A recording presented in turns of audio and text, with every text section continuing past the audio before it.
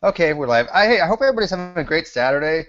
I know a lot of people are chilling. They've been asking me to have a hangout this weekend because they were bored out of their minds and they figured they want to be even more bored by listening to us.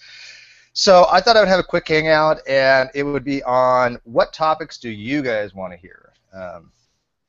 So anybody who's going to be listening later on, because nobody's listening right now, because nobody cares about us right now, go ahead and leave it in the comment sections what you want to, have our channel or my channel talk about. Oops, did it again.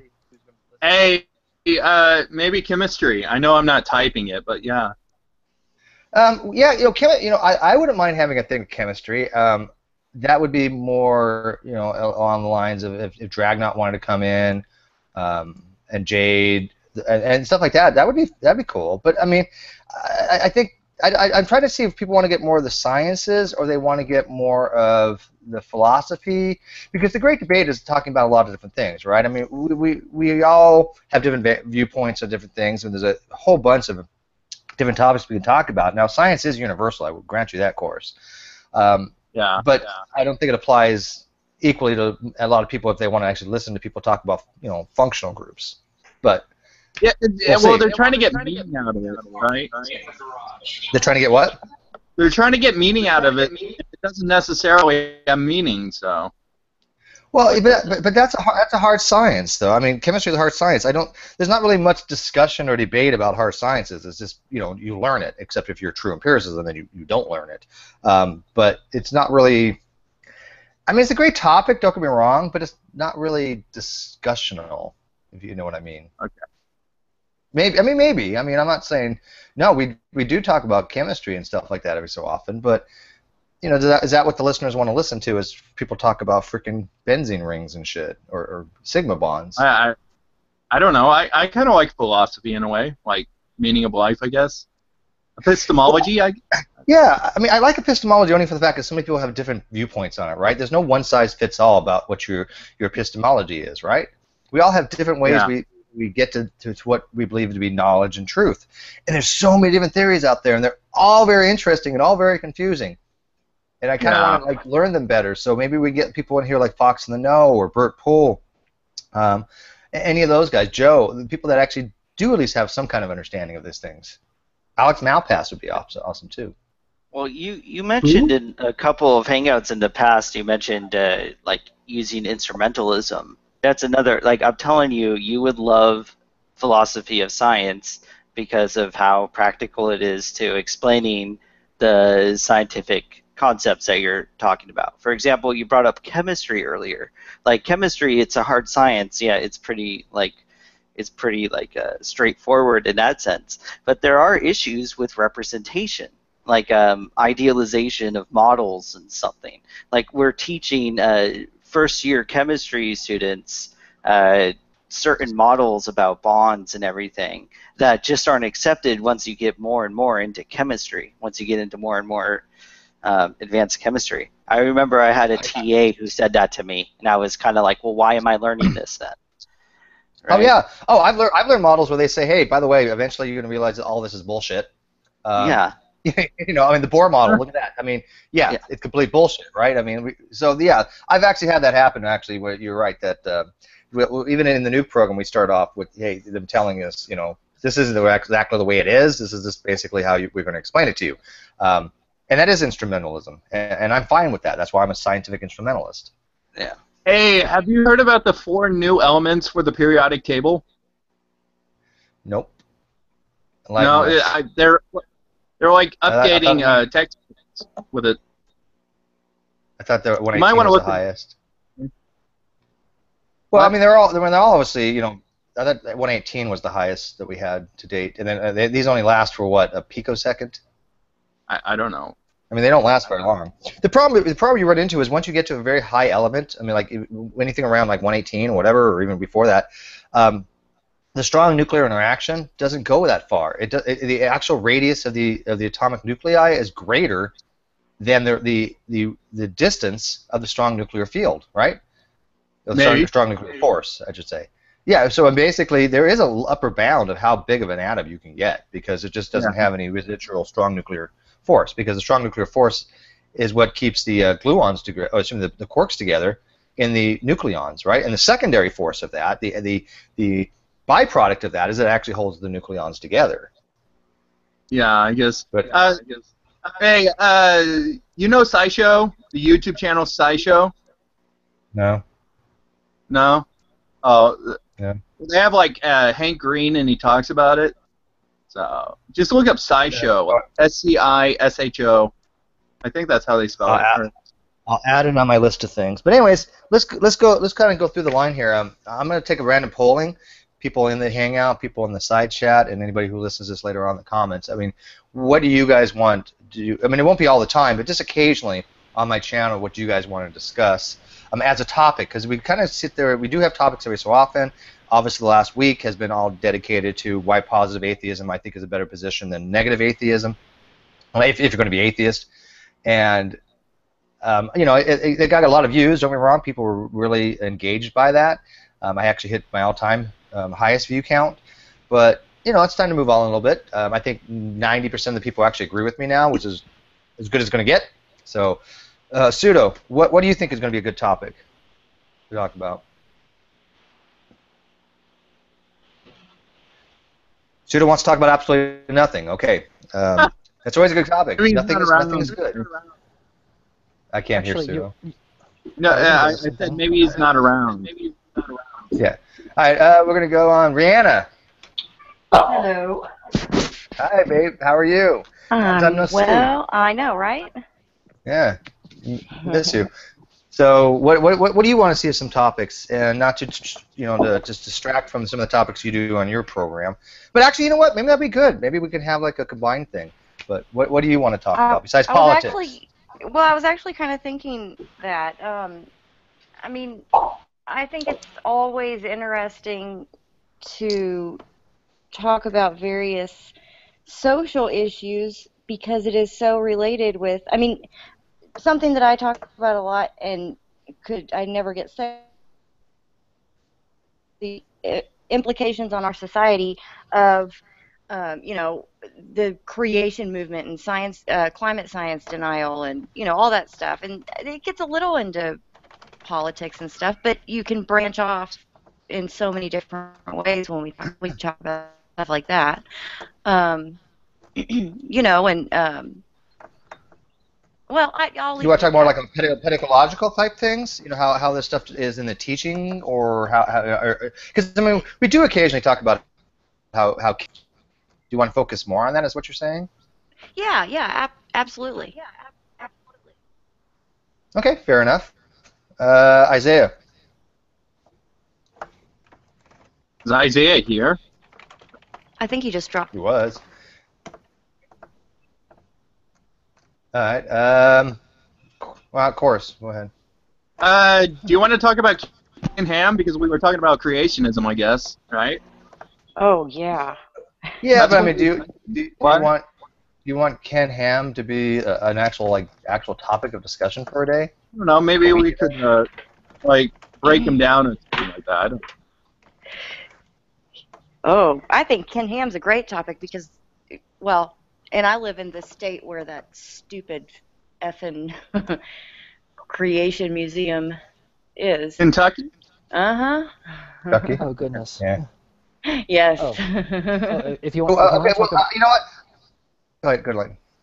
I was going to say, if you want to talk about how creationist beliefs have a way of affecting society, how's this one? Apparently, Christians don't want to believe in climate change or global warming because in the Bible, God promised that He will never flood the earth ever again. That's right. Oh, yes. wow. Yes, that's something that is. I hear that's a lot. Scary. Uh-huh. Actually, they could say it wasn't really God doing that. You know, it was by natural things. You know, God can interfere in His own ways. And when it comes to the next flood, it's not really Him, I guess. I don't know. I still think. I mean, whenever you're dealing with anybody that wants to make social policy, especially from a scientific point of view, based upon religious beliefs, yeah, I've got an issue with that. We're gonna have words. That's right. That's gonna be like Ted Cruz kind of shit, right? Well, and that's a big problem right now. I mean, I was telling you, a couple of hangouts ago, I was watching C-SPAN pretty late one night. I'm a C-SPAN nerd, I'll admit, and I was When do you watching have time? You're always watching my stuff. I was When do you watching have time? You're always watching my stuff. well, yeah. I was watching a recording of a meeting that had taken place. Actually, it was a hearing that had taken place earlier in the day, and it was a hearing specifically having something, something to do with climate science and drilling for fossil fuels in a specific area. They only invited, now that that committee is controlled by Republicans, they only invited theists, like church leaders, to this hearing to testify. And they started the whole thing off with a prayer. Oh, And then they started talking about wow. the biblical predictions. And the whole conclusion of this hearing was, well, we don't really have to worry about it so much, and we certainly don't have to spend any money on this because. Do you have documentation of this? This is on C-SPAN, you're saying? Oh, I bet I can find it. Yeah, I'll get you a link. I'll find it. Holy freaking! Are you fucking kidding me? I'm not joking. And see, this was actually a while back that I saw this. This was very shortly after Sheldon Whitehouse, who cares deeply about our environment, and he, is not scientifically illiterate. He was the head of this committee, and this was the first meeting or the first hearing that they held prior to Sheldon Whitehouse not being the committee leader anymore, and Snowball Jim Inhofe taking over. So it was crazy. It was crazy. Yeah, I definitely want to hear more about that. That we are going to talk about that later on. Wow, because I'm just shell shocked that they actually, in Congress are saying these kinds of things. I mean, these absolutely. people have got to collective minds to think that, oh well, it's like saying, well, the rapture is going to happen every day now, so who the fuck cares about North Korea, man? I mean, geez, it's just absurd. Yes. It was quite a violation. Enlightened. Abhorred. That's awesome. Yeah, that's a brilliant topic. I like that. So moving on down the line, and enlightened. Yes. By the way, you guys have got mods, so broadcast people. What do you want to see as future potential topics? Well, I found this to be a very interesting topic. You were talking about it earlier. Which one? You were talking about positive atheism. Mm-hmm. Yeah, all last week. Although, again, people didn't. Well, there's positive and negative atheism, and my whole argument when you boil down to it was just, I think positive atheism is the stronger form for atheism than the negative atheism. That's all what it kind of boiled down to. People have been kind of misunderstanding the entire argument, but I've got that already worked out though. Well, I was going to say most people now are understanding of it. Go ahead. I know. I guess I've never heard it called positive or negative atheism. I've heard it called strong and weak atheism. Yeah, see, the problem with that is that sometimes those words are used synonymously, and sometimes they're not, depending on how you mean by it. Because George Smith is the one that came up with weak atheism and strong atheism. But in philosophical terms, positive atheism means that you are asserting a belief. I believe blah, blah, blah. I believe God does not exist. That's a positive atheism. Negative atheism is I believe God does not exist. Okay? Okay. Well, actually, I should say I should say a negative atheist would say I lack a belief. How about that? I'm going to correct that. So a positive atheist would say I believe God does not exist, and a weak atheist would say I lack a belief that God exists, because they're not asserting anything positive. That's the difference between positive and negative atheism. And would you say that certainty would go beyond the scientific certainty with which we regard theories like gravity theory or germ theory? Yeah, but we're not, when it comes to that kind of stuff, we're not talking about certainties. We're not talking about epistemological things either. We're talking about strictly doxastic, right? We only want to know what the belief is, not what your knowledge is. We want to know when we ask the question, what do you believe on something? And it doesn't go to certainty. That's why I was mentioning earlier, when we talk about fallibilism, I'm fine with that, right? I don't think we have to have a degree of certainty. Plus, I'm pragmatist, and that's one of the things I wanted to talk about.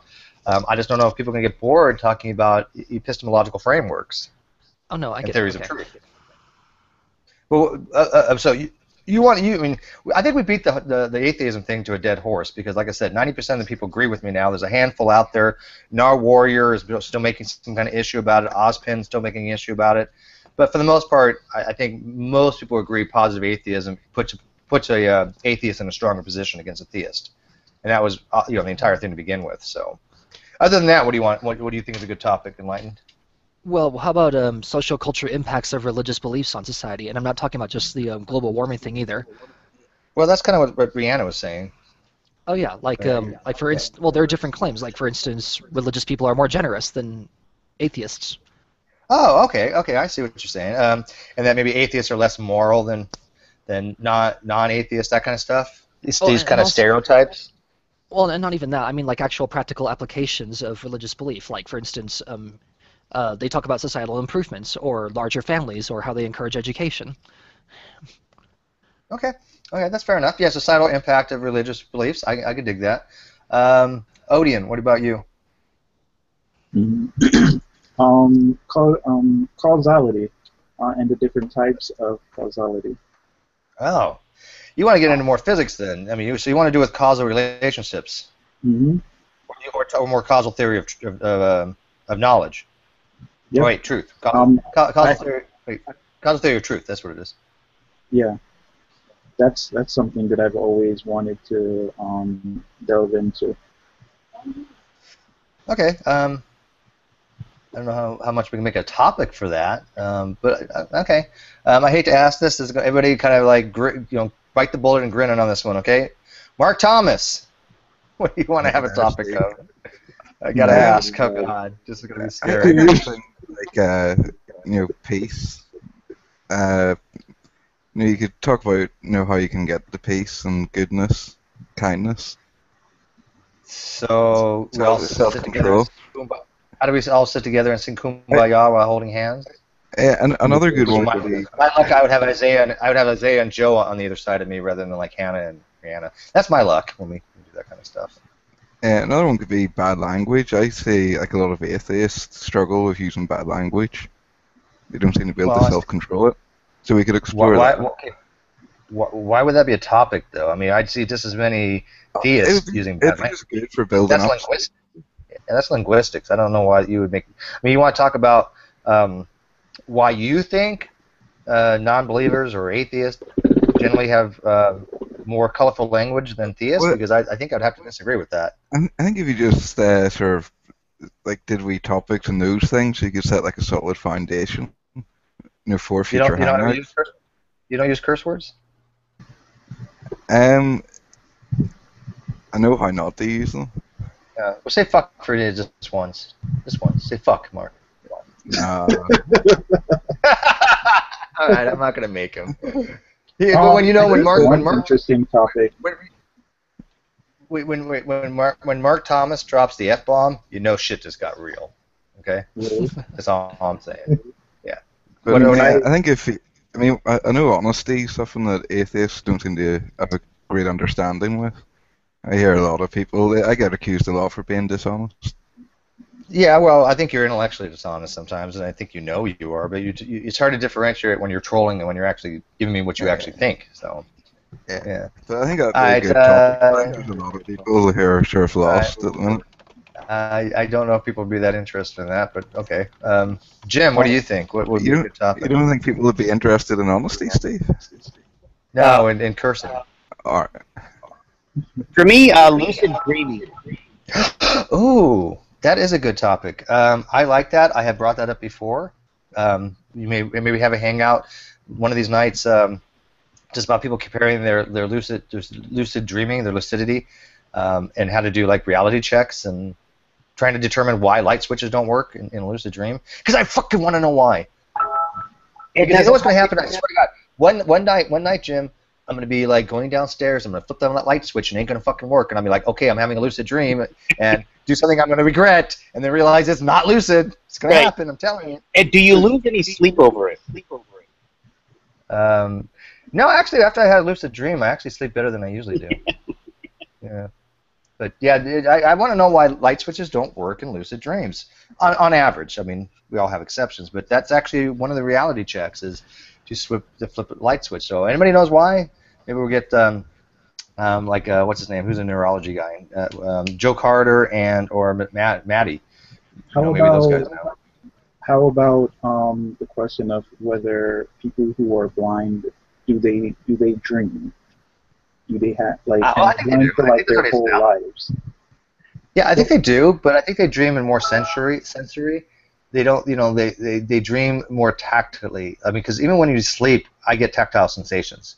You can feel something in your dream, and it's just as vivid as real life. So I think they dream differently, but they definitely do dream because you can look at monitors and see that they're dreaming. But Mm-hmm. that would be cool, though.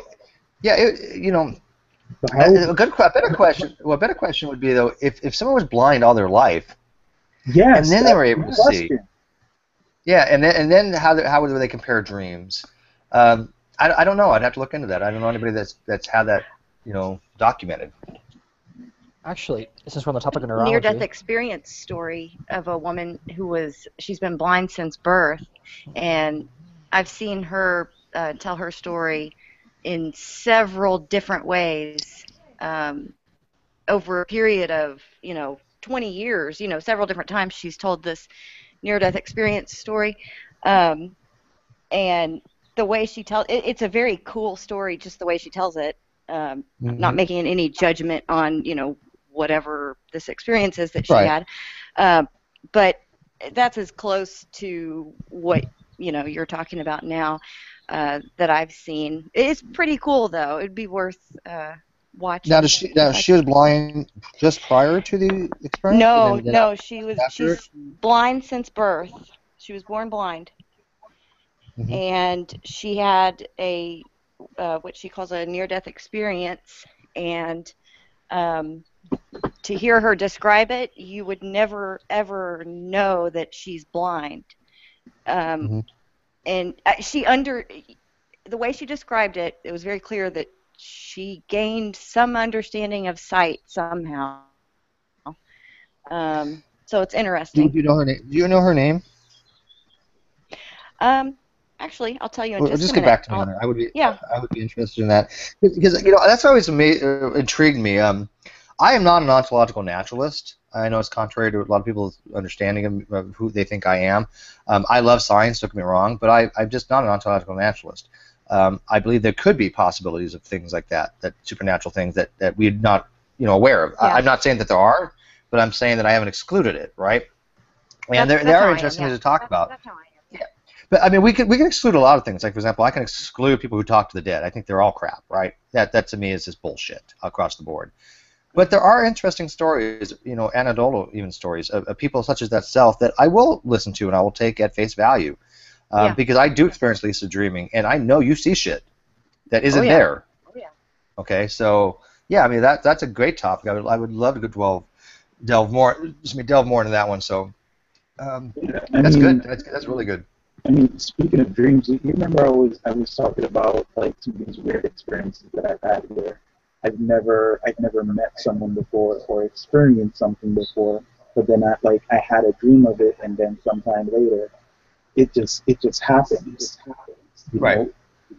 Stuff like that it's just really, really weird. Well, some of that could be chalked up to just a law of large numbers. I mean, that's the problem. I think that if we have these kind of experiences, they're so far and few between that they get mixed in with just the noise, the white noise of randomness, right? So it's hard to even differentiate as what is this a lucky occurrence and what has statistical significance. Heavy, what about you? What do you think would be a good topic? And don't sit there with your gay agenda that you're promoting on everybody, buddy. Oh crap! You found me out. Damn. Now, what do you want to talk about, my friend? What do you think would be a good? I was looking at the list that you had posted, just for the hell of it. Foundationalism and fallibilism. You think those are good topics? Did I say that right? Fallibilism, yeah. Yeah. Fallibilism is basically the position that we really cannot know anything for certain. I mean, anything that you think you know has a degree of uncertainty, and that we could be wrong on the absolute picture, right? And I get that, right? That's why I am a scientific Make that a fundamentalist. topic. make Yeah, that a I topic. think that's a great topic, and that's one of the reasons I put it in there because, first of all, it gets rid of all this presuppositionalist shit, right? I mean, if you're a foundationalist and you're a falsificationist, then you don't give a shit about presupposition because that argument, or I don't even call it an argument, but that whole line of questioning is just irrelevant, right? I'm a pragmatist. You're done. You know, where are you going to go with me? You know, I'm already accepting that there might be a degree of uncertainty across the board, but in certain frameworks, then yeah, there's no uncertainty there because we're dealing in a strict framework. We can certainly say that 2 + 2 = 4, right? Right. There's certain things that are analytical statements that are not contingent upon anything else, and so they cannot be false. And so yeah, I would love to get more into that, but I would like to get people in here. By the way, I'm getting an echo. I think it's heavy. I'd like to get people in here that are really familiar with these topics more than just us lay people. You know, maybe Alex Malpass and Ozzy, Fox in the Know, Max Hangs Out.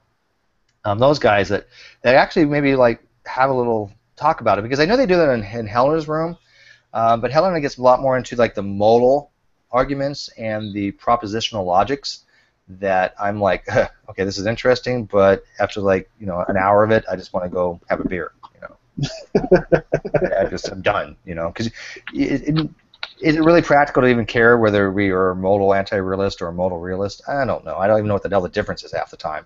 Just when I think I got it down, somebody changes it. So well, modal realism is a controversial. I think she only did one hangout on that, right? Because it's a pretty bizarre view. Yeah, but people do have it, right? More of a fun view. What? But people do. There are some modal realists out there. I mean, yeah, I'm not one. I would say that from what I understand, I'm definitely a modal anti-realist. But conceptually, modal realism, from what I understand, makes sense because of counterfactuals. But I can't go down that rabbit hole. Yeah.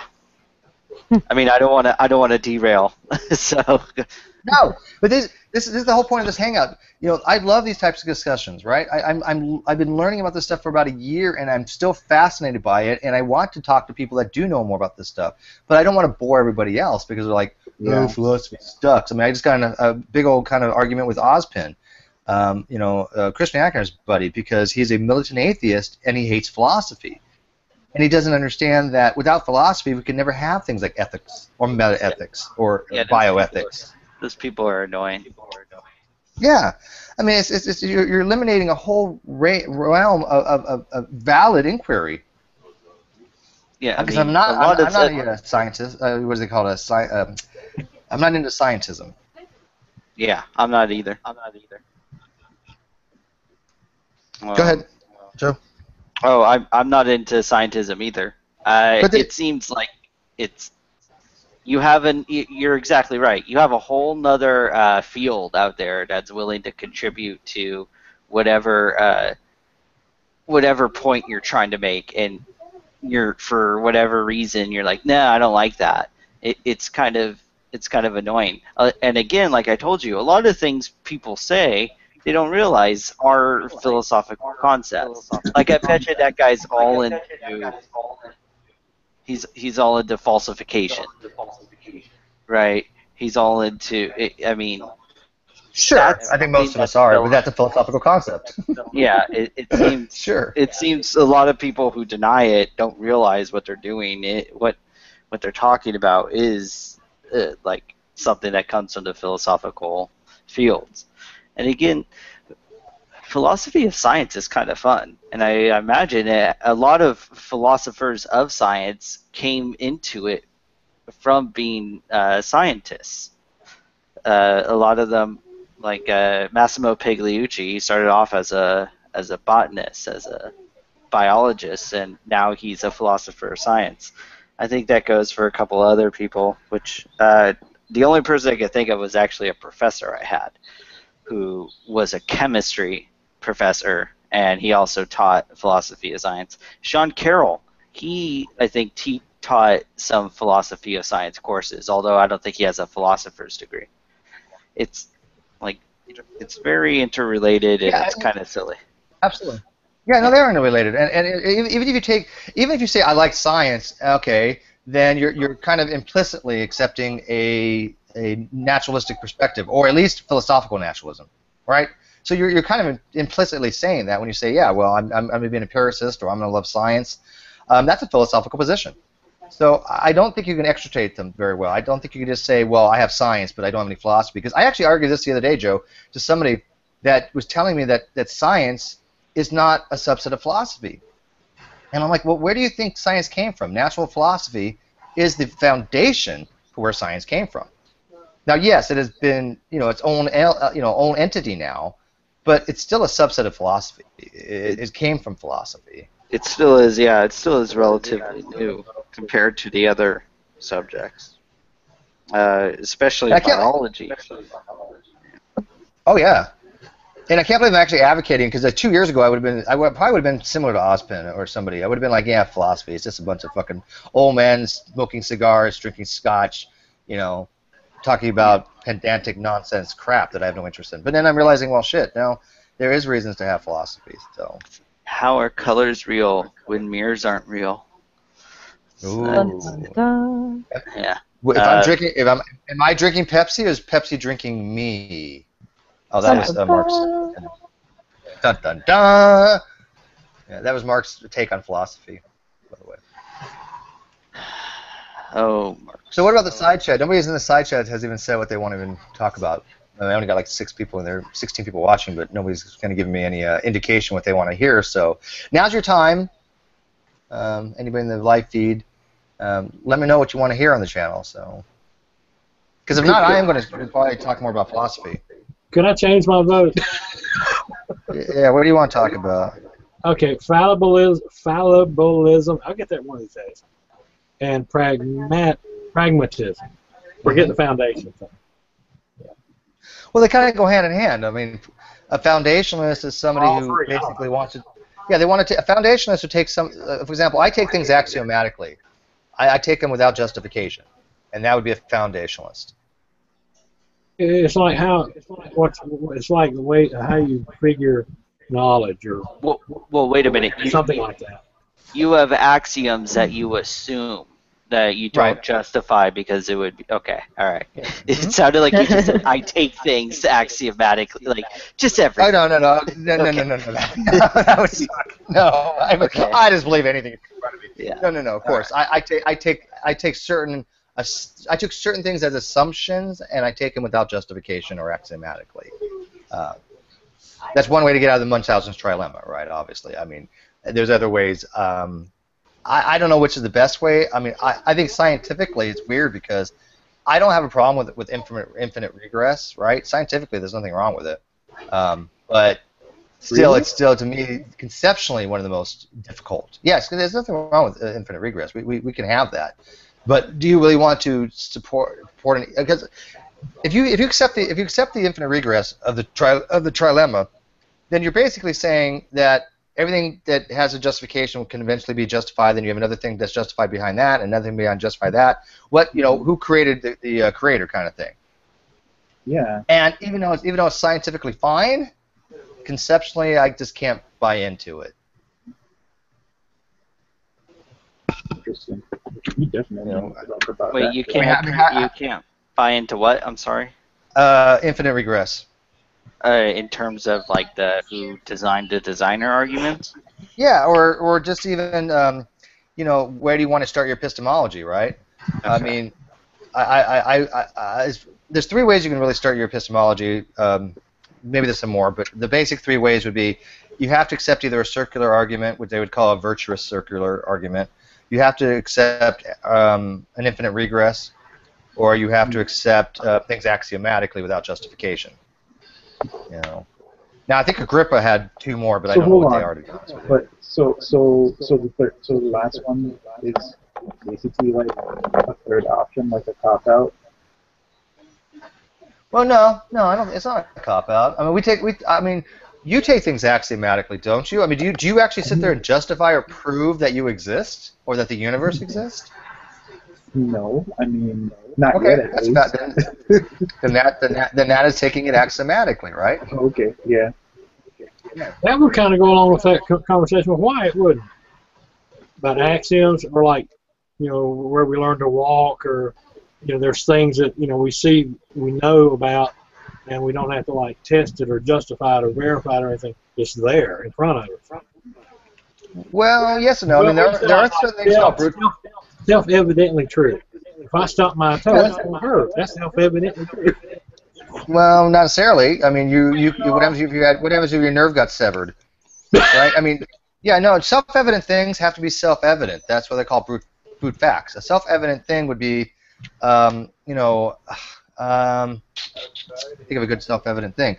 Well, existence is self-evident. I mean, we exist. We can't prove it. We can take it as a brute fact, right?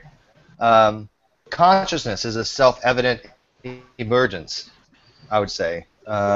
Even math is self-evident. I mean, maybe if you have one rock, it's law of identity. It's self-evident that you have one rock. You don't prove it, right?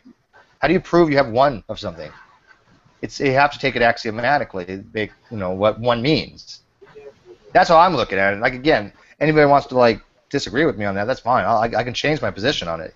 My epistemology could be all over the place. Who the fuck knows, right? Yeah. I say put it on the list. All right, so I mean, you guys wouldn't mind if in the next couple of hangouts we talk more about maybe correspondence theory of truth, deflationary theory of truth, causal theory of knowledge, and all these different positions that people can have, because they are confusing. I don't think any one of us actually understands them too well. We kind of have a tertiary understanding of them. But if we got somebody who actually did understand them quite well, I think it would be interesting. I think it would be an interesting hangout, and we can ask some questions. Like I said, I want to know if pragmatism and fallibilism are mutually exclusive, because I don't see why they would be. But again, I didn't understand why Aristotelian logic was flawed until Ozzy showed me with the square of oppositions. So. Sorry. Go ahead, Abby. No, I was just going to say a lot of the conversations we have to do with how do you know what you know, or knowledge, or how do you get your knowledge, and where it comes from. What's your foundation for knowledge that you have, or something? A lot of times we'll start out talking about one thing, and then they'll go, well, how do you know? And that leads down this road of the rabbit hole. Where do you get it from? Yeah, that's why maybe if we have these kind of hangouts, we could say to somebody, I would say, hey, John the naturalist, what type of theory of knowledge do you conform to more, or what kind of theory of truth do you conform to more? Then you have a kind of understanding of what somebody's coming from in their position. Like, for example, Matt probably has a very well-defined epistemological framework, right? I mean, Matt, what you subscribe to? No, I don't know. Wait, do you subscribe to justified true belief? I do not remember. Holy crap. Does anybody here subscribe to justified true belief? JTB? Because I don't. But I think it's very poor. I think it makes sense a little bit, but I think there's too many exceptions to it. Yeah, I subscribe to JTB. Oh, you are here. Oh, hi. Yeah. I mean, I also like for a coherentist then. Yeah, and Joe's a coherentist too. But I have issues with coherentism too, though. I mean, the problem I have with coherentism is, oh my goodness, you're actually accepting more of a circular argument a little bit. You're accepting that you cannot justify that the reality comports to reality, basically. That what we are seeing or what we're seeing.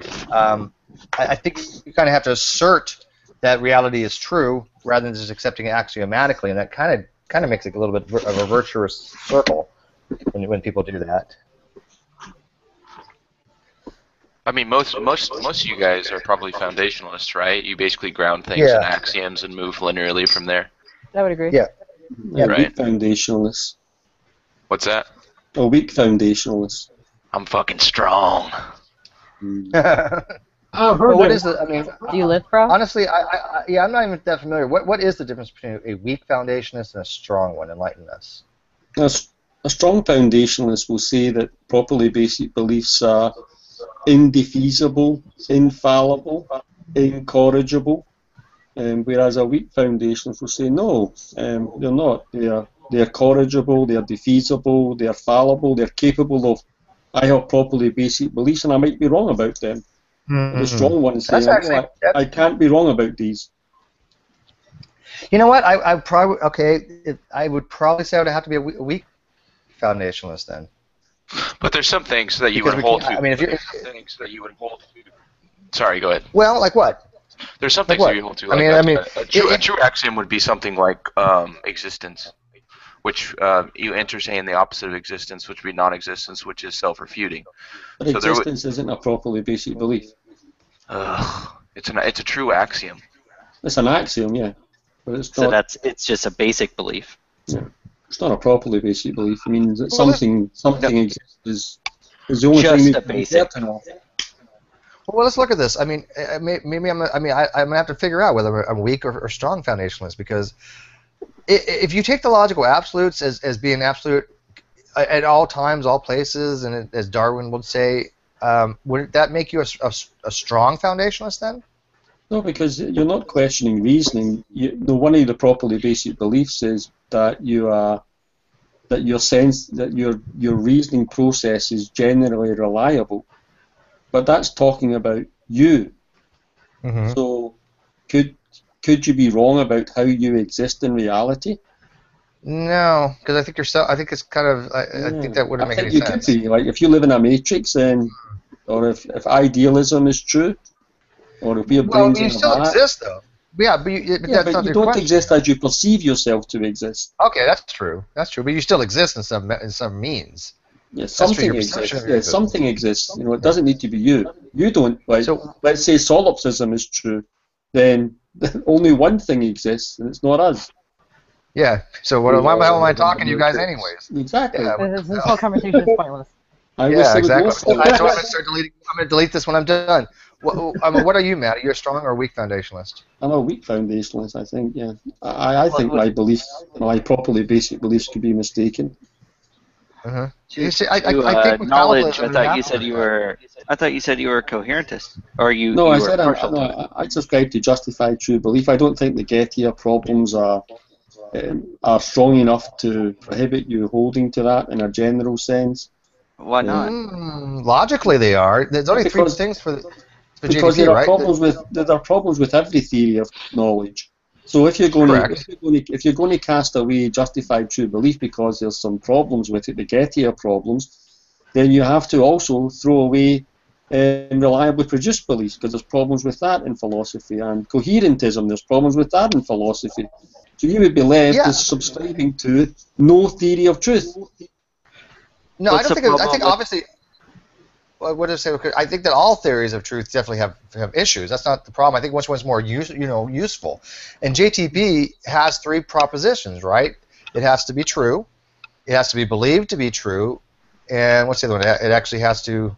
Oh my goodness. It has to. Somebody remind me. Okay. You have to be justified in that belief. Has to be justified. Thank you. Has to be justified for that belief. Correct. So I mean, that makes sense. But once you get to one of the Gettier problems, all that kind of goes away, right? Because you're not justified, are you? Well, yeah, but Well, you you're can. justified based off of something false. I proposed an amendment to the justified true belief that would resolve the Gettier problems. You want a fourth condition. So all things being equal, all things being equal, I believe P is true, and I'm justified to believe that P is true. Yeah, you want to resolve it by having a fourth condition. Yeah, all things being equal. So that resolves Gettier problems. Well, So let's no. say if I get up in the morning and I'm running to get to work, and I rush down the stairs and I start work at 9 a.m.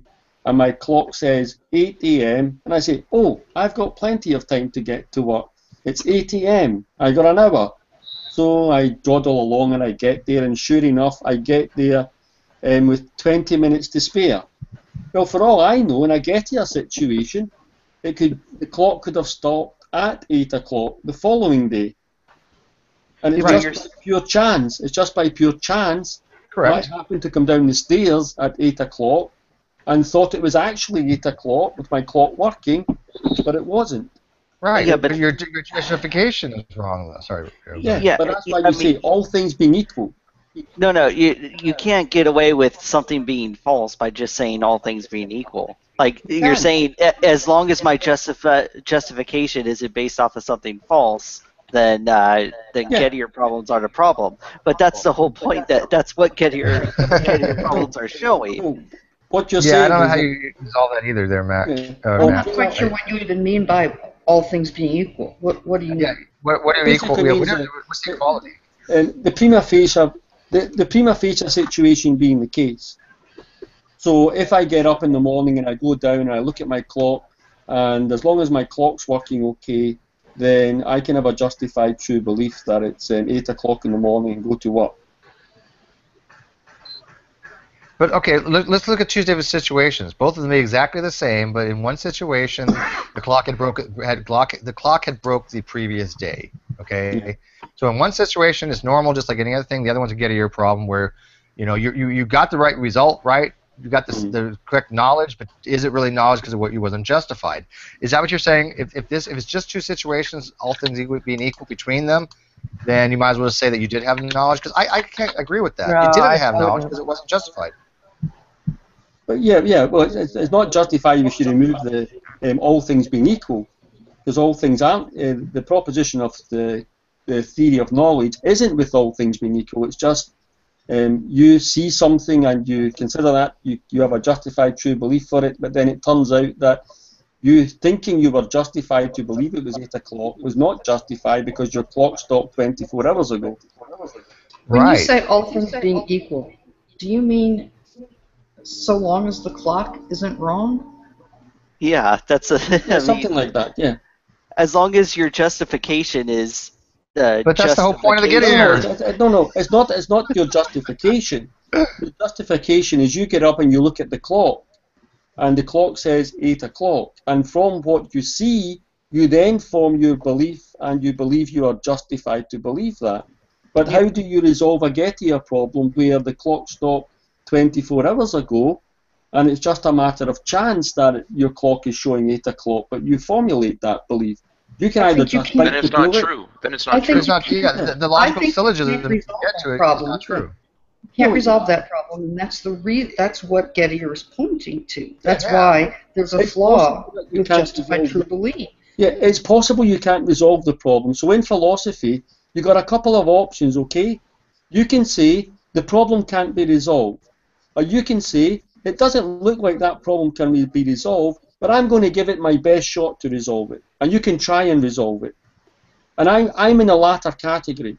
I don't care what problem you present to me in philosophy, I'm going to try and resolve it. But the problem is that And that's the spirit of philosophical inquiry. no, I'm not. I agree with your spirit, and I appreciate your spirit. But that I doesn't just make don't- you right. Well, no, Of course because- not. Of course no, not. no, That's no, why no. you put it out. I just don't quite understand in what way all things being equal. Well, resolve. neither do I completely. That's what's called making an attempt. Sure, Yeah, no, absolutely. I can't fault Matt for that. I mean, he's actually Nobody's trying to faulting come up with some Well, reason no, because That's not the Yeah, point and I that's think being that's the problem with contested. too much. I think that's the problem with too many people, that they think because something's said, because something's claimed to be, they say, oh, okay, the Gettier problem can't be resolved, and they don't try. It doesn't matter. To me, if you what come it, with a- to so me, but- it means yeah, but- that justified but- true belief that there's something wrong with that. Yeah, We but still let- don't have a good definition of knowledge. Yeah, but let me take you along a journey. Let's say someone comes along and they say to themselves, you know what? I'm not going to just accept this, that the Gettier problem's irresolvable. I'm going to make an initial attempt to resolve it. So they post something ridiculous like, all things being equal, I have a justified true belief, or on the prima facie case, I have a justified true belief. And people poo-poo it and they nonsense it, and oh, that's nonsense, that's false, that's rubbish. But then someone else sees that, who's also... But we gave you reasons. Wait a minute, let me finish my journey. Someone else sees that and says, you know what, that doesn't work. But hey, maybe if I tweak it a little bit, and they tweak it, and they come up with something else, and then that gets poo-pooed.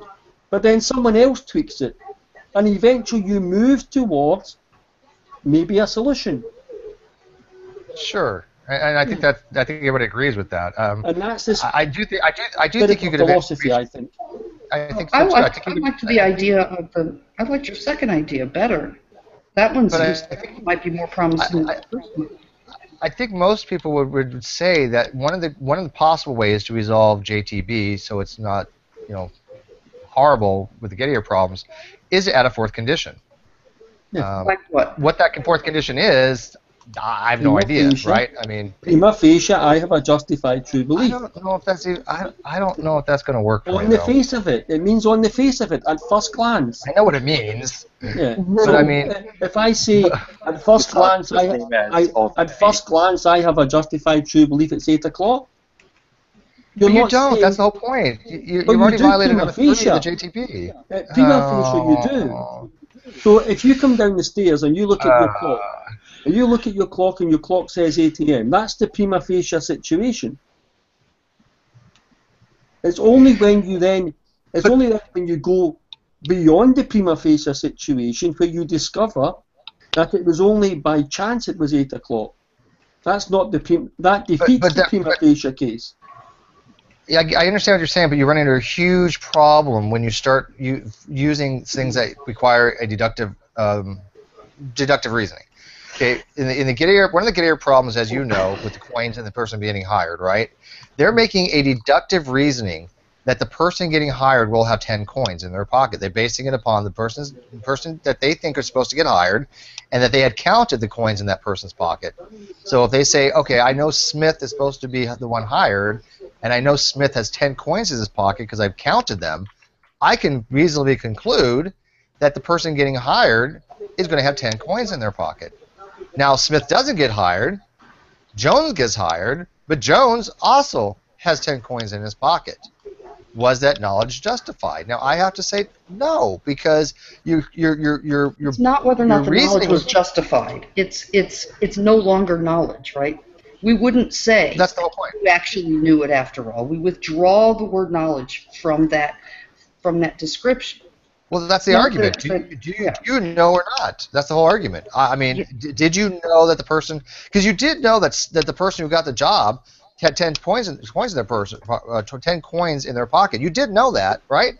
But you were by wrong reasoning. So you said, was that knowledge justified? And that's really not. I was just trying to. I don't know. I mean, I think it's necessary. I think it's necessary, but not sufficient. You see, I got published in philosophynow.org on my resolutions. I posted in the side chat. philosophynow.org. Matt Bell, the Gettier problem, no longer problem. Published in a philosophy journal. Okay. The thing is that Gettier cases they're only a problem. You have to say about that? Congratulations. No, I didn't. I'm only joking. It's not my article. Yeah, they're only a problem. They're a problem because they exist. If you say all things being equal, then it won't be a Gettier case. They're not a problem. So what you're doing is you're sidestepping Gettier problems. What? No. Yeah, no, just the opposite. He's pointing out to you that you no longer get a problem. The prima facie, I have a justified true belief that X. You're saying that if Gettier cases don't exist, Gettier cases aren't a problem. No, you're not. That's a good one. It works. That's You're not saying that. You're not saying that. You're saying the Gettier problems only come into play when you consider it below the level of prima facie. So if you're only saying prima facie, if you're qualifying your statement to have a justified true belief by prima facie, you don't get to the level of Gettier problems. They still exist. You just don't get to them in your claim. So you don't solve for them. No, I'm not claiming to have solved them, but that article that I posted in the side chat does claim to have solved it. I mean, there's a lot of different arguments that go about it. I found a recent one. There's like, I'll send you an article that I found if you're interested. Can you see the side chat? Yeah, I posted that the Gettier problem no longer a problem. Yeah. I'll check it out later. But I think I mean, it's hard to believe this thing's no longer a problem because I mean, these are all you can't just dismiss them because they are problems according to JTB. I mean, you have to change JTB, or if you change JTB, then yeah, it's no longer a problem, right? But the whole thing is they're a problem to JTB.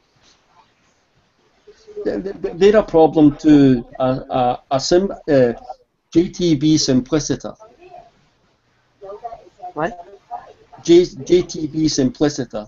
So just a simple presentation of JTB. However, in philosophy, no one with the spirit of philosophy in them is going to sit content with just saying, "Oh, the Gettier problem's not resolvable. Let's move on."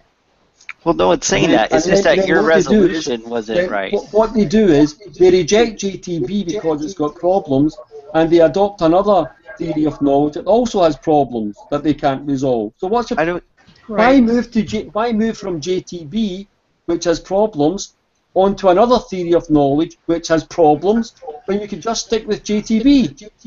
Because I think there's more instances. Because it has a problem. So does the other ones.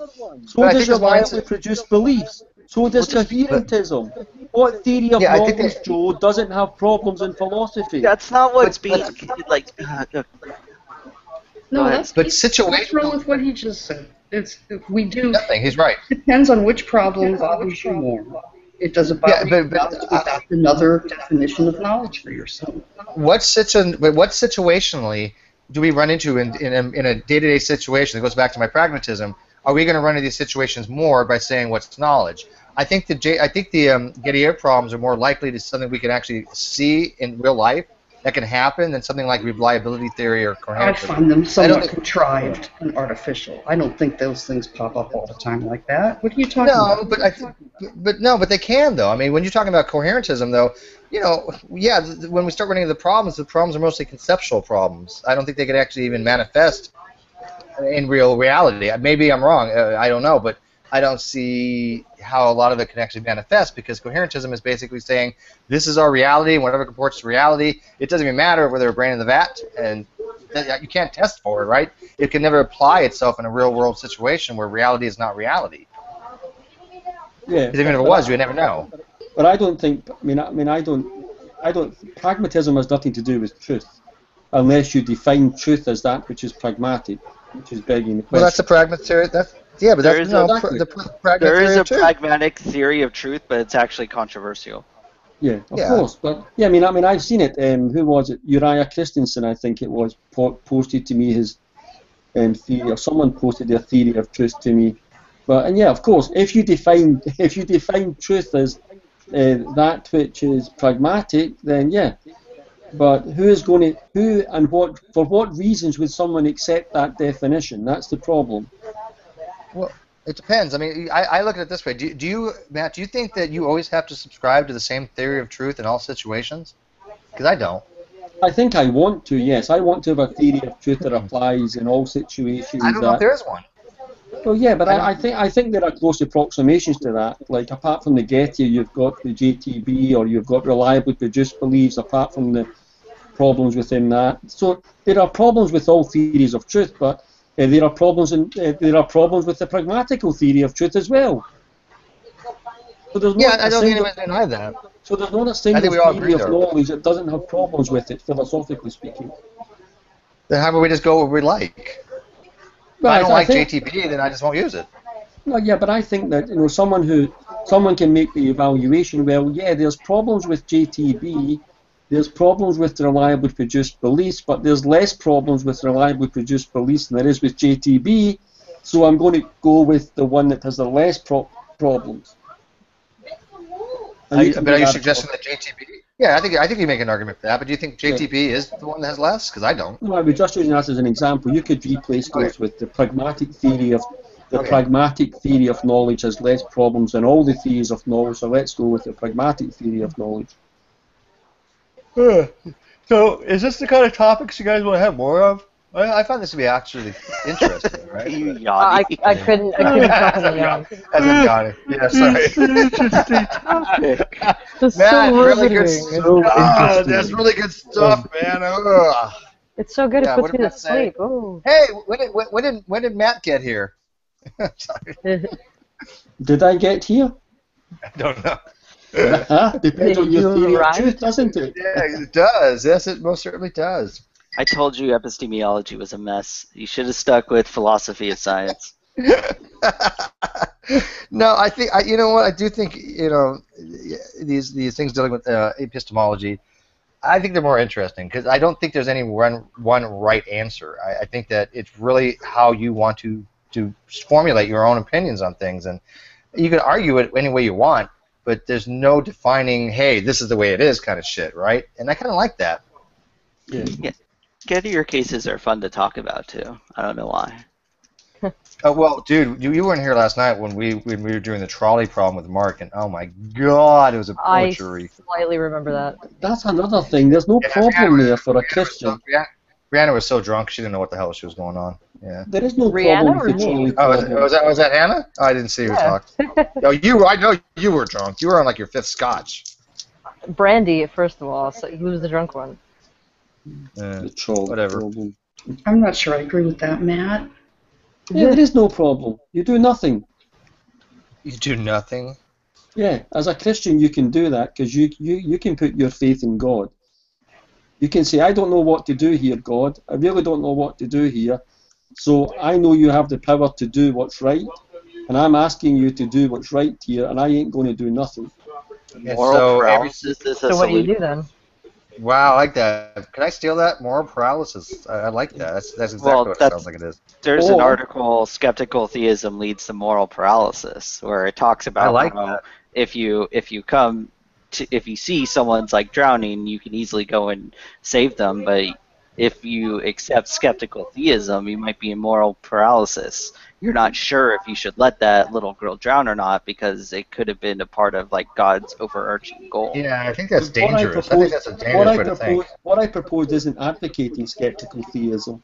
I'm just telling them where I got the term from. That's all. It's talking about a specific situation where you really don't know, sorry, not what you don't know. You really do know, but whatever you do, something bad's going to happen. Yeah. All right. So in that situation, in the very first part of the very first situation of the trolley problem, you're basically going to say, I'm going to put it in God's hands, and then hope to God that if God wanted to intervene and push the button, killing the fat guy and not the family of 5, that you think that's going to actually happen. Because I don't think that's going to actually ever happen. I don't think that's. I'm not advocating like if you're a Christian, you don't hope to God that God responds to your request. You know that God's going to respond to your request. You know that if you pray to God in that kind of situation, that God is going to respond. The prayers of an effective man availeth much, as the book of James says. So a Christian is going to believe that.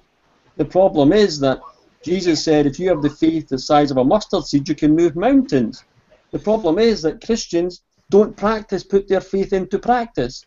In that situation, you would put your faith as a mustard seed into practice, and you would expect God to move a mountain, and He would. All right, so let me rephrase the question. Do you actually think there's a chance in that situation where that button is going to be magically pushed by God, or God's going to do something to make a Christian's going to believe that for yes. you? A Christian is going to believe that, yes. Yeah, I've got a problem with that. I don't know about anybody else. But that's because you're not a Christian. If you were a Christian, you wouldn't have a problem with that. Well, no, I think that some Christians would, because you cannot make those. I mean, you're basically relying on an intervention, right? And I don't think God gave us autonomy to be moral agents, to not make these moral decisions on our own. I think this is contrary to what it got. But there is no right moral decision you can make there. You don't have enough knowledge to make a right moral decision. But then not making a decision is still a decision. Yeah. No, No. Because you're not making a decision on the situation. You are making a decision to pray to God and put your faith in God. Right, but God is not going to press the button for you or stop the train and kill this. God is not going to do those things. Why would that be true on a Christian worldview? On a Christian worldview, God could do whatever He wants to do. That's not logically impossible. Yeah, but he's not like your. God could move everyone. God could move everyone on that track line into a safe area. God could stop the train. God could stop the trolley. God could make the button go off. But God could also let both of those parties die because the button wasn't pressed. So that way you killed both the family and the fat guy. No, I did it. Yeah, but and in doing so, I haven't done anything more wrong than if I had made a choice to do something without knowledge whether God wants it or not wants it. But again, we cannot sit there in our life, even as Christians, they cannot sit there and make pray for every moral decision to be in God's hands. They would exactly. or for well, yeah, like you are. Yeah, No, or you're for not. like all acts of This is what you're advocating. You're advocating that in a situation where no matter what you do, a moral evil is going to happen, someone is going to die because of this trolley there, natural evil. You're saying in that situation where no matter what you do, something bad's going to happen, you can say, okay, I'm going to put this with you, God. Now that's not to say in another situation where if you do A, something good happens, and if you do B, something bad happens, you can't make a moral choice to do A. Bad isn't synonymous with evil. Like, say again. Bad is not synonymous with evil. It can be bad and not evil. Like, not everything that's bad. On a Christian worldview, bad is evil. Like an accidental death is bad, but it's not evil. It's only evil when it's only evil when there's intent. I don't think you understand. I don't think you understand what the argument from evil is from atheism. It incorporates evil actions by people, but it also incorporates what's called natural evils, like the tsunami. Right, I don't buy into that. Like, I don't buy into that. Like, that doesn't even faze me. Like, I don't even understand why people make that argument. That's a philosophical thing. I mean, what do you want to include natural events as evil? I think you could have a valid argument either way. I don't know if I think that natural things are necessarily evil. No. But I understand in the problem of evil, he would be right? Because natural things are included in that. A tornado. My question. Here's a second resolution to the trolley problem. You could still pray to God, but you could pray differently. You could say, God, I don't know what to do here, but know what? I think the best thing to do here is to save the most number of people. So I'm going to start to do that action, and if you don't want me to do that, stop me. That's just absolving your own moral agency. Yeah, that's exactly. That's exactly. Tell me this. You're exactly doing that. Tell me what morally right choice you could make in that situation, apart from a numbers game based on lack of knowledge. I think in that situation, you'd have to make a choice, and that choice, whatever you make, would be better. Because either way, if you don't make a choice, if you don't do something, both parties die. So whether you choose to save the most quantity of people or you save one. No, they won't. They don't both die. The second time this has happened. Pointing out that it's a difficult question doesn't mean that your answer is correct. My answer is correct in a Christian worldview. Well, but this goes back to what Brianna was saying before she left. Is she still here? I don't see her in here. She was all fucked up the other day in the hang up. We couldn't see her. We could hear her, but we couldn't see her. So it was really weird, right? She was strange. Yeah, I don't know what it was. Well, somebody was ghosting. So anyway, somebody was ghosting, and so it kind of screwed up. But anyways, she was saying earlier today that people in Congress were saying, "Oh well, global warming, it doesn't matter because we're going to be, having a rapture one of these days, or God will take care of it." You cannot make these kind of decisions, even from a Christian viewpoint like that. You still have to make a decision, and it's advocating it, saying, "Well, okay, I'm going to make this decision, and if God doesn't want me to, He's going to tell me. Therefore, any decision I make, automatically you're going to assume God is okay with it, because if God doesn't intervene, you're going to go, oh well, yeah, it must have been the right decision because God didn't stop me." And that's just ridiculous. It's ridiculous. But it's ridiculous because it's a caricature of what I propose. That's why it's ridiculous. It's not what I propose. I think that's the rational conclusion. That it's not the rational conclusion. You attributed a lot of things to the person doing that don't belong to what I propose. So, for example, you propose that they would just be saying, "Well, whatever I do, I can say it was within God's will." You would not be in that situation as a Christian. You would be exercising your faith in the God that you believe exists, who is all-powerful and is an interventionist God. You would be saying, I think the right thing to do here, even though I don't know, I think the right thing to do here is to save the maximum number of lives. So I'm going to start to do that. I'm going to start changing that lever across. But if it's the wrong thing to do, stop me. But you would not know. That's your justification. But wait a minute. You would not know. You would not have knowledge after the event about whether you changing the lever, that God was involved, God was approving of that or not approving of that. You would just be having faith that okay, I did what I thought I did. I put it with God. Maybe God responded to me. Maybe that's how it happened, or maybe if you God don't was know, not. what's the point Or then? maybe God was You just not need to absolve involved in that yourself. whole process. But I involved my God. The reason why people object to this, I think, is because it's not an option that atheists have available to them. Because either way, either way, the consequentialism is the same. It sounds like to me you're just trying to absolve yourself from any responsibility for your moral action or inaction. How are you doing that if you take action and then you say, I don't know whether or not God was involved in that or not? Because the atheist is going to have the same problem. But it's not even about whether it's not an it's moral. It's what ethical decision would you make? All of us the trolley problem. The Christian has something. The Christian has something available to them.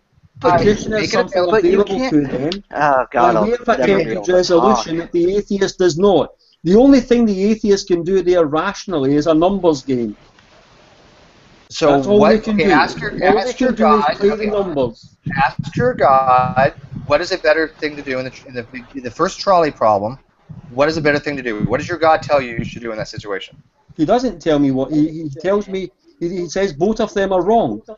I can use biblical examples. I can turn around. What would you do in that situation? No, both are not. You don't. I gave you punchline. Both options aren't wrong. There is no wrong option. There's just an option that you will like the scenario, right? Like this and is it's what not a moral dilemma. I've heard this before. I've heard this scenario put before, and what we have is we have a list of imperfect choices. How do you expect to come out with a perfect decision out of right? You strictly can't. So like in that scenario, me personally, because I have been endowed with the ability to think for myself and make my own decisions, I'm going to probably out of emotion go with whatever decision that there's going to be children involved. Like if children are in one group and not in the other group, it's probably the children that I'm going to save. That's extremely bad reasoning. Why? That's why is it extremely? Let me tell you bad reasoning. Let's say you've got one old guy. Let's say it's me, and then it would be much better. That's really both theist and atheist would save me over the children. I know that. It was Matt. Let's say you have an old guy. Let's say you have an old guy. And hang on, Matt. Wait. Joe has been trying to get. People have been talking over Joe because there's a little bit of a talk over. Joe, the conversation's moved on. It's fine. So let's say you have an old guy on one side of the track, and you have 10 children on the other side of the track, and you say, "Oh my goodness, children, old guy. I'm going to save the children." You don't have the requisite knowledge to justify that decision, because for all you know, the one guy who's on that line could be on the verge of solving. I don't care. I don't care. Wait a minute. Let me finish. Wait a minute. Bad about it either way. The one guy who's you're going to kill could be on the verge of curing cancer, come up with a cure for cancer. That's going to have worldwide application and save the lives of thousands of children. And, the 10 children, their future could be, they're going to grow up to be miserable thieves. Yeah, that's kind of silly. It's really silly, actually. You switch those facts the other way around. Like the old man, right, that you're talking about, could be he could be like the next cure for cancer, but he could also be the next mass murderer. Yeah, exactly. Guys, that's not a good argument. That only reinforces my point. No one is in a position of knowledge. You can only knowledge to say they've made a right choice. You can only make You can only make an informed decision based upon the information available to you. You cannot even bring in these extraneous types. You have informed. You have children on one. You have no children on the other. That's the information that you have. What would be informing your decision? The children. That's informational. You have information. What do you know about the children? You know their children. It doesn't matter. That's all you know.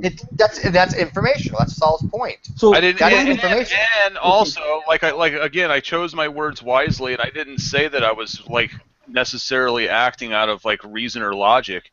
When it come to that, I said I was going to, in that scenario, I'm going to act out of emotion, That's his and I'm criteria. going to Emotions always going are to. bad. I don't. Emotions- Oh well. emotions So always are bad reason to act on anything. So it is. hang Matt. on, That's the creature that God made me to be. Yeah, I don't believe Matt, God made you. Okay. So. All right. Matt, so let's agree with it or not. Saul at least made a decision based upon his viewpoint, his justification. Okay, what is your justification? And I want a simple answer. You have 10 children on one side of the track, and you have an old guy on the other. Which one do you let die? And don't equivocate. Don't go into some rant. Just give me which one you think you have to let die. The children, the 10 children, or the one guy, and then you can justify it any way you want. My instinct would be to go and to save the children. However, I would be aware that I'm not in a knowledge position to do that But how with is that any any warning. different from Saul? Well, Saul's not saying that he is.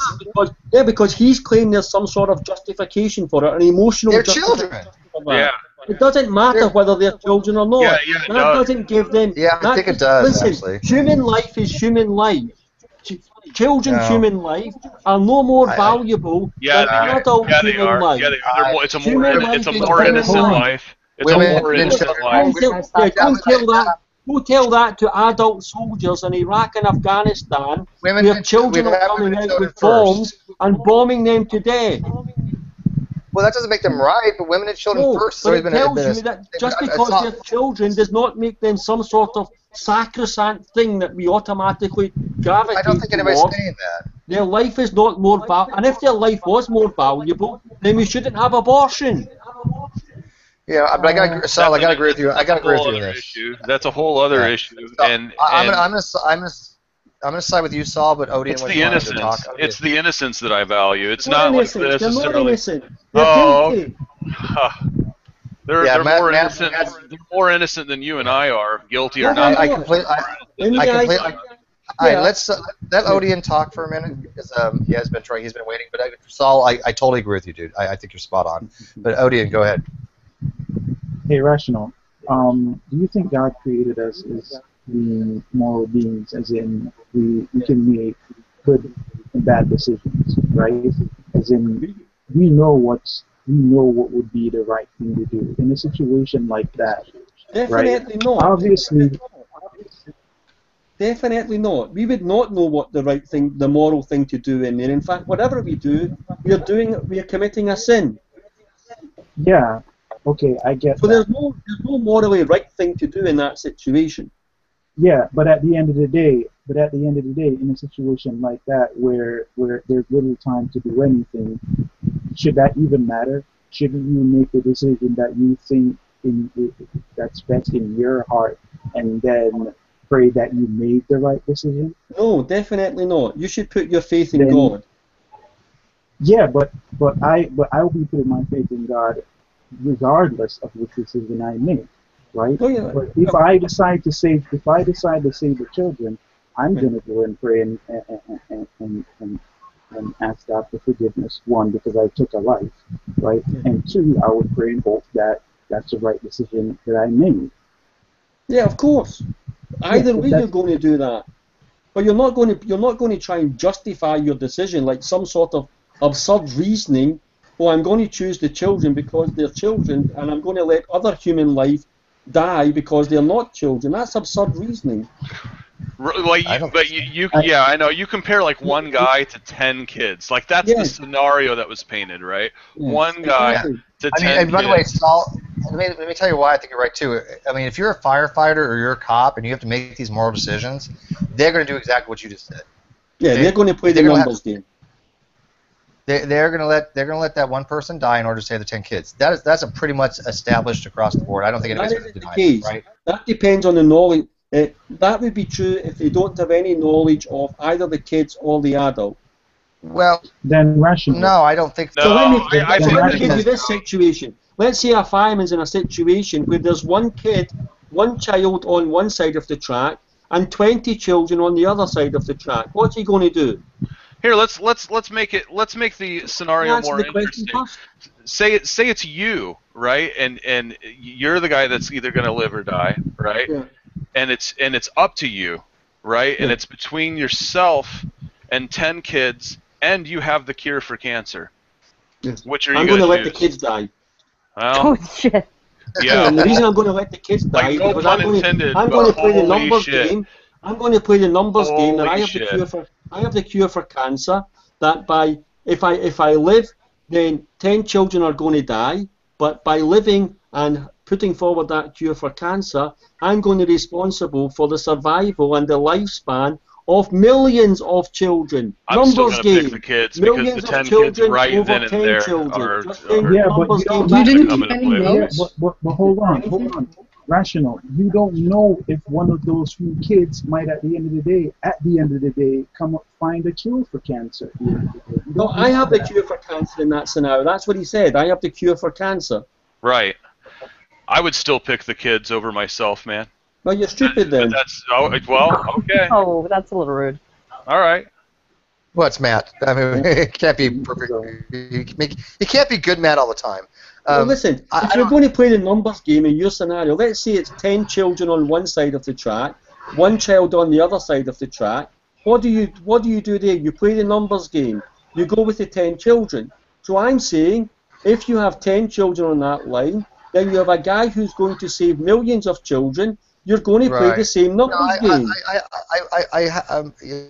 I got to say, I might be siding with Matt on this particular variation, Saul. You're in the heat of the moment, though. You're in the heat of the moment. You have seconds to decide, though. Yeah, I think that out of emotion, even if it's the wrong thing, even if it's literally the wrong thing. But the issue is that this is a utilitarian ethic. It's not like any. It's not any like. That's why I reject it. Yeah. Wait, you reject? Steve, wait, you just say wait. Okay. This is funny. funny. So I'm arguing within the. I'm arguing outside of the context of the resolutions I put forward from a Christian perspective. I'm arguing from a non-Christian perspective. Yeah, you just confused the shit out of everybody here, Matt. I'm thinking. Well, not me. I get what he's doing. So I reject utilitarianism as a defunct moral system. But you were arguing as utilitarian just prior, weren't you? Yes, because I put aside my earlier Christian responses, and I'm playing the game within the non-Christian secular worldview as if God did not exist. Okay, so the same situation is presented to you. As a Christian, what would you do? What situation? The situation that Saul just presented to you. I answered Saul. I would save my life because I know I'm going to. And I'm not saying that I'm right. Yeah, but you answered. Yeah, but you just say that you answered from a numbers point of view. Yes. You just took the numbers that's utilitarian. Yeah, that's utilitarian view. Okay. And numbers do play a part in it. Let's be realistic here. I mean, you've got 10 children, and you're Jack Bauer, and you're about to you need to get to dismantling a nuclear weapon because it's about to blow up and kill, 200,000 people. Then yeah, you're going to let those 10 kids die. I mean, that's just that's the numbers game. Yeah, because there's going to be way more kids. And you know why that is? Because you're going to kill way more kids to save this. That's the point. Yeah.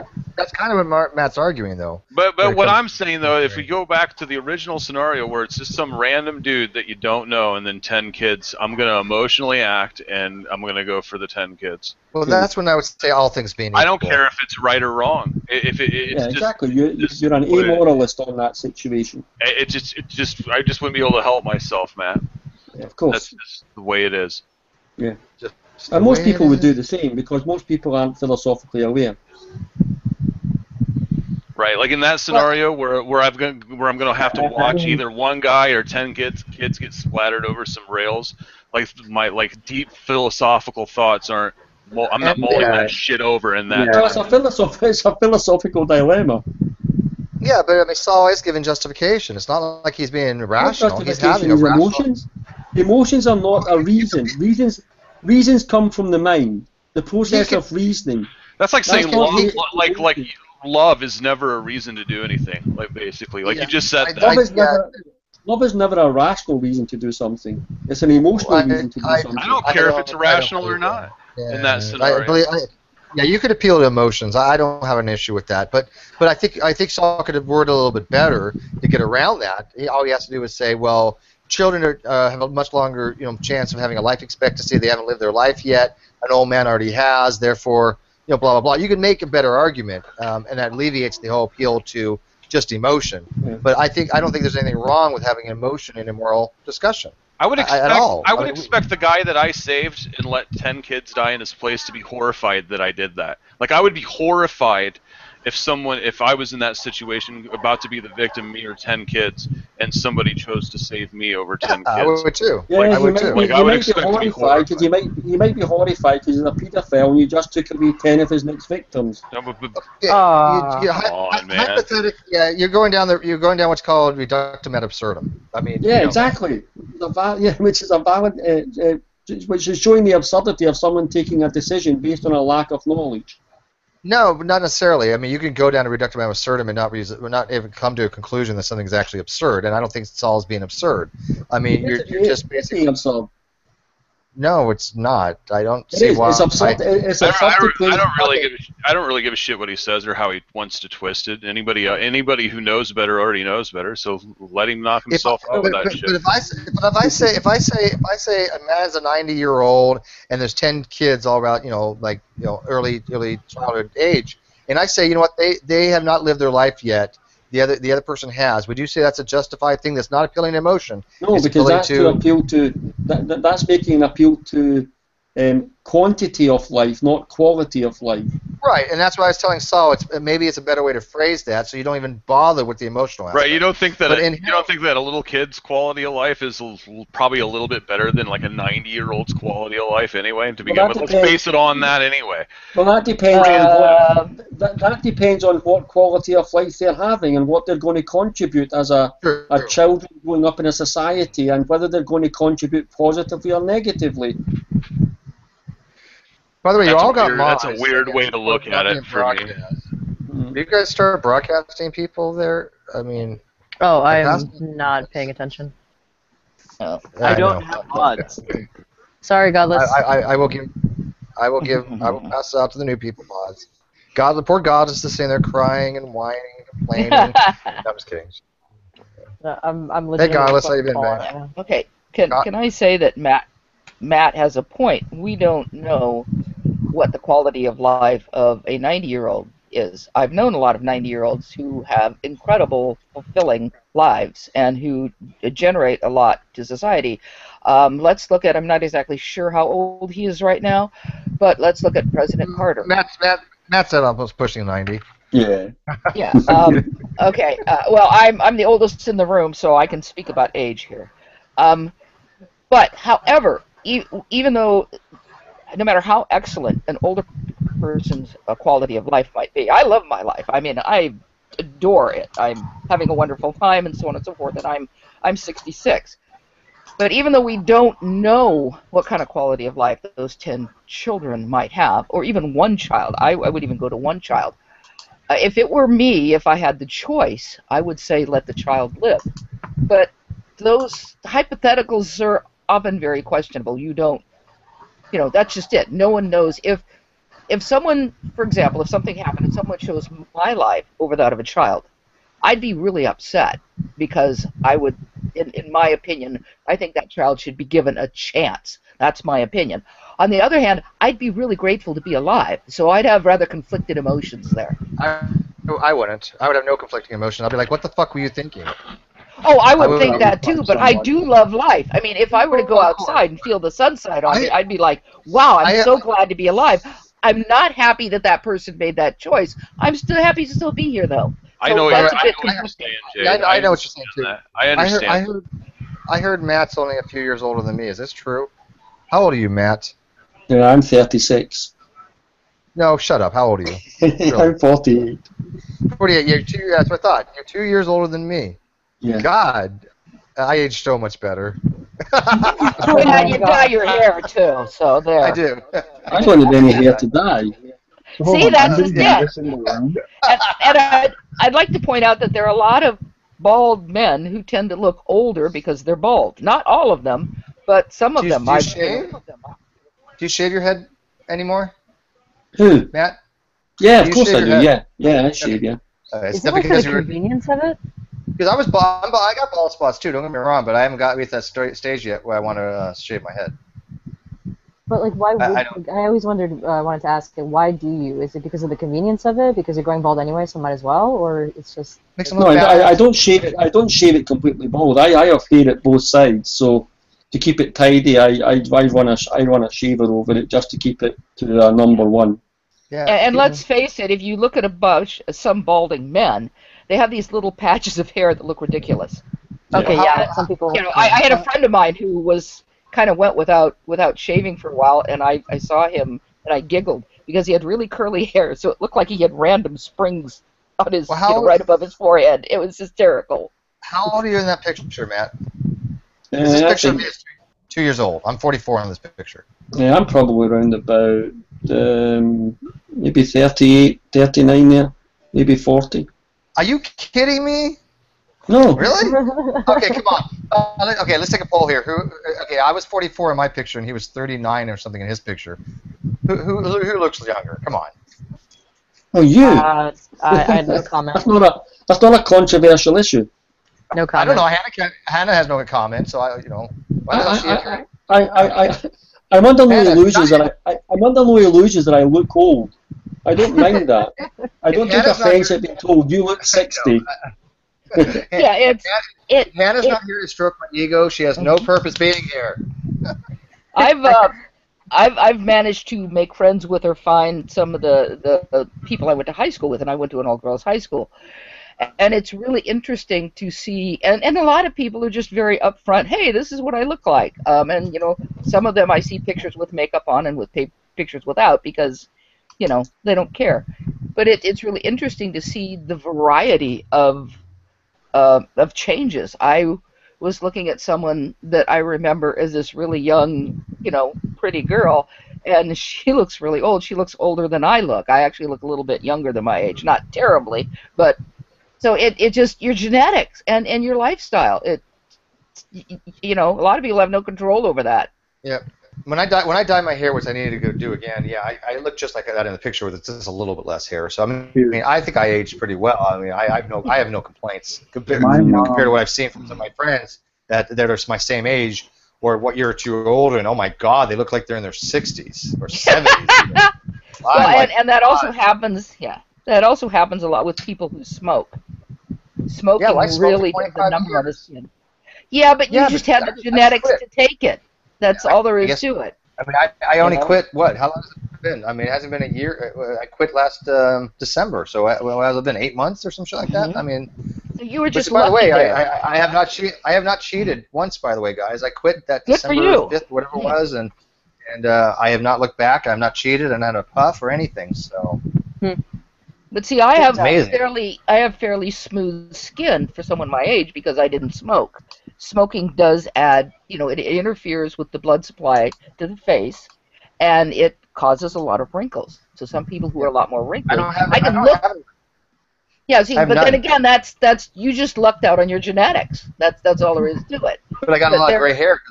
But my beard is gray because it's been that way for like years. Since I was 17, I started getting gray in there. So yeah, well, that's about the age. That's about. I actually started. I had 2 gray hairs when I was a freshman in high school.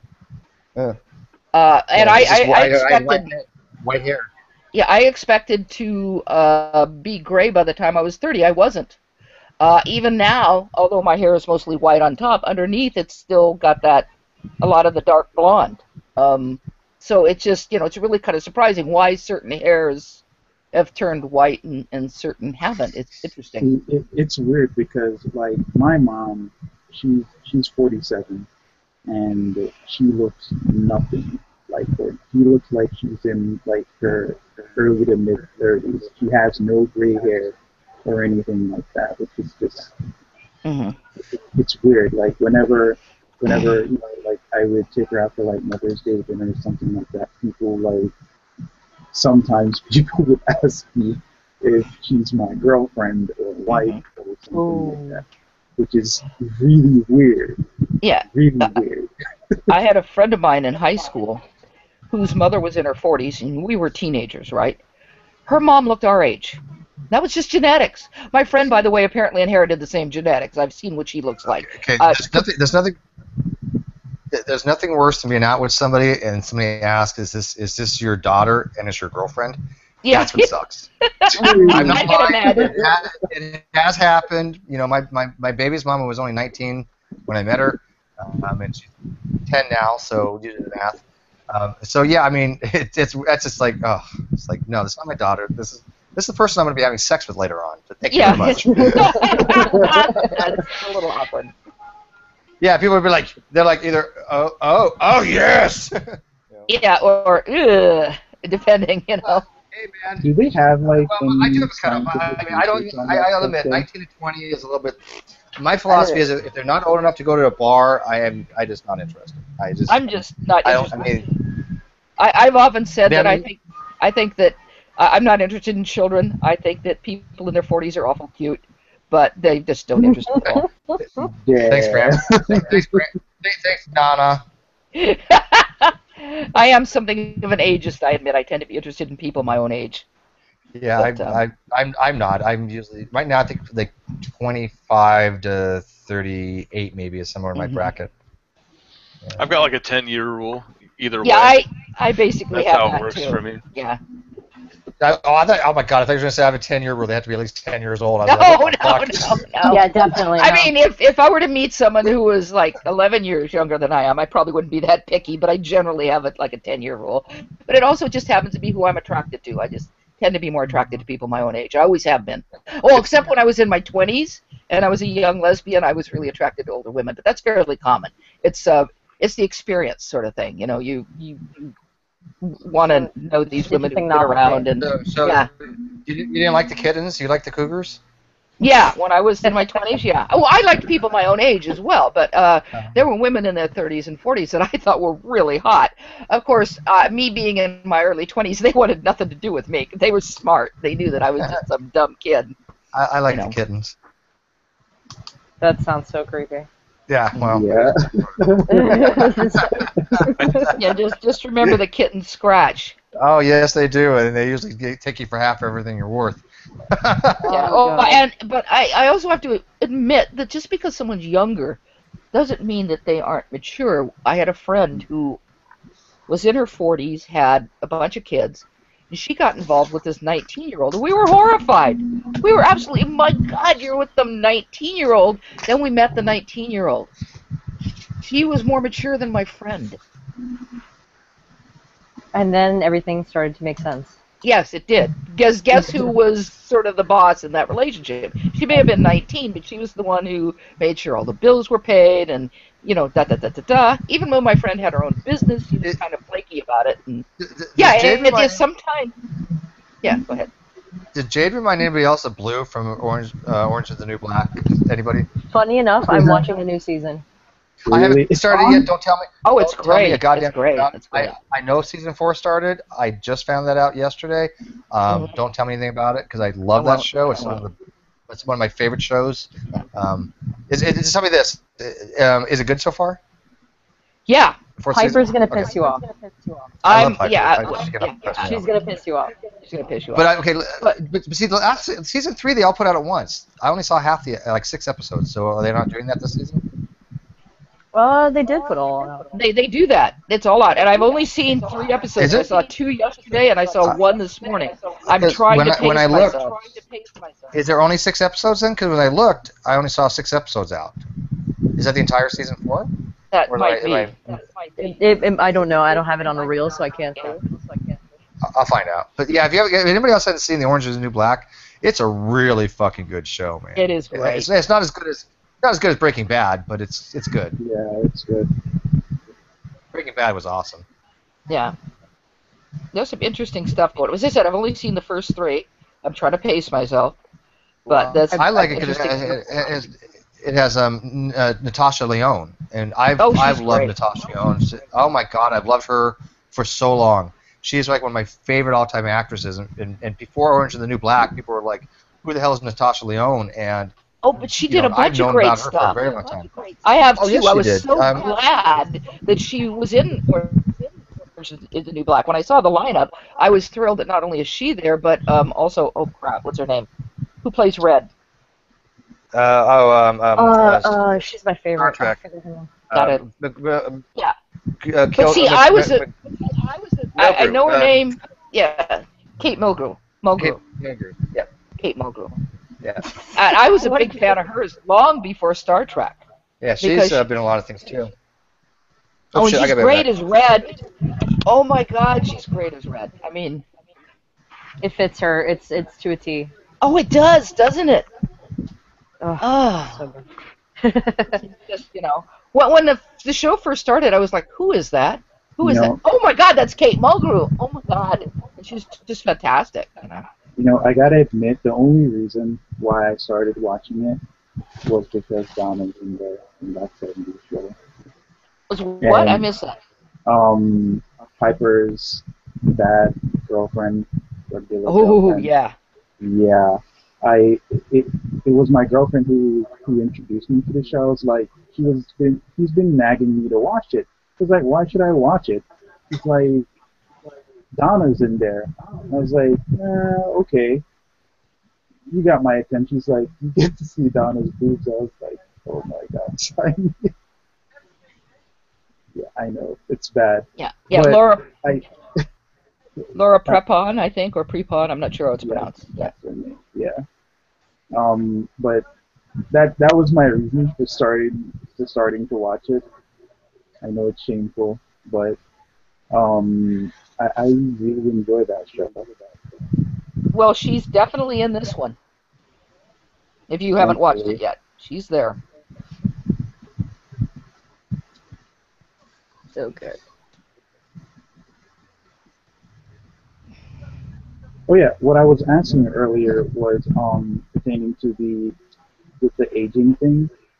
Are they doing any research in trying to figure out why some people, I guess, age slower than some?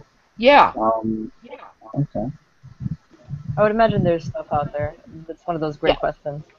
There have been a few really good papers so far this year, but since it's not a main interest of mine, except of course that I want to continue aging, I'm not fond of the alternative.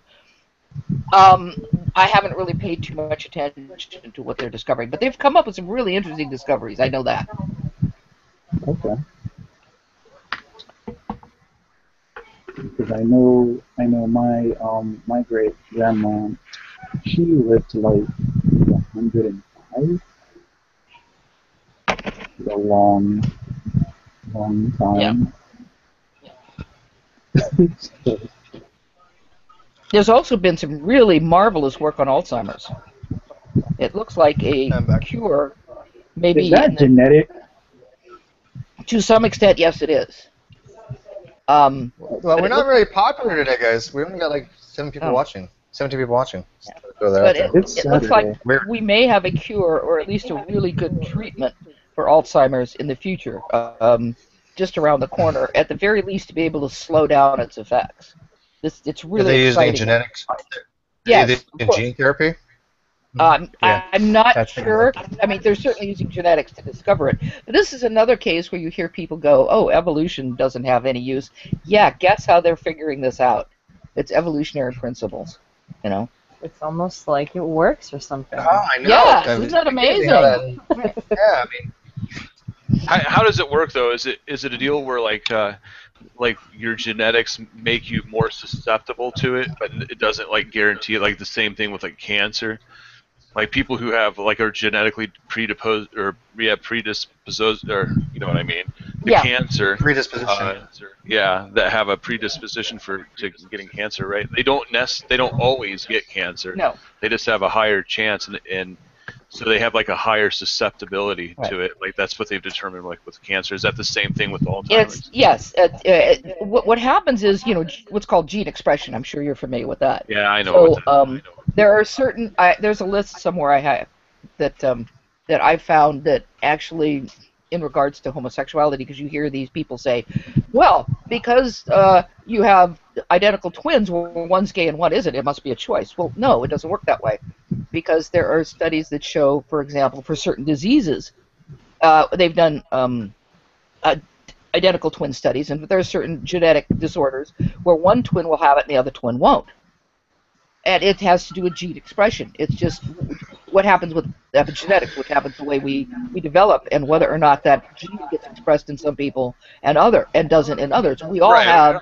Right, I get that. It's like yeah. where our bodies take it from there, basically. Right. Take it from the start. Right. Speaking of which, Jay, did we ever find out from Fiona about the epigenetics and the sequential changing of what did she say on it? Because I saw that you said something thanking her, but I didn't find what she was saying on it. Because I've always understood epigenetics not to change the sequence, even though the nitrogenous bases do change because they get modified, obviously. So what does she have to say? I think it kind of depends on definition, because as she pointed out, when you're doing sequencing, most sequencing will show a C or a MET-C or C-MET, whichever way you want to call it, or variations as the same thing. However, some more advanced sequencing shows them as being different. So I think it depends on what you want to, how you want to define sequencing. That's what I said, though. But that doesn't really. I mean, the sequence itself, it's still going to be a C in there regardless. The sequence is not changing. It's just a modification of the C. I would say it changed the sequence and the C turned to a G, right? But just having a methylated C, I think in epigenetics that's not considered to call it a gene sequencing change. Yeah, I'm not sure. I think I'd have to go to a higher authority who's more adept at genetics, but I also think it does depend on the definition. Because what I was trying to tell that C. Brown, who we were talking to, I told him to go and look at which of course he didn't because he doesn't look at anything. No. Go and look at the structure of a C. Go and look at the structure of a C-MET, and go and look at the structure of a T. If you see those three lined up, and by the way, if you go to Wikipedia on genetics, you can see the three of them lined up right next to each other. Because what's interesting is the C-MET in some ways looks a lot like a T. So it is a different structure. It's a completely different structure. So are you going to say because it's a different structure the sequence has changed, or are you going to say because it's just a modification of a different base that it's not a sequential change? I don't honestly know the answer to that. Every definition I've seen says it doesn't change. Okay, I always looked at it as a sequential change because there was a significant change in the structure of the base. But I don't really care one way or another as long as I know what definition is being used. I'm perfectly fine with saying it's not a sequential change as long as the people who are bringing this up understand that even though it's not a sequential change, it's still a significant change in the structure of, that's of the base. That's the point that's important to me. Because I think what happens is you have some our creationists are trying to say, well, it doesn't change anything because it doesn't change the sequence, and yet they seem to be completely unaware that there's a significant change in the structure of the base.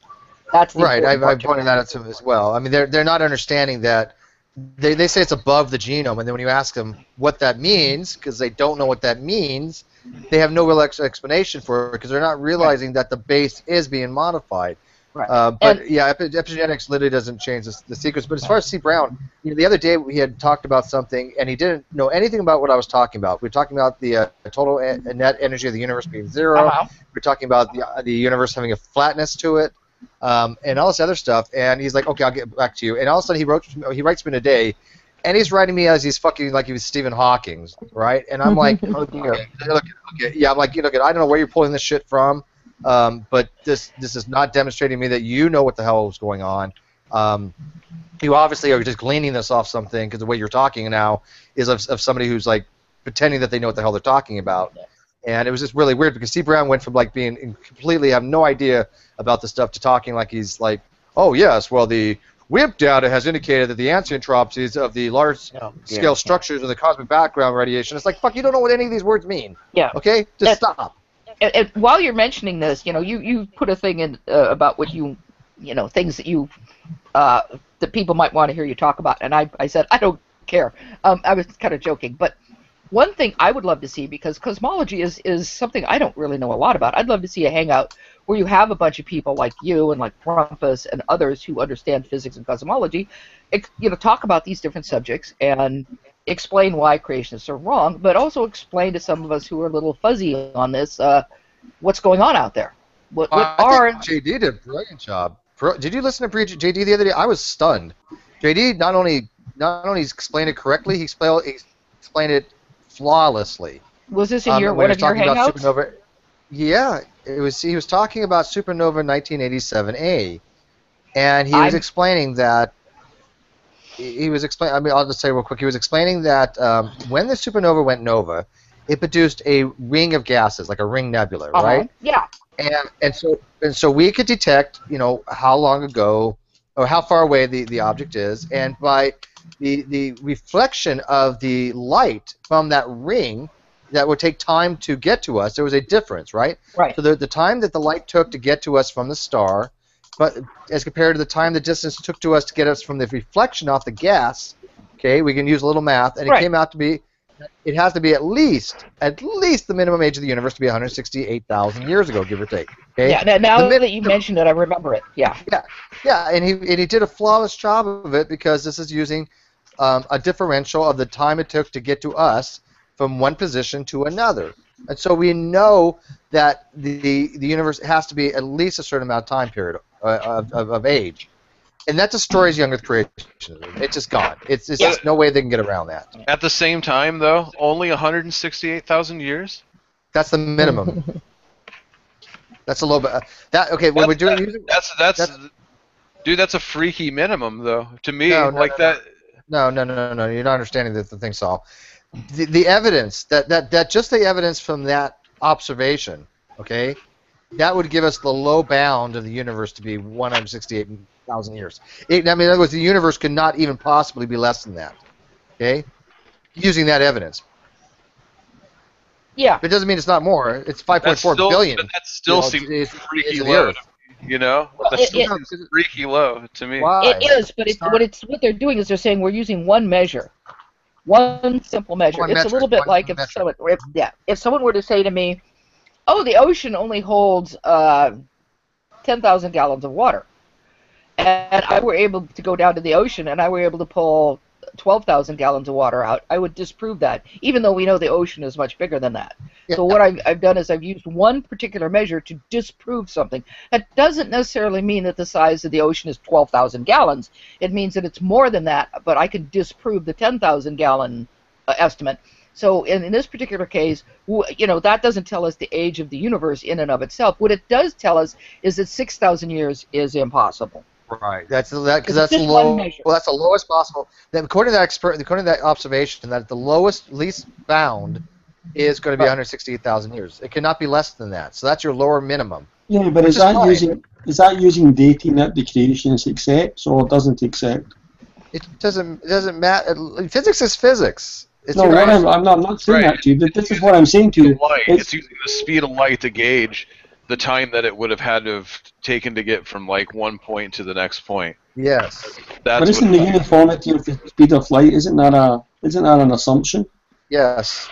And so what I'm saying to you is it's okay for people who are not creationists to sit in a hangout and discuss all this kind of stuff as if it disproves creationism. I mean, it does disprove it. Yeah, that's what I was going to say. It does disprove creationism. However, that's not the task of in my view, that's not the task of the non-creationist, the non-Earth creationist. The task of the non-Earth creationist is to persuade the creationists that they're wrong. Which is very difficult because they will change the narrative. Yeah, and they also change the physics. So if you have and that's where the challenge should lie. Anyone can debunk young Earth creationism. That's not a difficult task. Hey, you can get a kid out of school, maybe out of high school, and they could disprove. I mean, that's not even a challenge. What's a challenge is persuade. Where the challenge lies, from my view, is persuading, and this applies on all the great debate subjects. Mm-hmm. The difficulty is not putting forward your case. The difficulty is persuading someone who doesn't hold your case to hold your case. That's where the challenge lies. Well, fine and dandy, but we're just saying across the board, though. We all know scientifically young Earth creationism is wrong. We all know this, right? We're just using that one particular piece of information to categorically show people that there's no possible way without invoking some supernatural causation or some weird fucking thing about C that is not possible. I mean, yeah. So do you mean to show people apart from the people who don't agree with you? Well, a lot of people are not going to believe. They're not going to agree with us regardless of anything, right? Kurt Wise would be like, well, it doesn't matter. You know, any evidence you show me is automatically dismissed because it can't go against my narrative. Those people you can't get through. They're done. They're game over until they decide to get a better type of, you know, rational thought process. And you're putting every young Earth creationist in that set? No, and I was, and that's a mistake I made, and I think that's what you're bringing out, Matt, that I made that mistake by putting all young Earth creationists in one box. No, that's definitely not true. There are a lot of young Earth creationists. If you present them with the facts, but sometimes you have to present them with them over and over and over again in different areas, because they'll say, well, what about this? And you go, well, this is, you know. But yes, you're correct. We should not put all young Earth creationists in one box. We can't say that because.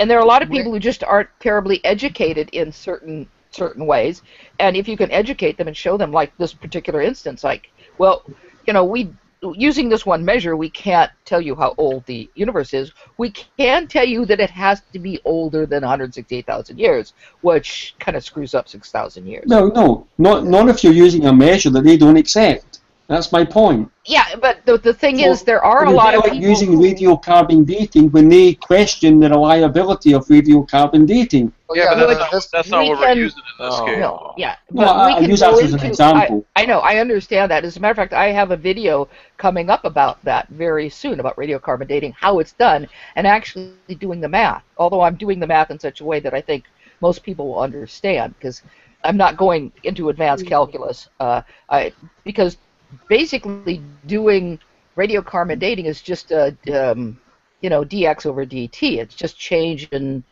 a number of yeah, but how are you going to persuade a young Earth creationist about the accuracy of that?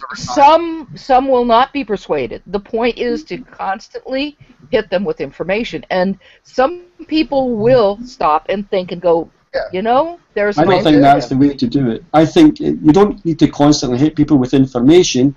You need to adjust your presentation so that it's persuasive. Well, we can do that many different ways, man. But Wayne, my presentation was tailored to Wayne, and he eventually gave it up. So, you know. But you have other people. But there are examples. I mean, there are examples of people becoming. I mean, I predicted that what's his name, Jack, someone on Google Plus, was going to become a theist, and he became a theist, and I don't take any credit from that. He was probably going to become a theist if a dog had barked at him 3 times and become a theist. So I don't think you can put much stock on that. But there are a lot of people who hold these beliefs of the Earth being 6,000 years because they've been told that, and because they've been told they have to take the Bible literally. And my best way of doing of helping is to try to present the scientific information.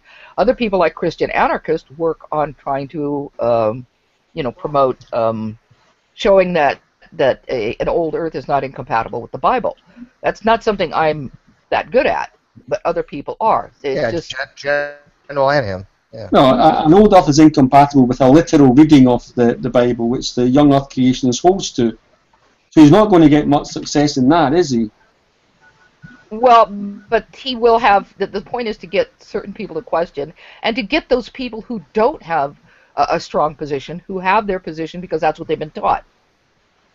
There are a couple. Okay, so I get it. So you're targeting your presentations are targeted at the weakest of creationists. I get it.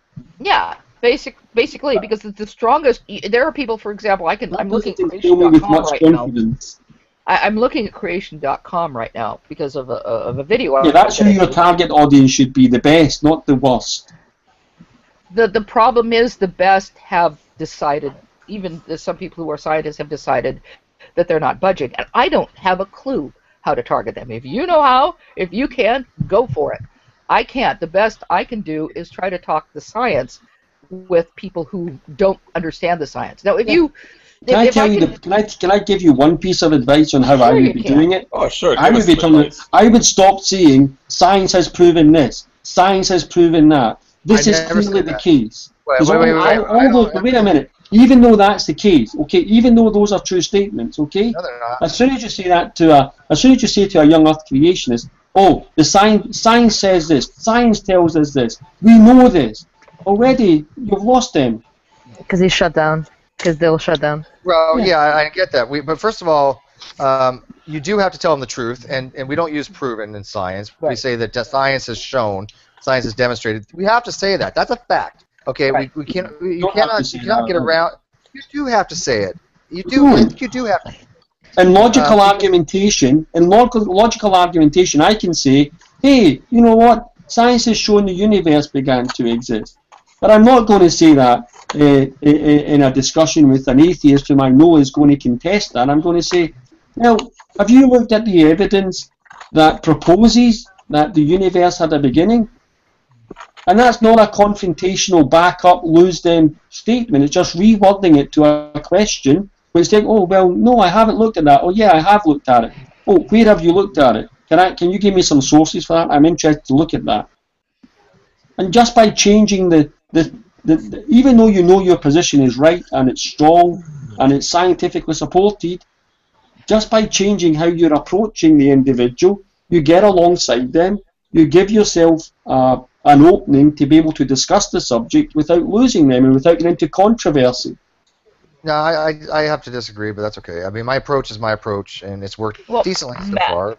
Yeah, and Matt may be correct, but we have to. Doesn't work for me though. We have to choose the approaches that work for us and the approaches that that we are capable of handling, so to speak. But that's a good thought, Matt. I will admit, yes. Yeah, I'm not saying Matt's terribly wrong, but I've got at least 12 to 15 young Earth creationists to at least listen. They at least come in. I mean, Mark comes in. Backfinder's now starting to come in. Obviously Wayne. Obviously Hunter Bailey. AV. Angela Rangstrom. Joe Richmond. There's William Freeman. I could go on and on and on. At least these people are actually engaging with me when they weren't before. So. What about Fuz Rana? Who? Fuz Rana. I don't know who that is. Yeah, he had a debate. I posted in my profile. I'm surprised you aren't checking my profile on a regular basis. I don't know why that is. I'm so ashamed. Matt, I see you. You know who Michael Roos is? Yes. They had a very interesting discussion on the summit. It was on the Summit of Evolution, and I posted that debate there. I think even though Fuz Rana is, I didn't find his arguments persuasive, and you wouldn't either. I think he bested Michael Roos in that discussion from the science. For me, that's where you should be elevating. I mean, I'm not saying you're not. You probably, I don't know what you do apart from, but I always say that. Not much. Yeah. I spend my time looking at her profile. Actually, is what I do. That's a good way to spend your day. Yeah, I just don't tell you. I don't want to stroke your ego, so I do it. I do it, in the dead of night by myself when I'm alone. Yeah, we're all really worried about Matt's ego. Yeah. What's an argument that Rana gave? Oh, he was arguing from science, so I'm not a scientist, so that kind of loses me. I think he was arguing from the structure of the cell, whereas Roos was trying to argue. He seemed to be tending to argue more against, because Rana's wrote a book and the origins of life, and he refers to Genesis chapter 1, verse 2, and Roos tended to take the view that he was going to attack it along that view, where Rana was trying to keep the subject on the science of the cell. But it was an interesting interchange, and it was fairly cordial as well. There wasn't any kind of throwing sticks at each other. And I find it an interesting discussion. And I think that's the kind of spirit that the discussion should be carried out on. Yeah. But I do think who's Rana bested him on that. Yeah, that's what I was asking about. Like, what argument? You said he argued from science, but how you think that he presented more evidence? What? No, I think it's a case of he came across better because he's a better presenter of his case than Michael Roos was of his case, which is often the case in debates. Yes. It's not who has the best arguments; it's who is the best presenter of the arguments, their case, and who is weak on doing that. Right. But I have it on my profile. You can Google it. Michael Roos and Fuz Rana. Yeah, Michael Ruse is all right. Yeah, I'll check it out. Yeah, because that is worthwhile, because that would be something of a cautionary tale to us. You know what I mean? To not, how to properly do what mistakes not to make. Let's put it that way. Wait, did I put that right? But I did think there's ways of saying things without putting them on the defensive. Like, say, okay, they kind of know we're going to say, well, according to science, this is, a fact. And then I think it does open a dialogue, because they're like, okay, what do we mean by a fact? What do we mean by a scientific theory? And a lot of creationists will at least look at that. They'll at least listen. I don't think all of them actually understand, because, even Mark Thomas is like, well, a fact can't change. Well, yes, a fact most certainly can change. Yeah, in science, yeah. Yeah, but I'll tell you what lies behind my thought. I used to be a young Earth creationist, and now I'm a theistic evolutionist with some sympathies towards intelligent design. And even though I do not find a single bit of credibility in young Earth creationism, as soon as I hear the way you speak about it and other people speak about it, it still rankles me. It still gets the hairs on the back of my neck standing up in opposition. And I know that's just some sort of throwback from when I was a young Earth creationist, but it tells me if it gets my hackles up wanting to say, oh, I'm just going to argue devil's advocate stuff on here just to get on his case here, if it gets my back up and I'm not a young Earth creationist, then what do you think it's doing to a young Earth creationist? You're losing. I think you lose them. You make a valid point, but what was it? What was it? Did you ever have a final nail in the coffin where you said, you know what, I just cannot rationally believe that the Earth is young anymore? Yeah, the writings of geologist Glenn Morton, who was a Christian. Yeah, Glenn Morton's pretty good. Yeah, Glenn Morton devastates. In my view, Glenn Morton devastates young Earth creationism, a global flood, all of that kind of stuff. But he does so in a way that he's still upholding the Bible. He's still upholding Christianity. He's not so.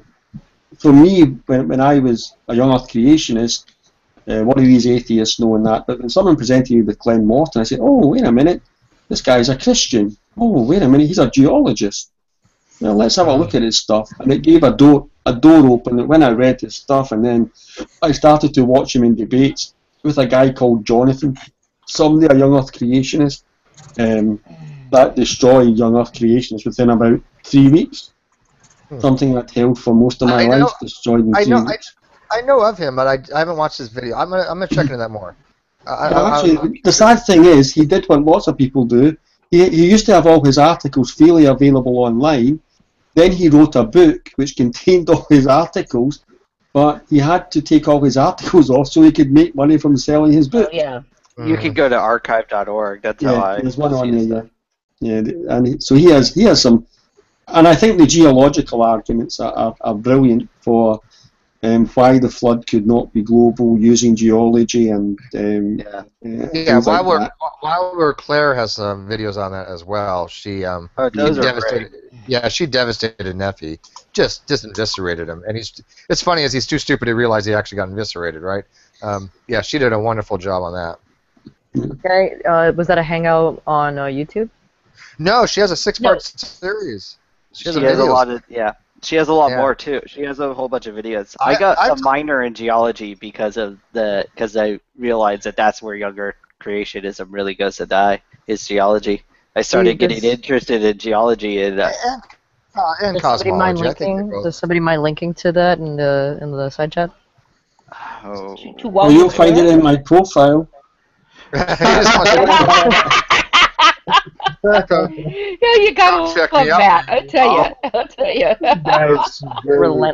Relentless. Judy doesn't come into Hangouts for some reason. I've talked to her in videos, but she just never has wanted to ever go into a Hangout. Maybe a long time ago, but some people are like that. She's got a PhD in geology. Yeah. I think Glenn Morton did as well. I mean, I think that's the strongest. I think Joe's right. The strongest place to attack young Earth creationism from is geology. I think it is too. I mean, I think cosmology as well, but I don't understand geology as well as I should. I admit that's one of my weaker areas of science. I'm fully aware of that. That's my weak spot. So I kind of like leave that to other people like Joe or even Jade or somebody, because I don't have the fortitude to sit there and really educate myself a little bit more in geology. I just don't. I don't have an interest in it that much, which is a shame. But it is what it is, right? Yeah, but you would still understand. Like if you read Glenn Morton's articles, you would still get the general drift of what he was talking about. Sure, I'm not inept. I mean, I know what a paraconformity is and disconformity and igneous, Morpheus. I get the basics. I did take general science, but I mean the intricacies involved with the different stratigraphic layers to debunk this whole they laid down in one worldwide flood and there's 1,800 meters of sedimentary rock and this kind of stuff. That gets a little more technical. I understand uplift and I understand how the Grand Canyon formed. I get that kind of stuff, but. Glenn Morton also, he used to teach at the school where I went to grad school, so that's why I always think he's extra cool. He recently died though. Oh really? I never knew that. Yeah. You killed him? What? Did you kill him? No, younger creationists found. I don't know. Did if he died still holding to the same positions? Yeah. He was publishing stuff all the way up to his death, if I remember. He also, He also had like a grad student who I think the reason why I know went to my school is because you could always find this stuff for free if you look at their like professor profiles and stuff. So holy shit! Yeah. Joe, look who's in who just called you. Who's in our live feed? We got Darwin's Greatest Hits. Darwin's Greatest Hits, my biggest fan.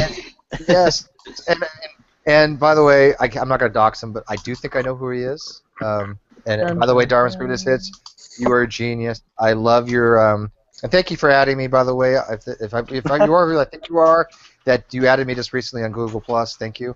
I just say if the first name begins with an H, but I think that's who you are. But I love your stuff. His handle begins with an H. But I love your stuff, and I think that what you've been doing by pointing out Darwin's inconsistency has fucking been amazing. And thank you very much. We're not worthy. We're not worthy. I will blow you tomorrow if you come down and. Jesus. I was just about to say, what is this sarcastic ass-kissing about? What's that? You said that. What, Odin? It's like a sarcastic version of ass-kissing I was hearing a while ago from you.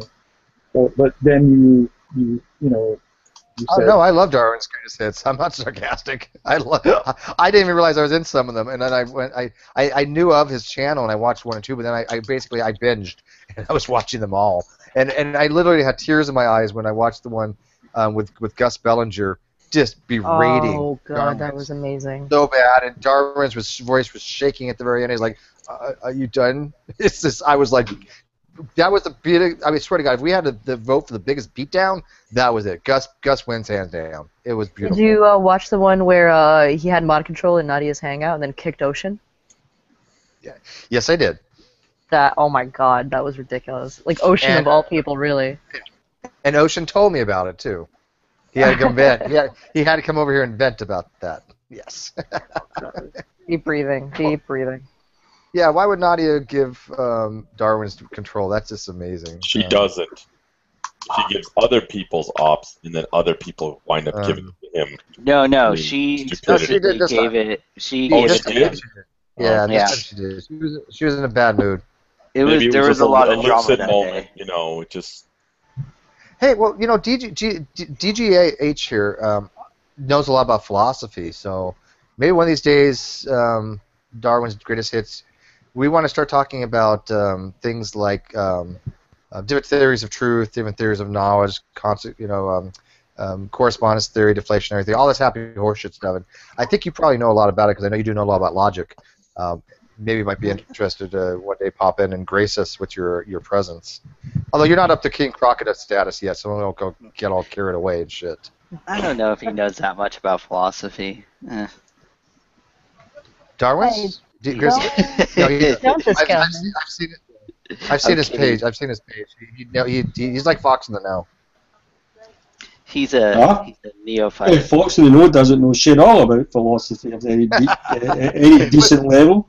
Well, you don't think anybody does. If I had No, I actually do. Ian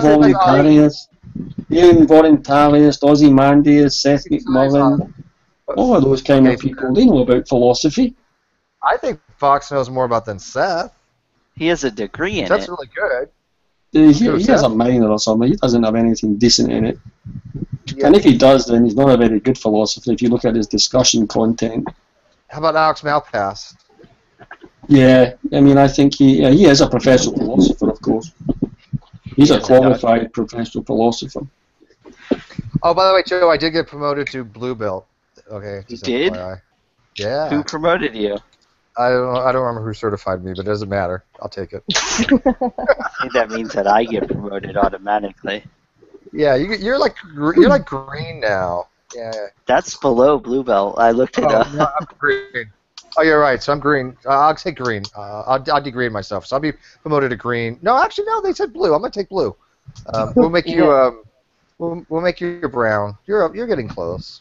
Okay, this is I've officially graduated from a white belt to a white belt with one stripe. Well, I'm a second Q. Yeah, Matt thinks he's a 9th degree grandmaster. Well, I'm a second Q in reality, not your fantasy world. What is that? In what discipline? In Shotokan karate. Oh, I took Okinawa Shari-Ryu karate myself, actually, years ago. Believe it or not. I never got belts, but yeah, for about a year I just was. Hey, Antonio, I'll get to you in a second. For about a year I took Okinawa Shari-Ryu, and the only thing I remembered is like 2 katas and basically how to make an Okinawa Shari-Ryu fist. Yeah. Well, I got kicked around a little bit. I admit that, but I actually liked Okinawa Shari-Ryu. The issue with katas is that it's very convenient to learn when you want to impress people, but as far as functionality, it's kind of. Oh yeah, it's gonna get your ass kicked. You don't know. You don't know about you don't know much about kata then. Every move in kata has a practical application in street fighting. I don't think that's what she's saying. The kata itself is usually a performance that you put on in front of your sensei or your student or your fellow students in order to demonstrate that you have an understanding knowledge of how to perform the function, not necessarily the function itself. The function itself obviously is useful. It's just the whole performing katas is what actually bothers me. Yeah, it's called the forms, but it has practical application. I thought you were saying it didn't have a practical application. I don't think she was saying that. Sometimes when I started doing kata, I said, why am I doing this and why am I doing that? And then I got wise and get told, well, here's the practice. Here's what you're doing here. The first thing you started saying when you did a kata is, oh my fucking god, my legs hurt. When I was doing katas, I would be the weirdest person. I'm like, there's an invisible person in front of me. See, the ice caps are melting because of, this is proof of global warming. The ice caps are melting because there's fire-breathing polar bears. Clearly. Well, I've said that all along, though. Yeah, that's a given. That's a given. That's a brute fact. Yeah. But hey, anyway, Antonio, finally, you actually joined one of my Hangouts for a change, man. I invite him like every time. Yeah, I wasn't trying to like disrupt the flow of this conversation or anything. I was just looking at your video about the lack theism video. I thought it was really well done. Thank you, because everybody else hates it, but thank you. Well, okay, 2 people hate it. The Rumpus and Heretic didn't like it. But anyways, I mean, it is what it is, right? I mean, everybody here agrees with me. Most people agree with me that you're always going to have holdouts. What are you going to do, right? Yeah, I hear you. But I was looking at some of the comments on your video, and there was this guy by the name of Atheist on Demand who gave a pretty solid critique of your video. He agreed with you for the most part, but he just offered his criticisms here and there. And the Atheist on Demand guy was actually the guy who taught me, a lot of these arguments on how to properly define atheism. So. Oh yeah, no, I liked it. I read what Atheist Demand had to say. He gave a very fair and reasonable critique. Yeah. I didn't have a chance to get back to him. If you notice what I told him, I said, I don't have the time to really go through all your points, but I do accept them with graciousness. And I was hoping he could actually come into a hangout one day. But yeah, no, I agree. Yeah, he did fine. I mean, that critique was fine. I had no issues with it. Yeah, but he agreed with me. Pretty much whatever you've heard me say about, properly defining atheism, I learned it pretty much all of it from that guy. And cool. yeah, he's been talking about these arguments for like a long time, and I think he posted a video on it like 2007. Like, it was a long time ago he posted on it, and yeah, it was that far back. And just like you, he got a whole lot of hate for it, and I think he's still getting a lot of hate for it. It's like a lot of he calls them nodders, basically. Nodders? Yeah, nodders, basically. Nod their head. Well, basically, he defines it as like how they improperly use the logical operator not to define atheism. Basically, they say this, not X equals is X, and that's obviously illogical. Yeah, because they're trying to. Where X is a thing, not X is not a thing. Right, because they say I don't believe rather than I believe. They're trying to negate that. There is a logical consistency there, but the problem is it's just to avoid saying they have a burden of justification, and that's horse shit, right? We all know this. And so I think that if somebody's going to be an atheist, then yeah, I'm not telling them what they should or should not do, but philosophically speaking, philosophical atheism is a positive affirmation. That's it. I mean, there's no argument about that. That is philosophy. I don't think anybody in their right mind, except for a handful of people that don't even want to look into this stuff, would argue that's not philosophy, philosophical atheism. So it is a positive assertion that God does not exist. And just by rewording that to weak atheism or negative atheism, it doesn't alleviate your reasoning. You've got to give some kind of reasoning, and I know you agree with me on that, Antonio. And Matt is a theist; he agrees with me on that. Yeah, I think it's true, man. And like how you ended the video was very good. Like by saying that the best a theist can say is that they're a non-theist. But you see, all atheists are technically non-theists, but not all non-theists are atheists. Absolutely, it's spot on true. Yep. Yeah, and I think they typically confuse, a non-theist for an atheist, and they're like literally not the same thing at all. Because you could have people that could claim that they have, these sort of facts that a god or whatever deity exists. So is the person claiming to know for a fact that there is a god, an atheist by that sort of logic? Because if you have a fact about something, then you cannot hold a belief by definition. Like if I know that gravity exists, for example, I cannot, have a belief about it. It's a fact. No, that's not true. That's not true, actually.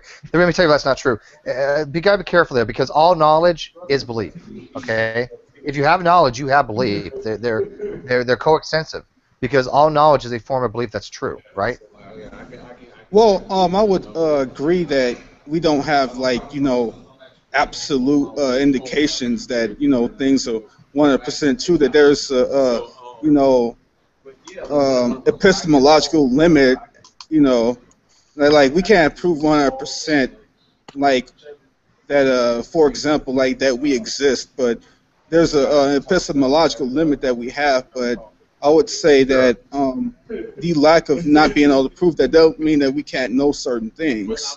So is that what you're referring to? Right. We do have an epistemic limit. When we talk about knowledge, all we have to do is demonstrate that knowledge is something we believe, because knowledge is a subset of belief, and it has to be true. And then we were talking the last couple of hours about verification of truth. There's different types of truth theories, and there's a lot of them out there. There's justified true belief. There's a reasonable true belief. There's pragmatism. There's a whole bunch of them, right? So it all depends on which one you're going to use. But to say that if you know something you don't believe it, that doesn't follow. If you know something, you inherently have to believe it. But would you agree that the claims of truth require? I'm not saying that we should just go around saying that atheists and theists don't have the burden of proof. But here's an argument that Atheists on Demand gives. He says that a burden of truth requires the burden of proof. Because here's the thing, you can have certain beliefs about things, like like you can believe that you'll still be alive 24 hours from now. So, I mean, who's gonna give a burden of proof for that? Honestly, you don't really need to prove that. That's not a truth claim. Yeah, that's first of all, we're talking about propositions, and when we're talking about burden of proof, we're not talking about proving anything. You don't have to. Burden of proof doesn't mean to prove it. Burden of proof means justification. What is it you're reasoning for? Right, that's what I'm saying. And if I could say that I will be alive tomorrow is a proposition that I say is true, I will justify that by saying, well, I'm living my life. I'm in a situation where I'm in my house. There's nothing around me to cause accident or death. My chances of having a heart attack are pretty slim based upon my age group. I come up with many different reasons why I think it's true that I will be alive tomorrow, but I'm not claiming that as a knowledge claim, and I'm certainly not claiming it as absolute. Right. I can be justified in my belief. No, you can say you have inductive knowledge about it. Sure. I'm not. Well, what I'm saying is, like, if I tell you that, hey Steve, I'll see you tomorrow, man. I'm not gonna. You're honestly not gonna be like, well, can you justify that? No, of course. But even still, those aren't propositions. Yeah, that's not really a proposition, right? I mean, but even if I did, any belief you have, you just have to justify it to yourself. But you're not going to sit there and go through the motion of justifying every one of your beliefs.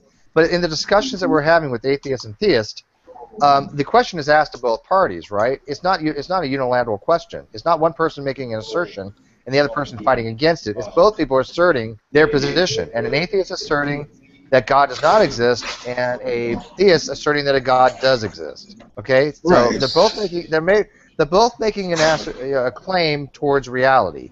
That's it. And then you ask them, why do you believe a certain way?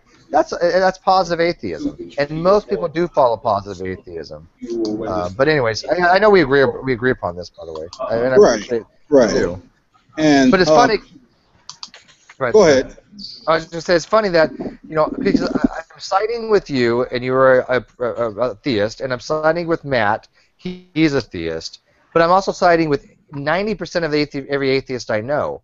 But some people don't want to look at that. They're like, oh, you're just siding with a theist. It's like, well, if the theist is correct, then I'm going to side with them on this. This is not a matter of faith question. This is a matter of what is proper philosophical understanding, what is proper philosophical atheism. That's what we're talking about.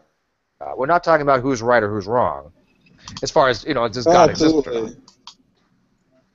So I'm going to side with somebody that can demonstrate it. And a theist that can demonstrate to me that a lack of belief can be utilized just as much for an atheist as agnostic. I'm gonna agree with them on that. It is not, it's vacuous. If I say, Joe, what's your position? You say I lack a belief. He says I lack a belief. How the fuck do I know if he's an atheist or if he's agnostic? I don't. I have no idea. Exactly. You don't really. Yeah, that doesn't give a clue about anything. Yeah.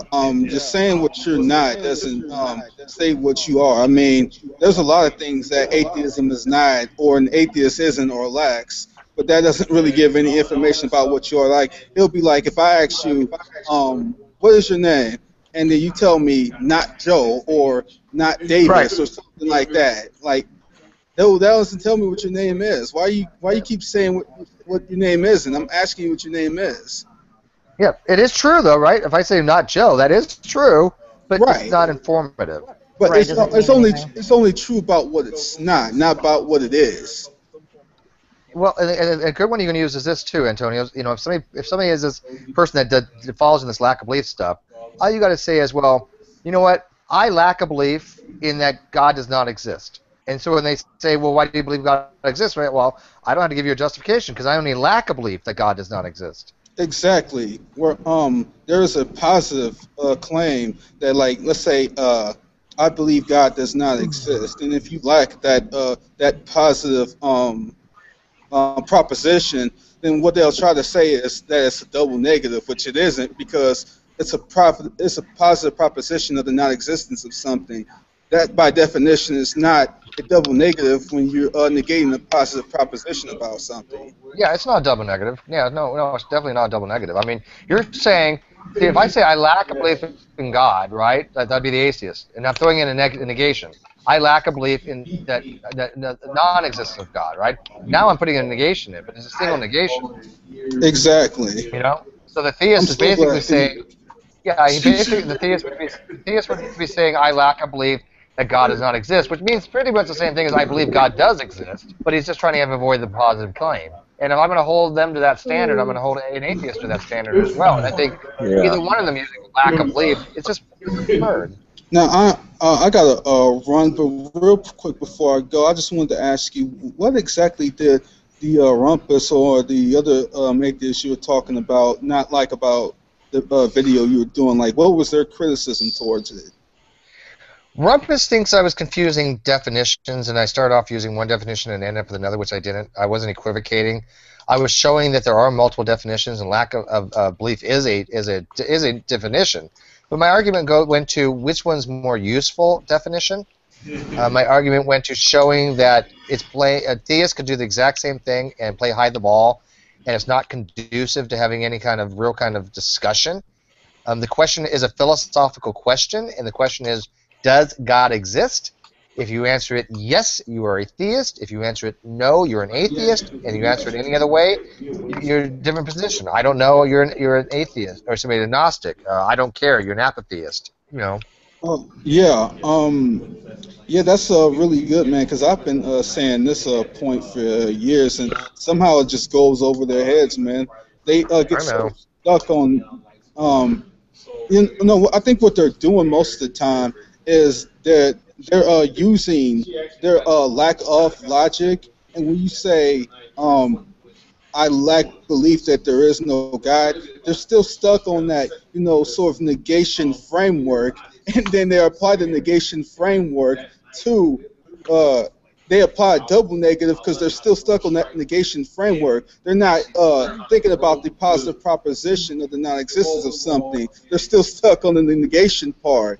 And that's why Atheists on Demand, he refers to these people as nodders. And he actually has, like, several categories of nodders. Like, you got extreme nodders who will take the negation to even saying things like rocks are atheist. That's Bionic Dance.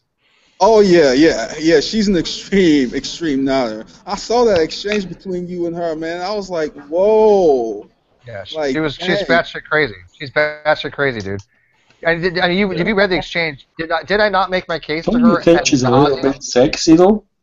I've never seen her. I have no idea. But I mean, did I not make my case to her, Antonio? And she was ignoring everything that I was telling her. You did, man. You did an amazing job. Steve, Well, she don't get it. may I ask a question here? Yes. So the use and term of lacktheism. When did it start getting used? Ozymandias. Ozzy coined it a while back. Did it coincide with any of the so-called YouTube internet atheist dramas like A+ and that P.Z. Myers crap that went around in his little blog and stuff? That period. Probably when there was promoting a positive atheism as long with atheism plus, and positive atheism and atheism plus are not the same thing. They're completely different things.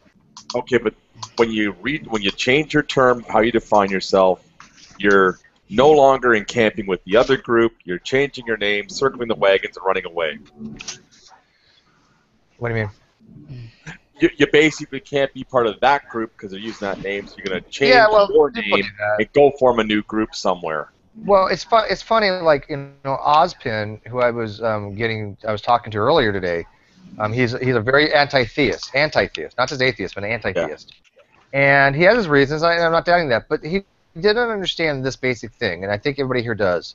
When you say you're an atheist, you are taking a philosophical position. There's no way to get out of that. Okay? Yeah. That is a philosophical position. And yet he hates philosophy, and he says, I don't want anything to do with philosophy. I don't take any philosophical positions. You just took one. Yeah, but he doesn't understand that. Because he just wants to dismiss it. Either he doesn't understand philosophy, as he said, like he doesn't want to deal with it, or the arguments he's listened to from people on the internet have never touched on that. Right. Because all they see it's belief, not belief. Belief, not belief. Yeah. But there's no actual reason as to say why you have no belief. The lacktheism thing gets dated back to as early as September 2014 by Ozzy. Okay, so 2 years. Yeah. Yeah, back, he just said, when he was talking, I remember, it was Greg Brahe. which he hasn't been around for a while. I used to love watching his stuff. He had a great program where he went and he talked to Eric Hovind and the rational, who's the other theist that's out there that is the unconventional pastor or something like that? Is that his name? Somebody can remind me. But it was a great exchange that they had. But yeah, that's just the coinage that Ozzy came up with. But anyways, I'm glad Antonio that you came in and told me that you liked the video and that you did agree with it. That means a lot to me. By the way, can I say something here? I just want to give everyone out there a warning. If Headless Chicken sends you a link to a video or a picture of Bionic Dance, don't click on it. Yeah. What does it take you to? I only do that, Jay, when people request them. I know, but you'll I have never just dropped it and said, I'm going to just leave this here for you. First of all, I just done it when people requested it. I know it. Well, oh, come on. You dropped it in Skype to some unsuspecting people. Well, Let me tell you what the joke is. I never told you to click the link. let me tell you what the joke is. Okay, let me tell you what the joke is. Bionic Dance participates in this naked parade periodically, and there's people riding bicycles, but she's on her skates. Yeah, so she's covered in body paint. There's one where she's blue and one where she's orange. So if you want to see Bionic Dance completely naked, ask Headless. He can give you the link. I don't find her attractive at all. Okay, here. All right, now that you've asked for it, Jade, I'll provide it. Yeah, I have no idea. I've never seen it. Here we go. All I know is I don't find her arguments persuasive. As Antonio said, I did a damn good job of showing her that she was incorrect. A multitude of different sources. She ignored all of it. Oh. She didn't even want to have a discussion. So I was like, okay, what else are you going to do, right? Oh yeah, but the thing is, there's actually a history behind this lack of stuff. It was this era, in the mid 20th century. It was about the presumption of atheism. Basically, it was they was talking about the appearance of the claim that in the absence of evidence for the existence of God, that we should just presume that God does not exist. And they was positing atheism as kind of a default position, and that the theist bears a special burden of proof. So the problem with that, Antonio, is as soon as you say God does not exist, you've made a knowledge claim. Yeah, please back it up. Where's your proof? Yeah, I think what happens, and I understand why they do that, Antonio, but I think it's very dishonest, and I think it's very disingenuous, and it sure makes them look bad. Well, that was Anthony Flew, that proposed the presumption of atheism. He's not an internet atheist or something like that. No, I get that, but he was a atheist and became a theist. So a deist. But a theist, yeah. I don't know if he's a deist. Yeah, I don't know if he's a wild theist, but yeah. No, he's dead now. So. Yeah, but that was the presumption of atheism era. It was like the mid 20th century, and there was this kind of shift in the paradigm of what atheism is, and now you get all these YouTube atheists, saying what they're lacking and this and that. But again, I mean, this question has been around for a long time. This is a philosophical question. It's not like somebody coming in and saying, "Hey, I'm going to posit to you that I believe in aliens and aliens exist." Then they have a burden of justification and proof, right? I mean, I don't need to sit there and really do much to explain why I don't believe in them, but I do need to come up with a justification. I mean, you really do, believe it or not. That they have a much higher burden, right? But my burden of justification is, well, I've basically I know aliens that exist and they don't come from your planet, the planet you say they came from. Whatever it is, right? I'm just being facetious, but you still have your own burden. But the burden is much higher on the person who posits something of that nature, that they're saying, coming to you and saying, "Hey, I falsified the theory of evolution." Okay, great. Show me demonstrate to me your burden that you have that you falsified the theory of evolution. And I have my burden to say why I don't believe you. Your studies were messed up. You're erroneous in your terminology. You're erroneous in your reasoning. You're erroneous in your conclusion. You had this mistake. Then I could do that, right? But that's true. Everybody has their own burden. That's true. You really can't, just listen to the reasons someone gives. I do agree that what is posited without evidence can be dismissed without evidence. But when someone actually attempts to give reasonings, you can't just sit up here and be like, "Well, I don't believe you." You gotta provide justification for that. And in that instance, it's not just the person making a positive claim who has the burden of proof at that point. Since since you're questioning the claims, what is the basis of you questioning these claims? Yeah, I totally agree.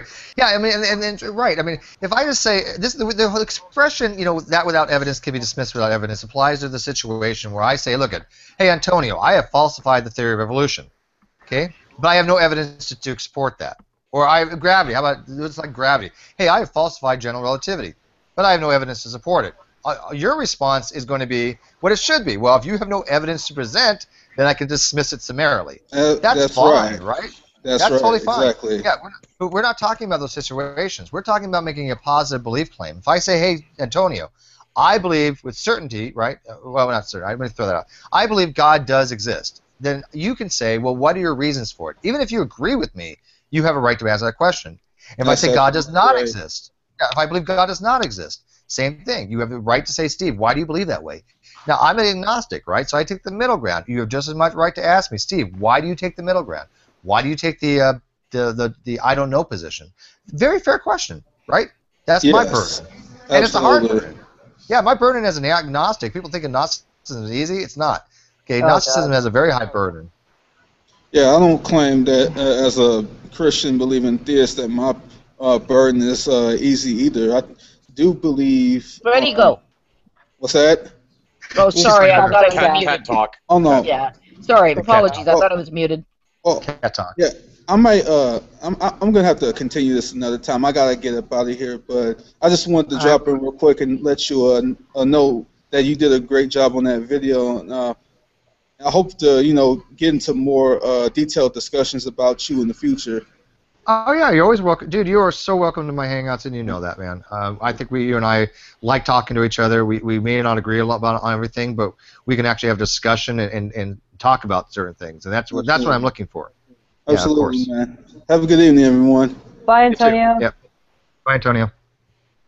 And it's funny, I've got in the side chat this guy named Nar Warrior, who I met a long time ago. I've known Nar for a long time, but I don't engage with him much.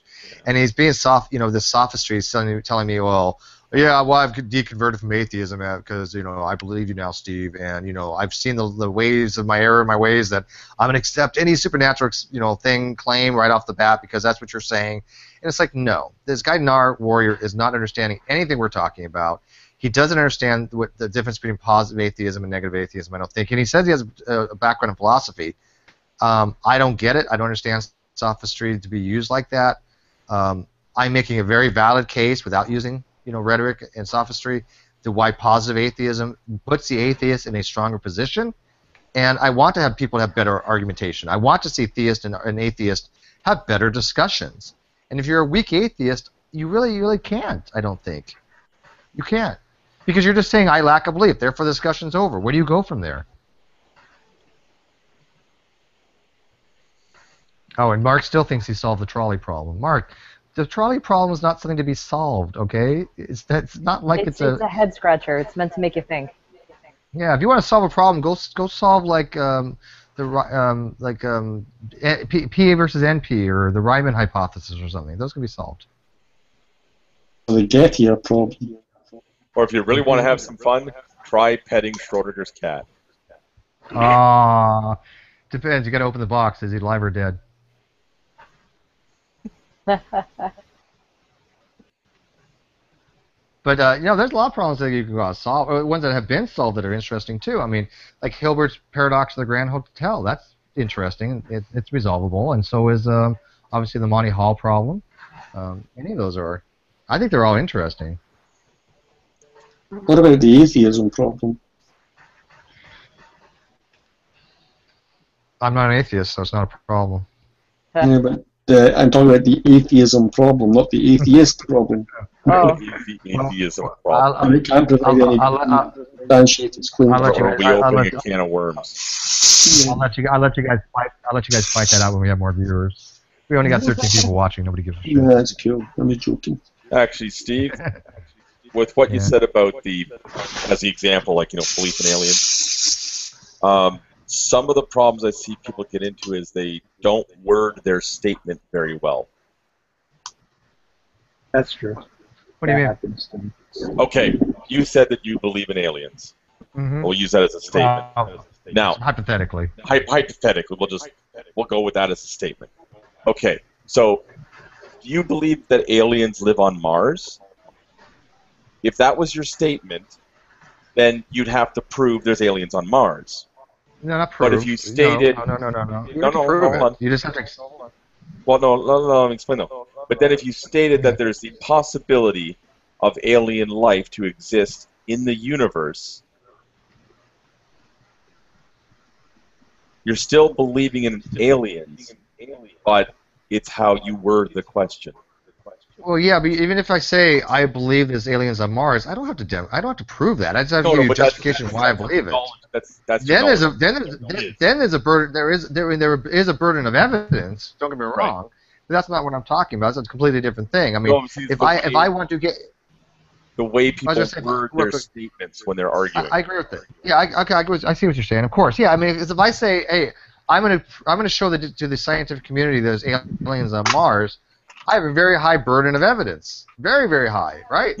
But my justification for believing that's a different thing altogether. I could believe it for whatever reason. I could say, well, the reason why people, hey, if I believe there's life on Mars because people on Venus have told me so, that's a justification. It's a shitty one, right? It makes me, it's stupid, right? But it's still a justification. It's just a bad justification, a really bad one. Mm-hmm. People in my right ear told me that there are people living in my left ear. Yeah. I mean, then you run into the problem of infinite regress, right? You're back in the Munchausen trilemma again, right? I mean, then how do you justify the belief that aliens exist on Venus? And you can go back ad infinitum. I think we basically stop at second order, if I'm not mistaken. You believe something, and then you believe that you believe it. But that's the extent to my understanding of that. But again, I'm going back to foundationalism, that I just accept certain things axiomatically. So I'm not going to go have that problem infinite regress. But I just thought I'd throw that out there because Gnar's in the live chat. I don't know if he's listening anymore, but I mean, he is like one of the last holdouts that's not understanding anything that we've been talking about on this. So, anyways, change the topic. Antonio had brought it up, and I just wanted to, so. Antonio's a great guy. I really like Antonio. I mean, I think he does obviously side with True too much. His moments. He has his moments. Did you see my video? Did you see my video with him, G-Man, and Carlos? How long ago was it? Not too long ago. It was last week on Tuesday. Ooh. What was it about? Because I mean, Carlos doesn't talk to me that much. He says he wants to, but never has. Jade watched it. Basically, they were talking about how humans came from fish, and they were showing. I think they were being jackasses. Oh, that thing. Yeah. I watched that. Yeah. That was ridiculous. He's like, so you came from a rat, and you came from a fish, and then you came from a monkey. No. It was just G-Man, Antonio, and Carlos. It wasn't me the and other Matt. one. Oh, I thought there was the other one. Yeah. Who was saying it? Was it Carlos or G-Man? Both. Antonio, he showed a picture of he went to Google Images, typed in fish, and then, G-Man, he's doing his little chocolate atheist gimmick, and he's like, oh, that's my family. It's, Oh my God. he's being a dickhead when he does it. Tim, what's the justification to hypothetically believe in aliens then? I think the Drake equation is a very fair justification. If you accept the parameters of the Drake equation, and I'm going to mute somebody here. Who's making this noise? You guys hear that? It's you. Nope. Not me. No, I'm not. I know. I'm joking. What kind of noise? I just heard Kind of like music. a really. I think it's Matt, maybe. Matt, mute for a sec. Oh yeah, definitely Matt. Is Matt here? I don't see him. Yeah, he's Matt here. L. Yeah. But Matt's good. But anyways, like I said, the Drake equation. Matt binded him. If I say that, according to the Drake equation, there's a probability of this much that aliens occur, I think that's a justifiable belief, sure. Yeah.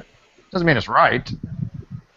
And Steve, also you have to watch how you define alien life. Are you looking for something that's like us, or are you accepting things like microbes? Yeah, and it's funny if you really think about it, it's hard to differentiate between the two, because if microbes exist, why not intelligent life? I mean, well, I'm just saying they are different things. When you just say alien life, that's a broad enough category to include microbes to something like ourselves. The Drake no, not according to the Drake equation. I specifically said the Drake equation, right? All right. Drake equation, actually, they have to be intelligent life because they're a civilization that, they're actually a real civilization. You're narrowing the parameter then to just intelligent life. Sure. Yeah. But I think Nar Warrior took off because but anyways, I was hoping that he maybe stuck around and would listen to the conversation so he would understand a bit, because a lot of people were arguing against the straw man thing. They didn't even really want to address what I was saying, but I definitely want to have more hangouts like this talking about epistemology, though. I'm really liking this. These types of hangouts. You yawned earlier when you said that. Yeah, I was tired, but I still liked it. Well, I mean, I got some positive feedback of what people want to hear, so.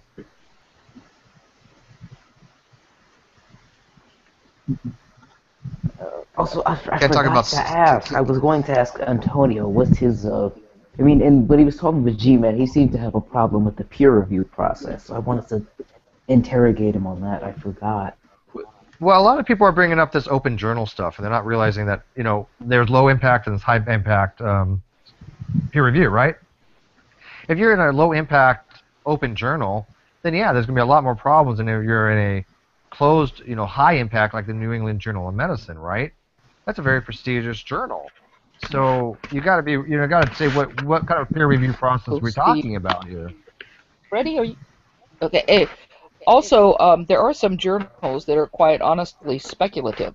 So if you go to a journal, you need to read the about thing for the journal to see if it's open access, to see what kind of peer review they have, and if it's a speculative journal, because there are scientists who want to write about, pushing the envelope in various fields, and they don't necessarily have the evidence, but they're sort of spitballing ideas. They're saying, well, okay, what about this? What about this? And let's and it's these types of speculative journals can be a really rich ground for people to discuss. Where are we going to go next with this sort of thing? And you can read some really interesting arguments. You just have to realize it's a speculative article in a speculative journal.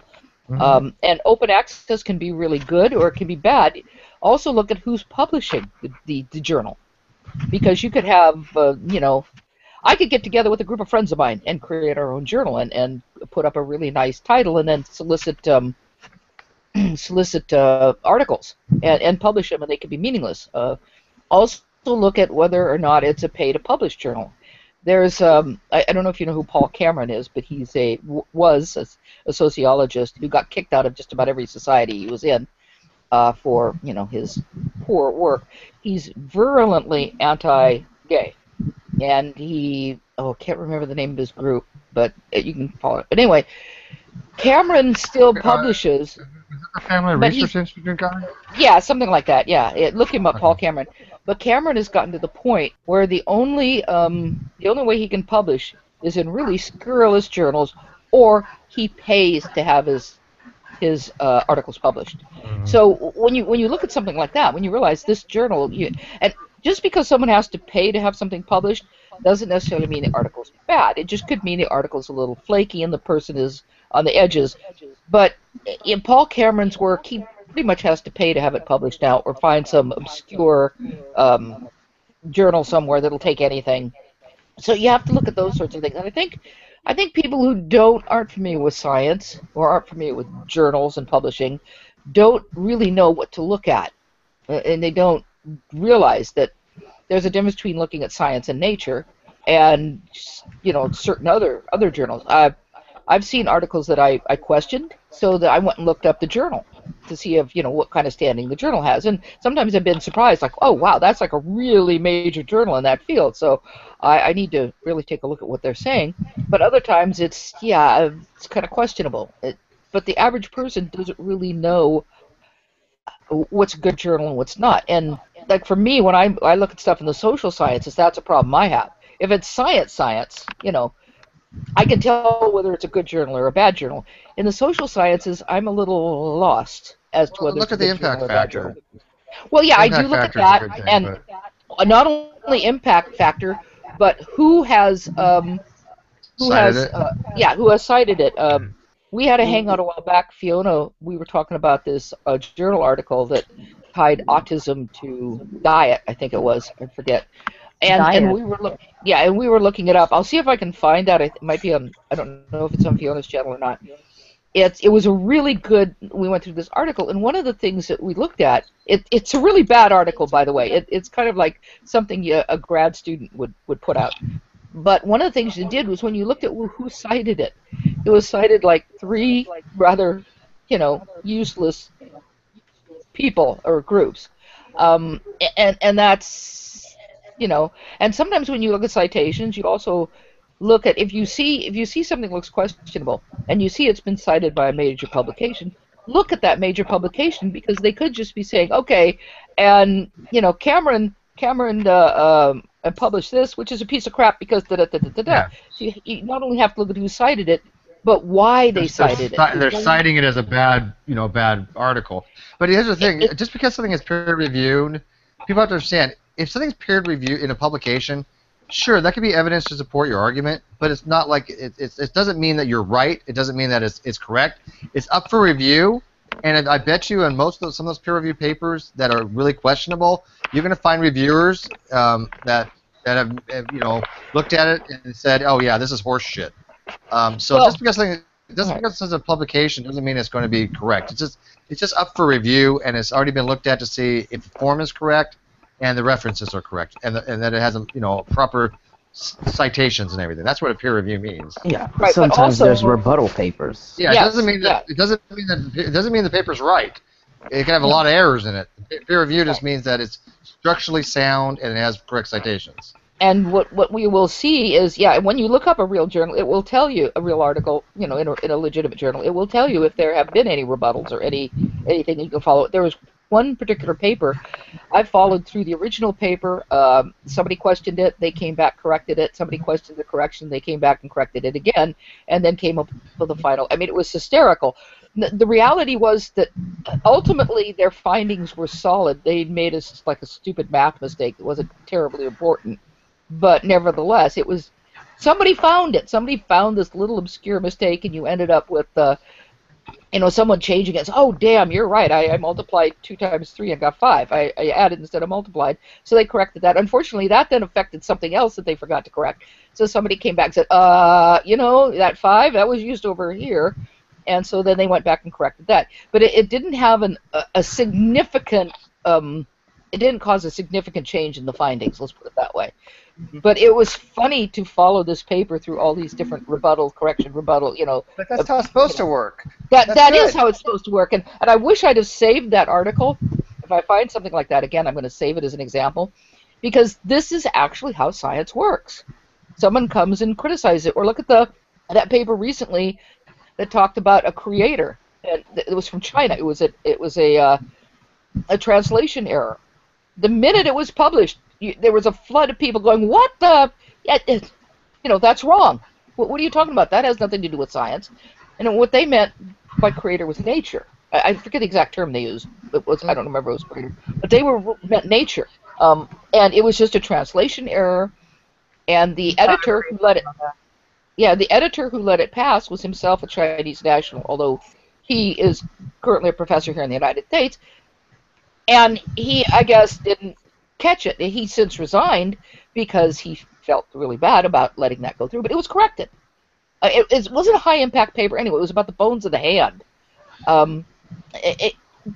But still, the minute it was published, you had people going, wait a minute, that's not right. And again, that's the way science works. Papers are published all the time. People criticize them, and then... Yeah. But young Earthers took that as, he's being censored. They didn't even bother to read the whole story behind it, right? They never were did, all right? over that they shit. Just cherry-picked. They were all up on that shit. It's no different than Tommy and his unfossilized bone that he's had for 2-3 fucking years that he just still doesn't get, right? I mean, it's Well, fossilized. and one article I read went into the language, explaining how the error was made from Chinese to English. You know, and that's all there is to it. But that's the way science is supposed to work. But instead, you have these creationists who don't understand it, going, yeah, like you said, censorship. No, it's not censorship. And by the way, Tim had actually a question, but I couldn't get to it because we've been talking. But yeah, the probability of abiogenesis to me, if you're asking me, I think it's 1. But that's just Yeah. I mean, that's just my personal opinion. So, I mean, he says, what's the probability of abiogenesis? I'm like, well, to me, it's 1, but you can argue it any way you want. But I just think that it is 1. And then right, and go ahead. Well, I was going to say, and there's, I just forgot his name. I was just going to say his name, and I forgot it. The mathematician who said that abiogenesis is inevitable. Yeah. Yeah. So. I've heard some. Yeah. Why can't I think somewhere down the line, right? I mean, you got to reach the conclusion that abiogenesis somewhere happened, whether it's panspermia came to us or whatever. If you do enough regress, you're going to eventually have to reach the conclusion that abiogenesis has a probability of 1. Of course it is. It's just talking about the origins of life, that life appeared on the Earth. Yeah, and since life is on the Earth, the probability is 1. Right. Yeah, and that's a good point. What's interesting about that? Yeah, honestly, abiogenesis means strictly to the Earth. It doesn't mean in the universe. It means actually to the Earth. Yeah. And since we are here, the probability obviously is 1. Now, I will extend that to the rest of the universe. But just if we wanted to talk about the probability of abiogenesis, then of course it has to be 1 because we're self-evident that we're here. So. Right, and it is not the equivalent of spontaneous generation. Let's make it clear. No. Spontaneous generation could be considered a kind of abiogenesis, but spontaneous generation is not abiogenesis. Wait a minute. If you don't have peanut butter set long enough, it's not going to form like bugs. Nope. Like sorry about peanut butter. It's like yeah. Who was that guy? Somebody had mentioned him the other day. Isn't that Hugh Ross? Missler. Chuck Missler. Yes. Chuck. Yeah. Oh my goodness, that's right. Okay. You're right. He has got to be one of the dumbest people, or he just knew he was being so stupid. Wow. Legit degree, surprisingly. No, Chuck Missler. No, Chuck Missler. He has a real degree, surprisingly. In what? Dumb fuckery? I forgot, but it has nothing to do with biology. But yeah, obviously Can I not. ask a really dumb question? Sure. Can you guys define for me abiogenesis? And I'm gonna have a follow-up question to that, but I just want to have a basis for right now. Life from non-life. Life from non-life, right? That's the simplest definition. Mm-hmm. So and are you referring here to the theory of abiogenesis? Yes. No, just the term. There is no theory of abiogenesis yet. The beginning of life. Well, that's what it literally means. Abiogenesis is not a theory, and technically abiogenesis is not a hypothesis. There are types of abiogenesis hypothesis. Right. But roughly, basically, simply, it means life from non-life. Yeah. Why does it mean that? But because that's the definition in all of my textbooks here. Yeah, inorganic life forming from organic life forming from inorganic material. Right. But how would that match with like panspermia, for example, where you have life coming from life? Because well, again, we're first of all, the theory. When we're talking about abiogenesis, Matt, we are referring to how life came about on the Earth. Okay. Right. And that basically is even if we had panspermia where we had certain things come into the Earth, it still is how life came from the Earth. But at its core, abiogenesis means life from non-life. But then you just move the goalposts back and say, okay, at some planet somewhere, life had to come from inorganic material. Now I think it's both. I think life came from inorganic material on Earth, and I think it was actually seeded as well from panspermia by organic material. Right, not from other life forms from another planet. Not from other life forms, forms, organic material probably arriving here on meteors. And what prohibits life coming from life? That's biogenesis. Life coming from life is biogenesis. Mm-hmm. And you can look that up in a biology dictionary. That's what it'll tell you. So what's our follow-up, Hannah? Now, if someone could make an argument, let's be clear, someone could make an argument that the first life on Earth came via biogenesis. But you'd have to come up with some sort of hypothesis for that. I mean, that is a potential argument. That would be a biogenesis panspermia argument. Right, that would be a type of panspermia. Right. But when we usually talk about panspermia, we're talking about complex chemicals that spurred the development of life on Earth. Yeah, because on that definition, I would reject abiogenesis. I would retract what I said. Okay. Yeah, it's a very basal definition, though. But Hannah, what was your next question? Oh, I almost forgot it. So Nephilim last night was talking to Matt or Michael. I'm so sorry. The one with the Kabuto Pokemon icon, whatever. That was Matt. That was Matt, right?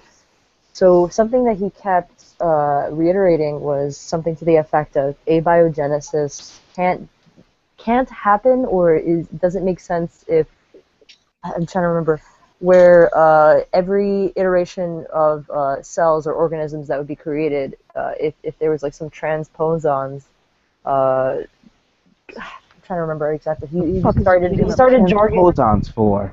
I literally have no idea. He just started going off on a rant, and I was trying to look up what he was defining, and he kept saying that abiogenesis doesn't make sense, or you would have to posit. Science doesn't make sense to him. No, but what you would have to posit what? Can you remember, Hannah? I might look it up tomorrow. I have the. If you want, I can give you the link so you can probably make a lot more sense of it than I can.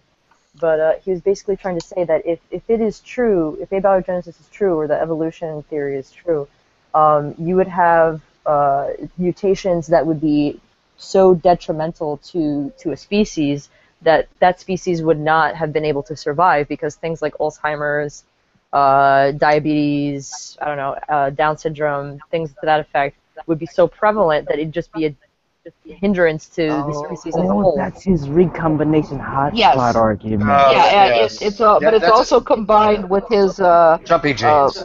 Well, no, it's something, you know, the jumping genes. No, but exactly his argument.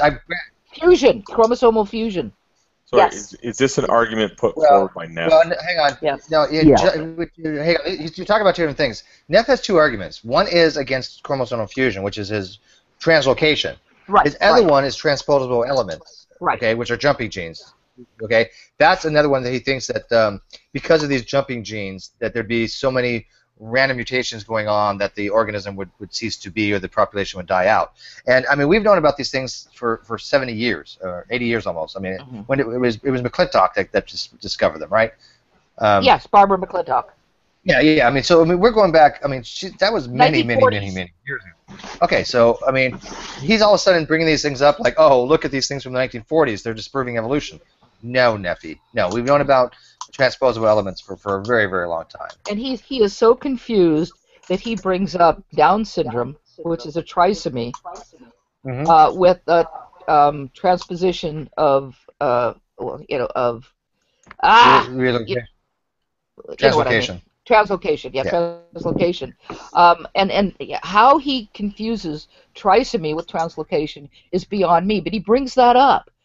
Because I know why he does. Because I think a trisomy is considered to be under a Robertsonian translocation, if I'm not mistaken, but it's not balanced. Some of them. I don't know why. I've heard that. I don't know if that's true. Somebody has mentioned that to me. I mean, and even not all trisomies are result in death or deformity. No, of course not. No, of course not. There's a fairly large number of men walking around who are XXY. Yeah, well, Klinefelter syndrome. I mean, and many of them are perfectly normal. So I mean, trisomy doesn't really, won't have a detrimental effect in that regard. But again, he confuses so many things. I mean, we're talking about a guy that confused pterodactylism with polyploidy. That was hysterical. All right, really?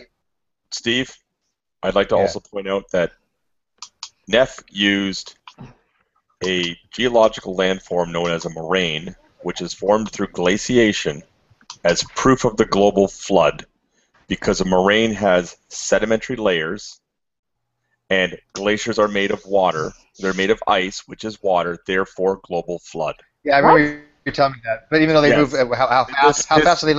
How fast are they laying down their sedimentation rate? I mean, seriously, like it's centimeters a year. Glaciers, it's like a conveyor belt with debris. They kind of just drop it. Yeah. So that's don't know why what it's in layers. Yeah. Come on, Neff is going to use a agree, layer Tommy, cake as proof of a global flood. I remember you mentioned that to me before, and I thought the same thing. I'm like, okay, well, Glacier's going to lay it down, sure, but how fast is that son of a bitch moving? Not very. It's not like a flood of water. It's not like a leading edge of water, right? And it's not even a flood. It's a block of fucking ice. This is why I kind of wanted to talk to you guys about it, because I was trying to, before I passed out, I was trying to follow what Nephi was saying, and you understand that I have a very basic knowledge of evolution and how genetics plays a role in everything. But even the way he was positing his counter-argument to evolution absolutely confused everybody in the room. And then when others were trying to explain it to Matt, right, Matt? Even they had to constantly keep checking in with Neff, like, hey, Neff, is this what you were saying? So I don't quite understand the basis of his argument. What is he suggesting? That it's impossible for genes to mutate without it being inevitably negative, or what? Well, I mean, he does subscribe to genomic decay, right? I mean, he does think that the Stanford. Yeah, he does think that genomic decay, genetic entropy, which is complete nonsense. It doesn't even make sense to anybody who hears it. It's basically, Hannah, saying that we had at one time there was a perfect genome. Okay, there's perfect humans, Adam and Eve. What is a perfect genome? There's no arbitrary standard of what a perfect genome would be for a species, right? And then ever since then, we've been degrading entropically and shit like that. But the problem is evolution shows otherwise. We thrive in certain populations. Will thrive based upon the selective pressures by having these mutations. Mutations are not bad always. They're mostly neutral, even for the most part. Right. That's what I understand. But then he's suggesting that you can't even have mutations in the first place without it being inherently bad or negative towards the species in general. He attributed like Alzheimer's and cancer and all these other things to specifically being negative only because of mutations. Yes, but every single one of us here in this room, has over 100 mutations, somewhere between 100 and 200. And right. I think you'll never not falling apart. Pieces are not falling off of me as I sit here, honest. Okay. Well, at your age, they might be. Hey! Here's the reasoning I think it is, Hannah. They think the word mutation is relevant to mutagen. Okay, and a mutagen is a chemical or compound or something that causes mutations, right? And a mutagen is generally bad, right? But so they're relating these types of words, even though mutation itself doesn't mean bad. It just means a change of the nucleotide sequence, right? That's it. It just means a change. But they're thinking, oh, mutagens are bad, Toxic Avenger, and they're getting this really misunderstanding that a mutation could be a very good thing, right?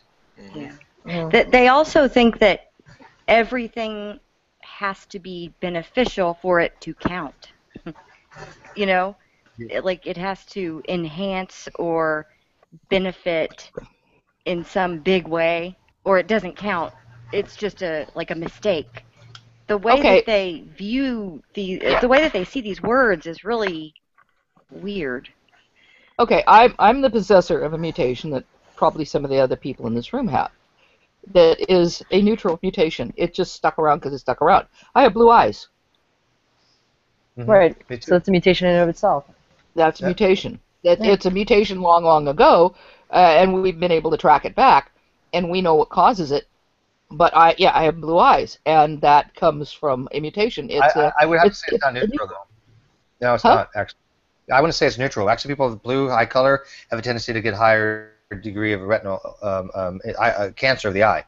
So it depends on where you are. Also suggested that. Oh, sorry. It depends on where you are and what other genes you have. So it's relatively neutral. Now, there is no such thing as a completely neutral gene. Let's be honest. I know. There was a study that suggested. There's a study that suggested, I read a while ago, that blue eyes may have actually been a positive mutation, considering that aesthetically pleasing to people, so they were more likely to encounter partners. Right. Yeah. There you go. Right. Yeah. So, but, I mean, it all doesn't have. but it doesn't give us any physical great. Right, Just like right. with red hair is also a mutation. It's a mutation in a single base. And there's actually because Vikings. Go ahead. Vikings came over and started raping. Well, we got red hair because Vikings came over and started raping women. Yay, Vikings, my old people. But it's and there's the Royal Institute actually did 2-3 years ago an advent calendar of genes where they go through our genes from 1 through all the way down, and each day they did a thing on gene 1, gene 2, gene 3, gene 4, and one of those was the red hair, and they actually show you a printout, and of course the guy that's doing it is a scientist with red hair. They actually show you a printout where the change was made. They circle it there, right there, boom, boom. See, I think it's a C, where there used to be something else or something else instead of a C. That right there is where red hair comes from, and all it is the amount of melanin, because that's where all of our color comes from: hair, eyes, skin. It's just melanin. Jade, I thought last night when you were talking about the guy with who had the enlarged, was it an artery? Oh, the new artery, yeah. New blood vessel. I'm not sure if it's an blood artery or vessel. not. Yeah, blood vessel. When you were talking about that in the context of that discussion last night, to me, that's really useful. I thought, okay. Oh yeah. We know that each generation has 100+ mutations unique to them, and that their parents do not have, and just in that context, I thought, wow, that's really useful. To me, it just made it very clear. It almost painted a picture. Neffy wouldn't accept it. But Neffy wouldn't accept it. Right. Perfect. Neffy was in the room last night? No, but she had brought it to Neffy's attention before. No, Neffy's scared to death of it. I was about to say, was that passed out? No, I was. Neffy has a bit of Fiona and I were in a hangout with Neff, and we were trying to give him examples of, because he, like a lot of people, will want examples of a physical change, a structural change, and he just denies everything. And finally, he kept saying, "Well, capillaries." We know it's not a capillary, because we all have, capillaries are little tiny blood vessels. You can sometimes see them under your skin, those little red thingies. But capillaries, are where gas exchange takes place, and everybody has a different number and different pattern of capillaries. That's not a big deal. But he kept saying capillaries, and we kept having to emphasize, no, it's a major blood vessel. And he finally said, well, it's just a blood vessel. I said, yeah, but it's a blood vessel where there never was one before. It's not a duplication of an existing blood vessel, which would be something else. If someone had twin blood vessels coming off to some spot or something, this is a brand new blood vessel in a completely different location.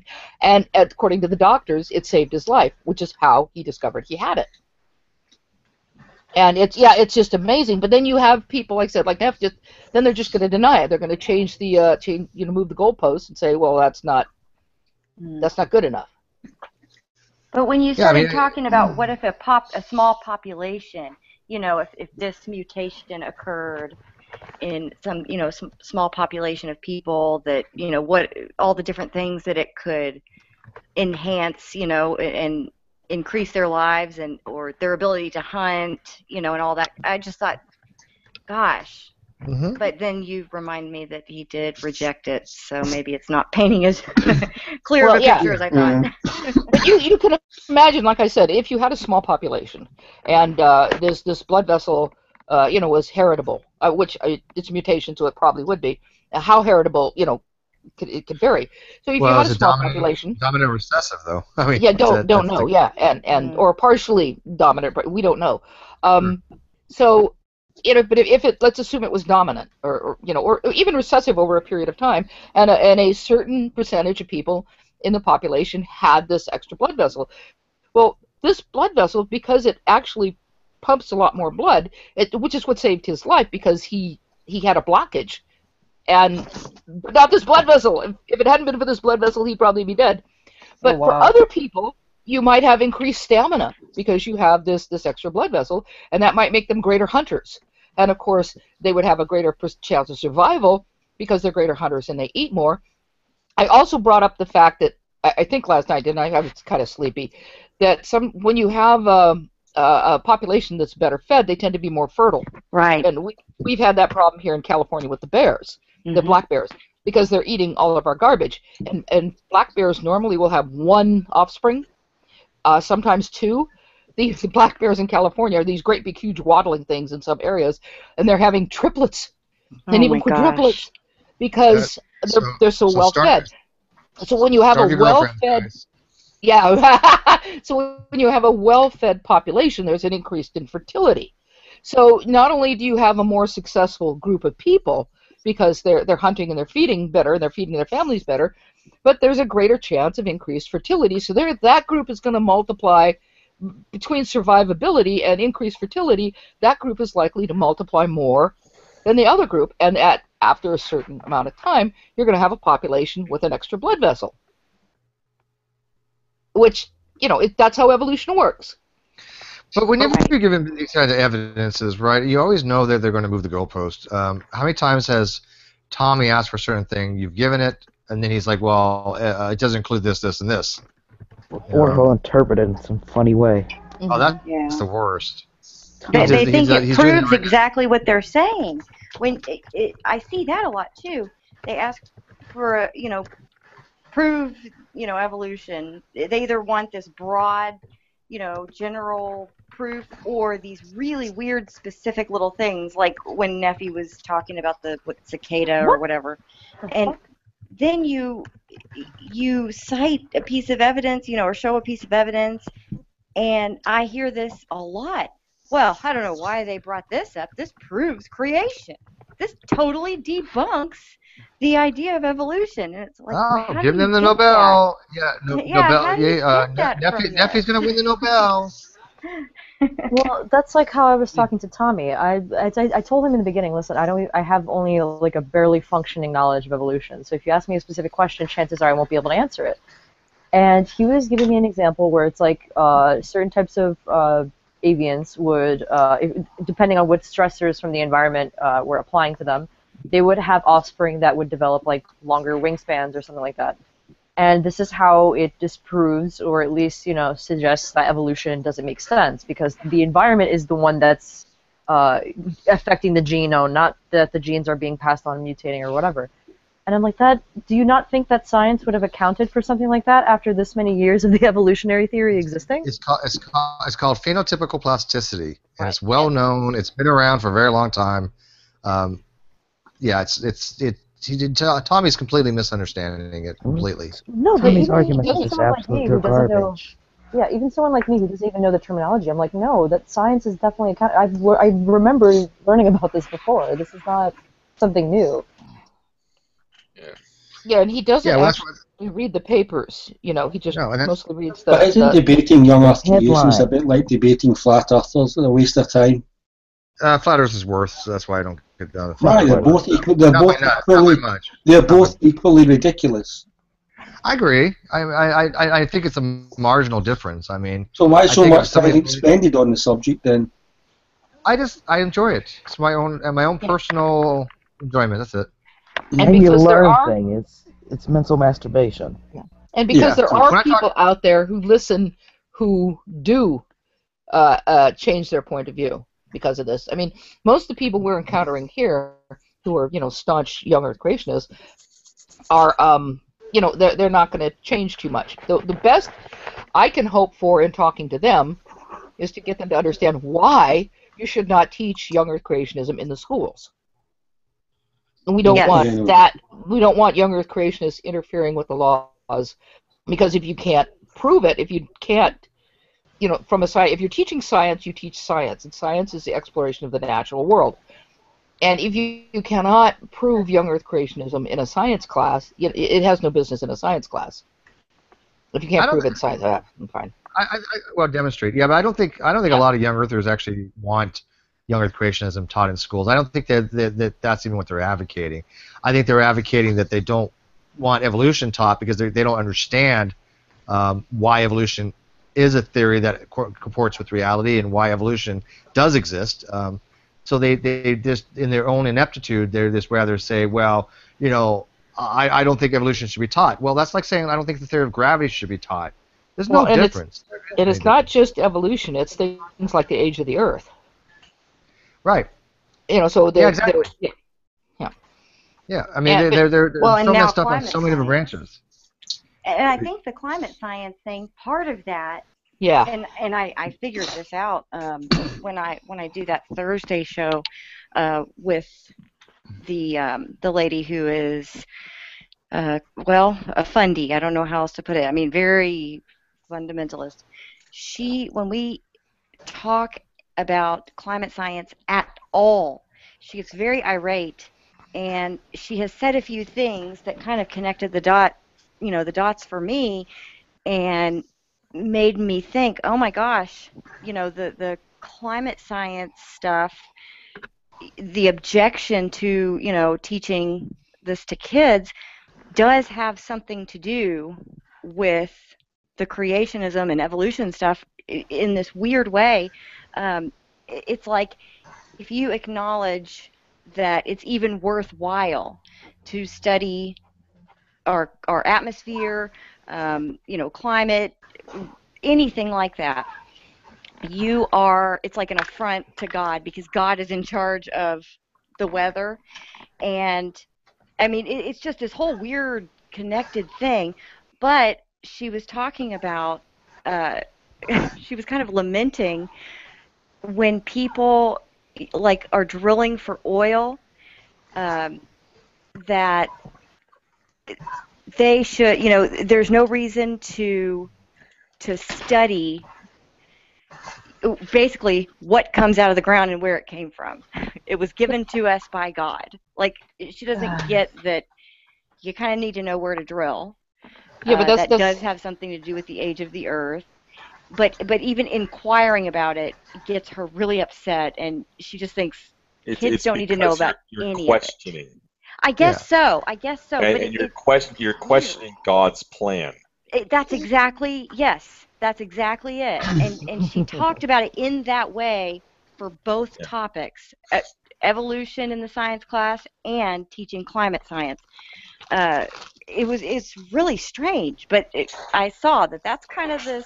Why do you have this person on? Thread. Why are you going to have this person on your podcast? Oh, again? It's not my show. It's a show that I do every Thursday. I broadcast it on mine because it's interesting, but I've been doing this for longer than I've been doing the internet one. It's local East Texas gospel station. Oh. But it's a political. Wow. It's a political. Is it radio? Is it radio? Yeah. Okay. But here's a controversial question. When we say that Lacktheists are kind of hiding the ball, why couldn't one take the view that atheists who engage frequently and regularly and almost exclusively to the subjects of young Earth creationism are hiding the ball themselves from where the real issue of philosophical debate exists, and that's with the big questions that sensible people and theists and atheists agree about? Why aren't they hiding the ball?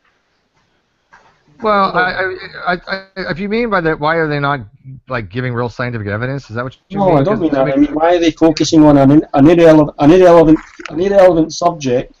I get it. Sure. Is it an escape? Is it a way that they can be involved in the community without engaging in the actual serious debate? Jay, you can answer that. I'll give my reason. Wait, Jay, I can answer for a minute. Well, I mean, answer Max's question. Matt has a question. I'll answer Matt's question. If he's referring to climate change.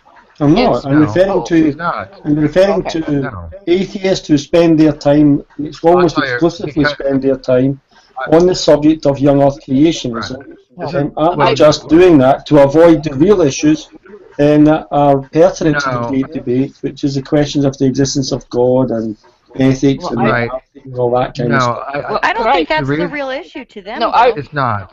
I wanted to respond to Hannah here for a minute, because the problem with one of the problems with climate change is it's so politically charged here in the United States, and it's politically charged because so many conservatives have ties to oil-producing states, and many conservative politicians have ties to the oil producers themselves. Right. And they have put a fortune, the oil producers have put a fortune into trying to deny climate change, and as coal producers have as well, but mostly oil producers. So in a state like Texas, climate change is anathema.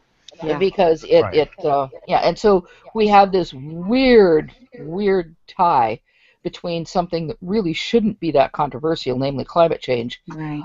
And religion, because a lot of it because of political pressure and because of big business being oil. It's a very, very odd thing that's happening because there isn't really a biblical basis for it. What they're doing is, as you pointed out, trying to find a biblical excuse for their position against anthropogenic climate change. Mm-hmm. Well, Jade, remember I was hang on. Oh, I'm sorry. You guys have like completely like took over Matt's thing. Matt has a question now. You railed it. But Hannah was talking about climate change before, then Matt came in with that. I just took it back to climate change. That's all. It was Rihanna. Same thing. I mean, Rihanna. Yeah, the same person. I know. Sorry. Who cares who they are, right? Yeah. But I don't care about climate change. Young creationism. That's what we talk about. but to answer your question, Matt, young creationism screws with the minds of young people. Mm-hmm. It makes them less able to understand concepts when they get to college, such as biology, geology, physics, mathematics, you name it. They do not do well, and you know this, and I'm sure you can find your studies. But for the most part, I've dealt with enough, even in my own research, in just talking to people, that generally speaking, younger creationists don't do that well across the board. I mean, they just don't know much about science. There are exceptions, obviously, like Putnam and Humphreys and whatever. There are legit people out there, but I think they get paid to write these things, and I don't think they give a shit one way or another. Half of them. I have it on good authority that Morris doesn't give a crap about IRC. He's just basically, well, if I didn't have this, I would be, I wouldn't have anything. It's a job, but I don't think I don't think half of them believe in younger creationism. But it's a money-making scheme. You know this as well as I do. That's a scam. So people are making money off of it. But in order to make money off of atheism. Well, hang on. People are we can demonstrate without question the younger creationism is false. The people are making money on that. Yeah, and they have to keep these people like Mark and the rest of them convinced that younger creationism is right. Well, it's whenever you compare younger Earth creationism with the theory of evolution, we wouldn't have a problem with variations within kinds. So whenever Jade's talking about the extra blood vessel, it would be the DNA, has the instructions to produce a blood vessel.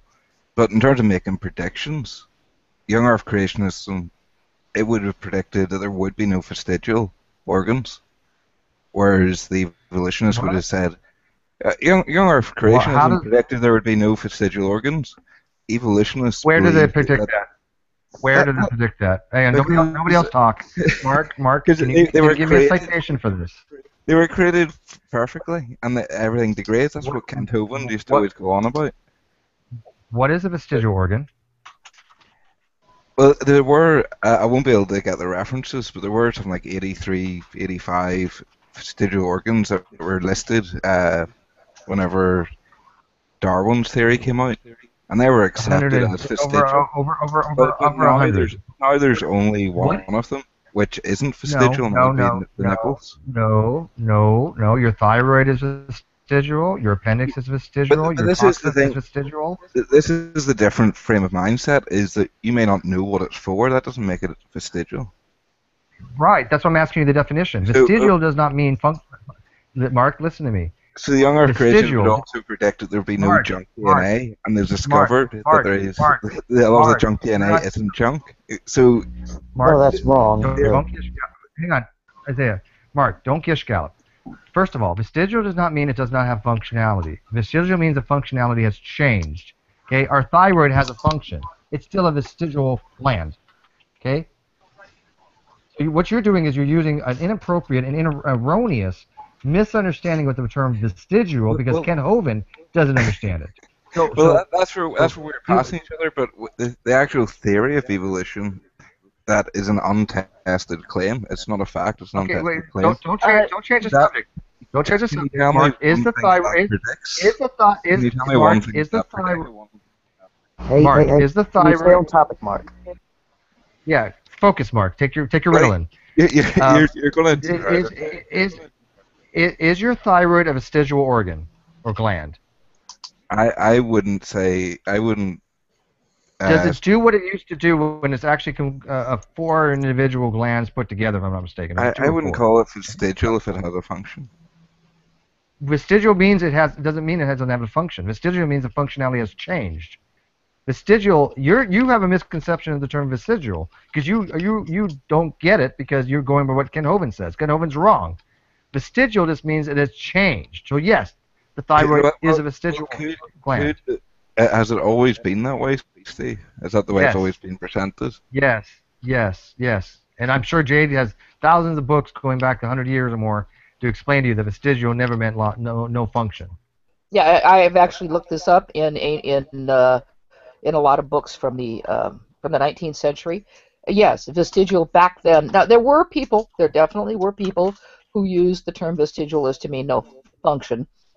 But there were also people who said that no, vestigial means that it no longer has its original function, its originally designed function. Whenever it has been adapted in another way. When doctors were taking out the appendix, were they taking it out because it was vestigial? Well, they didn't know. First of all, I love Sydney. He's like, Mark's brain is vestigial organ. That's funny, actually. Mark, Mark,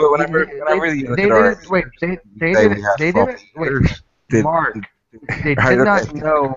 They did not know what the actual function, if any, that the appendix had for a little while. They weren't sure what it had. We do realize now that it does still serve a small function. It still acts as a reservoir and breaks down things, if I'm not mistaken. Now, may I explain that I went to high school in the 1960s, late 1960s, and back then they strongly suspected that the appendix actually had a function. They just couldn't narrow it down.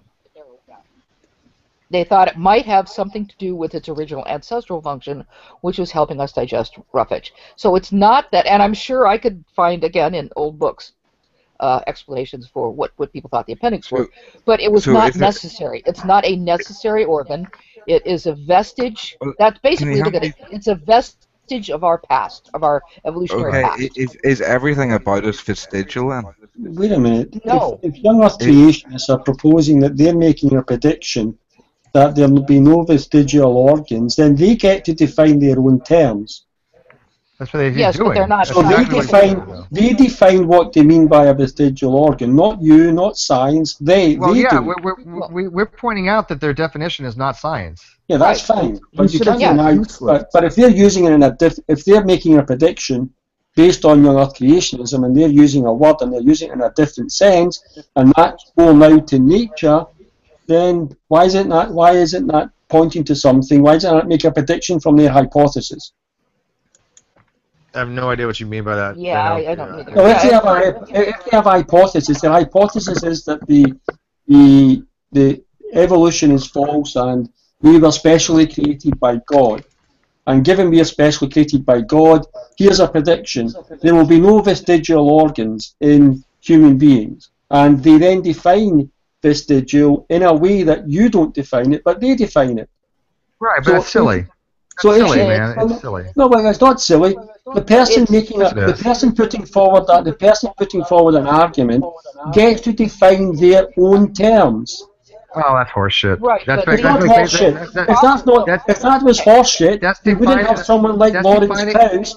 We wouldn't have someone like Lawrence Krauss proposing that nothing is something. That's horseshit. Matt's okay. Matt's right. Because he's doing it in science, because he's a scientist. Right, Matt's right. Scientists can make up horseshit, but a young Earthers can't make up horseshit. Matt, I think Matt's both right and wrong there. For example, right now I'm petting something that I could call a weasel. I'm going to call this furry thing right next to me that I'm petting a weasel. Yeah. And in part of my definition of a weasel is something that purs. Yes, but the thing is, some weasels purr. And if I go on to describe a weasel in that term, I'm not correct. I'm not correct. But it's a disanalogy. It's a disanalogy. Just because the world is not going to call this a weasel. That's a most of the world is going to call this a cat. I'm using my own language. Yeah, yes, you are. And I can do that as long as I define it. Yes. As long as I define it. Yes, exactly. You can make up a stable definition, but no one need to accept your stipulative definition. You're so right. if you have You're a right. vestigial, But can I? the word vestigial can mean non-functional. Okay, I'm muting. Okay. Okay, but what I wanted to say, what I wanted. Oh, I'm sorry. You need to listen sometimes, not just talk. Listen as well as talk. The problem is, I was interrupted before I was finished. The problem is you're not listening. Shut up! I'm muting everybody and I'm going to hide you from broadcast. You do not let me fucking moderate. Okay? This applies equally across the board. How dare you guys sit there and talk when I'm telling you guys to stop talking? Okay? That's bullshit. Okay? Stop it. Because that's not how I run my Hangouts. Okay? When I moderate, I moderate. We're getting off topic. This has nothing to do with what Mark was talking about. I don't give a shit about definitions. Let's get back to what Mark was saying about vestigial organs, okay? This is so fucking off what Mark is saying that it doesn't even be brought up, okay? That's incorrect. How is he defining vestigial?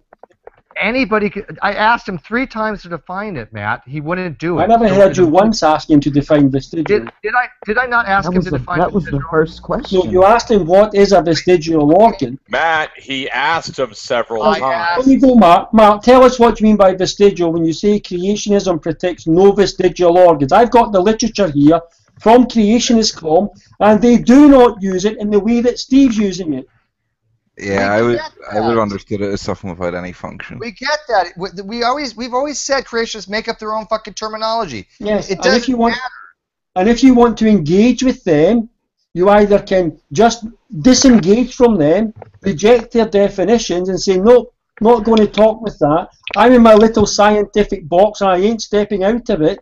Or you can step out of their box and still show them wrong on their definition, which can persuade them. Matt, fine, okay, relax. We're refusing your definition, okay? Do you get that, right? Yeah, I understand that now. Okay, Mark. So your definitions are refused. They're not scientific. They're not the way we use them. How you want to use them is your little friends. Go ahead. But according to science, were they ever used that way, though, Steve? Yes, that is how vestigial meant for day one. Now there are people that say that non-functional because we didn't know what the functionality of the appendix was, but we suspected that it did have one. Was it being taught that way? But the appendix actually demonstrates evolution. It is a vestigial organ through evolutionary processes. It actually hurts your case to even bring this shit up. Do you get that? I don't think you can explain that to me. Well, I don't think I can explain a lot of things to you, Mark, but I tried. You can teach me a lot of biology. Here's a scientific definition of a vestigial organ from a scientific source. And I suppose you're going to reject this source as well, even though it's from biology.com, giving a biological definition of terms. And here's what it says.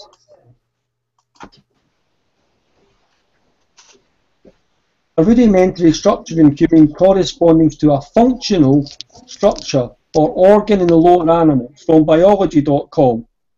You reject that as well, Steve? No, it's functional. It doesn't. Does it not have the word functional in there? We just said that a vestigial organ has a function. Probably we may not know what it is. We're not. That actually demonstrates what we're saying. No, He's saying that vestigial is non-functional, and that's not what it means. I thought I heard you saying that a vestigial organ is one that has changed its function. It has. It's still functional, but it has changed. That's not part of the definition from biology.com. Matt, Matt, there are other definitions out there, okay? Yes, but don't say that the creationists is making up their own definition. They're not. Oh, you're not helping. Biology.com is not a scientific source. Hey, Matt, can I ask you a question? You know your tailbone boxes.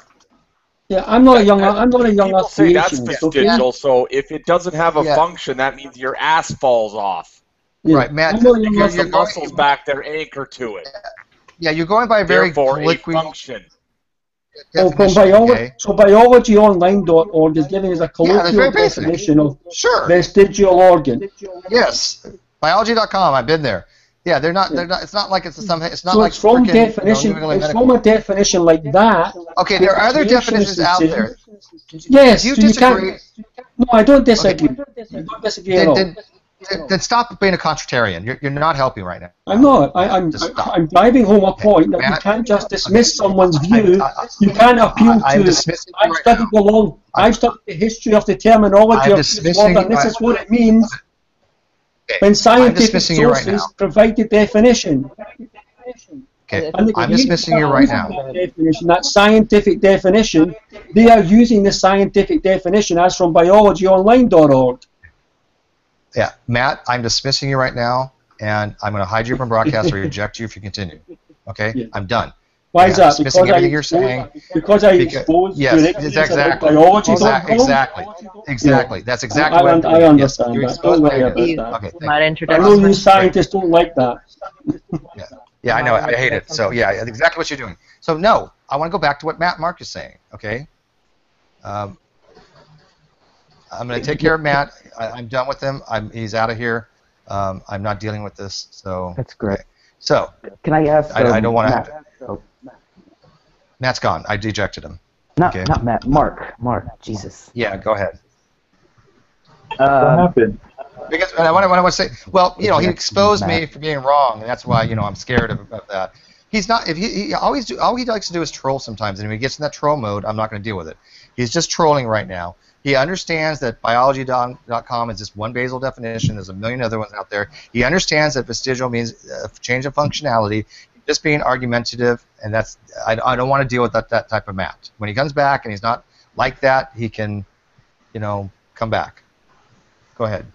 Okay, on to my question. Mark, your incus and your malleus are defined as, which are two of the bones in your ear. But those are defined. What the fuck is that echo? Is it me? Yeah. Let me mute. Or maybe it's whatever DNA guy, OT. Start speaking. I muted my mic. Let me see. Okay. Hello? Yes. Yeah, that's working. It's Odian. Yeah. What are you guys hearing? Just mute Odian. Yeah.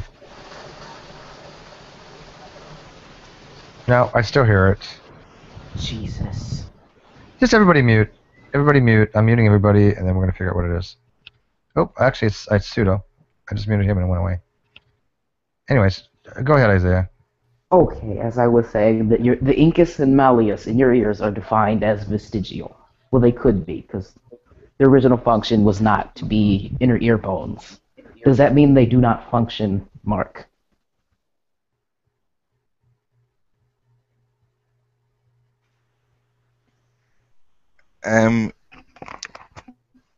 Well, see, I wouldn't grant you that are you telling me that they came from another creature? No. They're the structure that they are homologous to, or that they originated from, was not in the inner ear. What was it? It's supposed to be in the original structure is the jaw. Our jaw?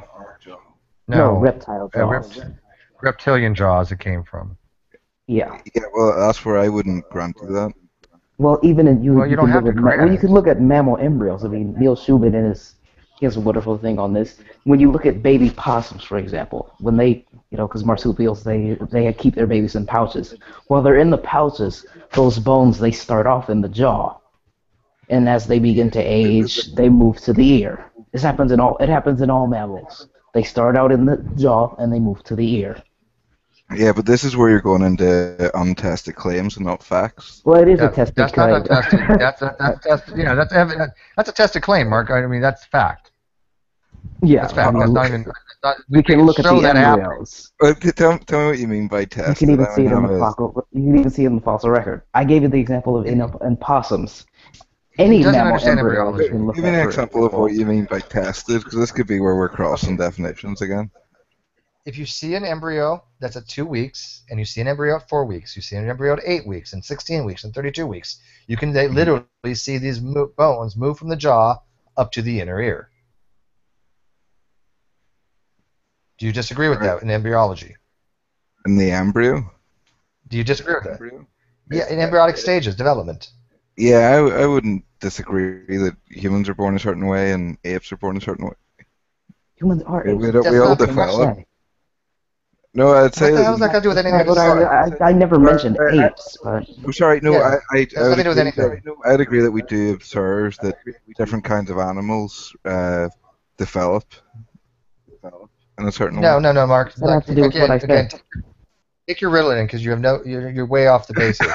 Do you agree that follow my English here? I know you're Irish, but we speak English. We speak English. Untested claim that embryology proves the theory of evolution.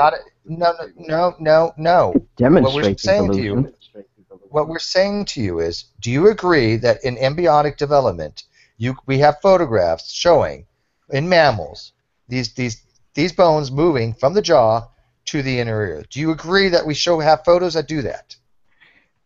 We're going to have to develop some way, Steve. We start off as a single cell and get the. Mark, I'm injecting you in 1 minute if you derail this one more time. Again, I'm going to ask you one more time. I swear to God, I'm going to eject you. You know I will. Here's the question to you. I'm going to pose to you very simply. Very simply. Do you agree? And this is a yes or no answer. Do you agree that we have photographs in embryology of mammals having inner ear bones in the jaw that have migrated up to the inner ear throughout their embryonic development? Do you agree? Yes or no? I agree that we do have that, but that is not evidence, right? Okay, we have that. Okay, now he's going to go one step further and explain to you why that is evidence. Okay, and is that because explain it? Is every embryo? Well, every mammal embryo. Actually, the question. Yeah, mammal. The question was, what is the bones in the inner vestigial? Yeah. And the answer is yes, because they have a different function than what they used to have. Yeah, but you're asking me to accept an untested claim. It is tested. We just showed. You just said that you agreed. We can show using photographs that these bones migrate, right? Okay. No, so you're trying to say that embryo represents a reptile from X millions of years ago? No. Well, if you want to get into that, the homology, the bones are homologous, but I didn't mention any sort of homology. Yeah, I mean technically that's true. I mean we are reptiles in that regard. We're called repurposed reptiles, but that's neither here nor there. I mean that's but the point being is that the bones have a different function. Do you agree that they have a different function in us than they did in reptiles a very long time ago? No, see, that is what we actually fundamentally disagree with. I would have no problem saying that animals came off the ark of different kinds and there's variations within those kinds. Who mentioned the fucking ark? It would be the ark. It's the leap of faith. I'm saying goodbye to you. Everybody say goodbye to Mark.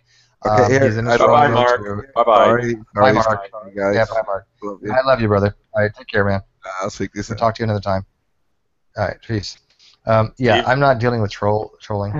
And you guys know when you get into trolling mode, right? Steve, I just have to point out that Mark went from 0 to head desk in 30 seconds, and Neffy doesn't get there that fast. Yeah, Mark's not too bright, and I understand that. I don't mean to mock him, but it doesn't serve any useful purpose when he starts trolling, just like it didn't when Matt was starting to troll. I'm just going to kick people when they troll. There's nothing else I can do. Hate me for it. I don't give a shit. But you guys saw that they started to troll. Instead of kicking them when they start to troll, kick them when their arguments and discussion become non-productive and circular. That happens too sometimes. Yeah, which is really what they're doing. Yeah, that's to me that's just synonymous. Yeah, I don't know. That's kind of synonymous. I mean, no, it's Hannah. Yeah, I thought it was Hannah before too. Jungle Jargon does that a lot. Hannah did Jungle what? Jargon. Victor says what? I think she has some feedback. Yeah, but it's okay. But Jungle Jargon loves doing that. Jungle Jargon is the most circular, nonsensical, babbling person I've ever met in my life. I like him, and he can come here and he can talk about anything he wants. But as soon as he starts getting into his babbling, non-productive bullshit, he's gone. Mm-hmm. Something I've been thinking about while we've been running in circles here on somebody else's treadmill with Neffy and why he reads things a certain way. He's not actually reading a science paper. he's reading it like you do a Bible study. With interpretations and all that. Oh yeah. Exegesis. I was going to say that same thing. Yeah. I was just going to say that he does an exegesis on it. Like when I talked to him that time about the thing with the glacier, when he was reading it, he was reading along, and when he got to ice, it's like he has this epiphany. Ice, that's water. Water goes to floods. That proves it. He doesn't have to read anymore. Yeah. The rest of the article has no use. Right there, it says ice. Ice is water. Water's flood. Done. You just gave me a flashback of watching a Nefi video. I've seen him do that with the glacier thing. Yeah, he's reading between the lines and inferring information out of the text or into the text that's there. You're exactly right. Of course. But that's what all young Earth creationists do. No, but he does it. I see him do it. Others just like play word games, like definition flip-flops, and just pretend not to understand what you're saying. Yeah, exactly, and it's true. You basically could take a paper, right, and you just highlight the word he wants to pick out, and that's what he's going to ping on. The rest of it could be it's just meaningless to him. But if he sees that word glacier, I'm going to have an exegesis. Glacier means water. Water means flood. As long as he can find keywords, water, sedimentary layers, that's what he needs. Right there. Once he finds those 2 key points. Oh, and clearly absurd. Oh, yes, Jungle Jargon actually talks. He sounds just as stupid as his comments, but he's a nice guy. I do like Jungle Jargon. He's another one of my pet things like Mark. You can't help but like him. But he's not bright. I mean, he's just... but I can't fault Jungle too much because I do think he had a medical condition a long time ago, encephalitis, and I do think that it did affect him mentally. But he's still functional, so I guess I can hold him accountable just like anybody else, but because he says some really stupid shit. He was trying to. He didn't understand. Yeah, he was trying to. Well, you would like this, Jade. He was trying to convince me there was no absolute measurements and time, and I tried to explain to him natural units. So I'm like, look at Planck's length, Planck's time, Planck's mass, Planck's charge, Planck's temperature, are all natural units. Along, C, G, H bar. These are all natural units, and he tried to say, well, how many Planck's length are there in a light year? I'm like, well, it's actually like 5.3 times 10 to the 50th power. And I'm like, you can't figure this stuff out. And I'm like, but you don't have Planck length subjective to Lorentz contraction because the Planck length is the smallest unit. So you can't get smaller. You can't be contracted. And he doesn't understand this. He's like, well, that violates GR. I'm like, yeah, well, that's quantum mechanics. Quantum mechanics and GR don't play well with each other. That's been a whole contention between the two different things, right? And he doesn't get that. He's like, well, you don't know anything about general relativity. If you say that there's absolute units of measurement, I'm like, well, I do know a little bit, and yes, there are absolute units of measurement. A Planck length is universal for me, for you, in any frame of reference because it is an indeterminable amount of length. Well, it has a maximum 10 to the negative 34th power, but basically it is the smallest distinguishable unit of length. But he does the same thing that Nefi does. He'll just read something. Oh, look, no preferred frame of reference, no inertial frame of reference. Light has to pass through multiple frames of reference, therefore it slows down. It loses energy. What? What the fuck does that even mean? He says it. I mean, I'm not lying. Light slows down because it loses energy because it has to pass through multiple frames of reference, and that's why things look further away than they do. If anybody can wrap their head around that one, I'm just going to counter argue with fish fossils on the moon. Oh yeah, that's true. Yeah, I forgot about that. Though it was a whale, I think. I think they found a whale on the moon. Yeah. Or was that at South Park? It must have been maybe South Park put a whale, but it's fine. I know it's true. It was a whale. But South Park's based upon real science. I mean, that's true, right? Yeah. Mexico does have a space program. Yeah. Canadians suck. Yeah. So. I mean, we can all agree to that, though. We got all the good shit over here. But I'm having a little threshold because it sucks because Mac, like rational theist, he can have a great conversation, but when he gets in these modes, so he just wants to be a contrarian. then it just annoys me, right? I have no use for it. We're having a discussion with Mark, and Matt will take it and run with it some other direction, and it's like, no, I don't want to go down that route.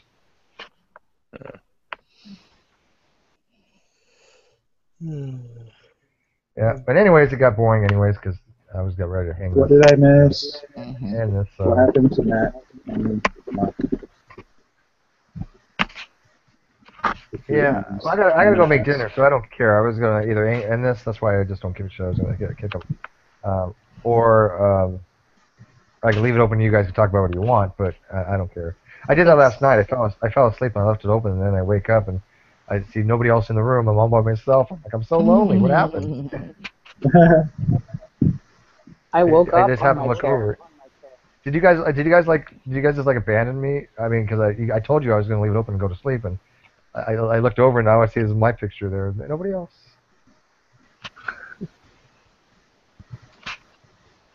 My computer was like automatically logging me off. It's like, listen, you fell asleep 3 hours later. Okay, I think I'm just gonna log you out of this Hangout now. Well, I am going to go make dinner, and then I'm going to go watch Orange is the New Black. So that's why Ivor will piss you off. Fix it. I'm warning you right now. Don't say that. I don't want any spoilers. It's not a spoiler. I'm just letting you know she's gonna piss you off. She's been pissing me I off. want to know. Did she get naked again? No. I don't want to know. I don't want to know. Don't tell me. I took my earplugs out. I don't want to know. Piper's pretty hot, man. I like Piper. But anyway, all right. I'll jump off.